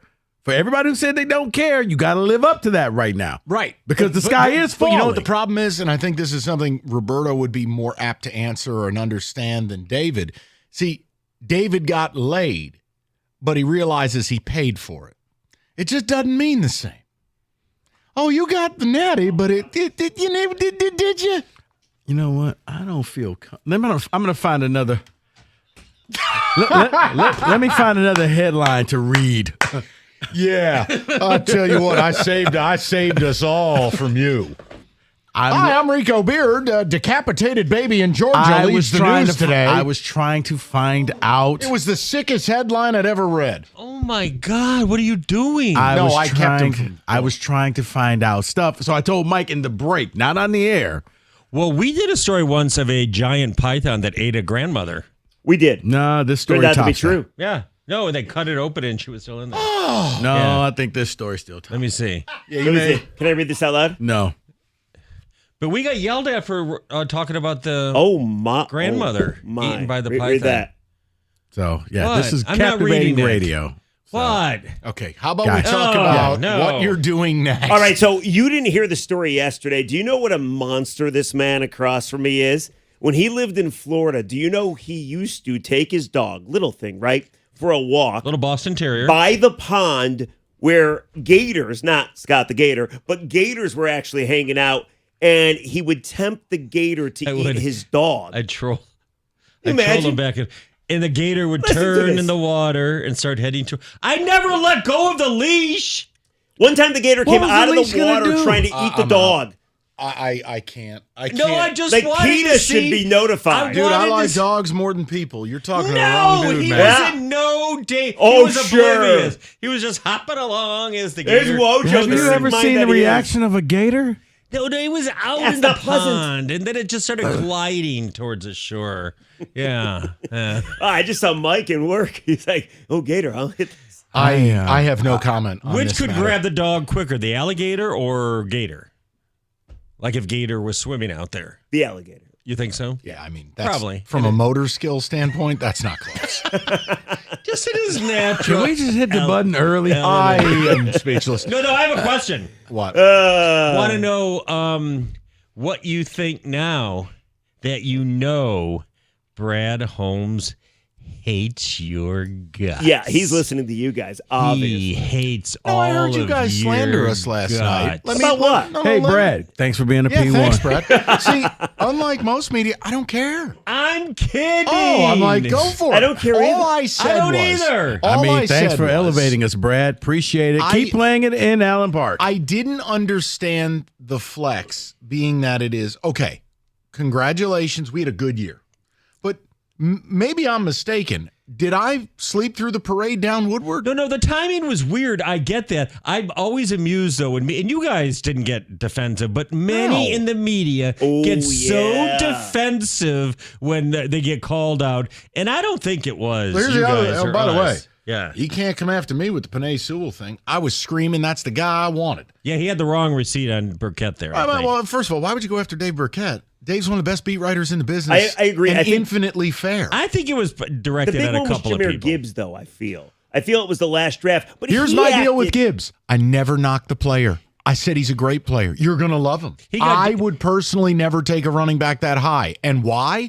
And I gave reasons. No, if he you're got destroyed offended nationally for that one. Okay. But that's the thing. No, Did he no, I'm really- joking about Did he get destroyed that much? See, that's what I was trying to figure out. No, he did. did. He really get No, crushed? people said the most. I guess I don't remember feel, it. hold on, first of all, you said no. It requires. No. What I would say is this. No. I think there is foreshadowing. Oh, They are totally. going to draft, develop, re-sign. We like our guys. We're high on our own supply. And all I've said is, whether it's the Eagles, the Niners, the Chiefs, the quote-unquote teams that are always there, they utilize every lever, every button, and bold moves have to get made. I don't believe we can have a quiet offseason and just draft and re-sign ours and win a Super Bowl. Okay, but the counter to that is when you have an organization the Patriots never did that. They had an organization Correct. put together. But you had a cheat code. Okay, whatever, but for 20 years. Okay, greatest coach in the history of the sport, greatest quarterback in the history of the sport. I think we're downgrading Belichick now, aren't we? No. A Just little okay. bit? Although apparently you he know got what, that Atlanta job. He just decided not to take it. I'm not going to downgrade him. I mean, they work Well, he's together. below Brady, I think. It's because Brady the went point to I'm Michigan, making right? is, That's why. No, it would be like equating how the Bulls did business. Well, you had Michael Jordan. No. I listen, you're not wrong. You did but it it's again, not, Bob. No. It's not as easy as you think. Like the Browns, quote unquote, tried to go for, got Deshaun Watson and everything else, and it blew up on them. They're not always going to work. See, here's the problem I have. Not with you. I'm saying anyone who does this. You will find an example of a strategy not working, and then you champion this. I outlined every other good Super Bowl team, and here are the specific moves they made. Look at the Chiefs. After their O-line was the equivalent of your defense, spent huge on Joe Tooney, went out and got Jawanda Taylor. Huge Okay, but you're dollars doing on the the same O-line. thing. For How? every example I you did have the Eagles. that I works, did them all. I there's did an the example Niners. that doesn't work. I did the Niners good and bad. I'm saying. It works sometimes, and it doesn't work sometimes. But what doesn't work ever is not being bold and finishing the job. There's no example of a team that is able to just draft, develop, but and define go. bold. Bold is moving up and down in the draft to get really elite, skilled players. Bold in is the first L'Jarius round. Sneed. Make it so. Bold is not necessarily Chase Young. Bold is having a guy in spy glasses on your in-state rival sidelines. That's true, actually. Yes. Yeah. Where's he going to wind up? Who's hiring him? He should go to San Diego. Harbaugh going to hire him? Go to L.A. What the hell's the difference? No. Probably go to Seattle. All his buddies. You are in think Seattle's going to hire him? And I didn't mean to start an argument. I was saying No, it was. I love arguments. It was how we No. approached the topic. But look, No, you're totally right, though. He is laying the groundwork. He said, don't be spooked when you hear some things in the offseason that we're not doing. That's what he's doing. And I don't care anybody says if they had gotten Montez Sweat, they'd be in the Super Bowl right now. You know it. What about Chase Young? Chase didn't work out with the Niners, but they didn't give up but anything you know to what? get He gonna him. be benched for the big game? No, he's not. That's an internet rumor. Stop saying Lions that. fans. Here's the thing: if he wasn't on the Niners, maybe the 4th and 3 play works. Uh-oh. Or maybe you should have kicked the field goal. I'm not getting into that. No. What is coming up next? All right, so we're going to talk about something that was totally overlooked yesterday with the Brad Holmes press conference. Coming up and next, how it 97.1. affects, how dare you? The ticket. I was not done.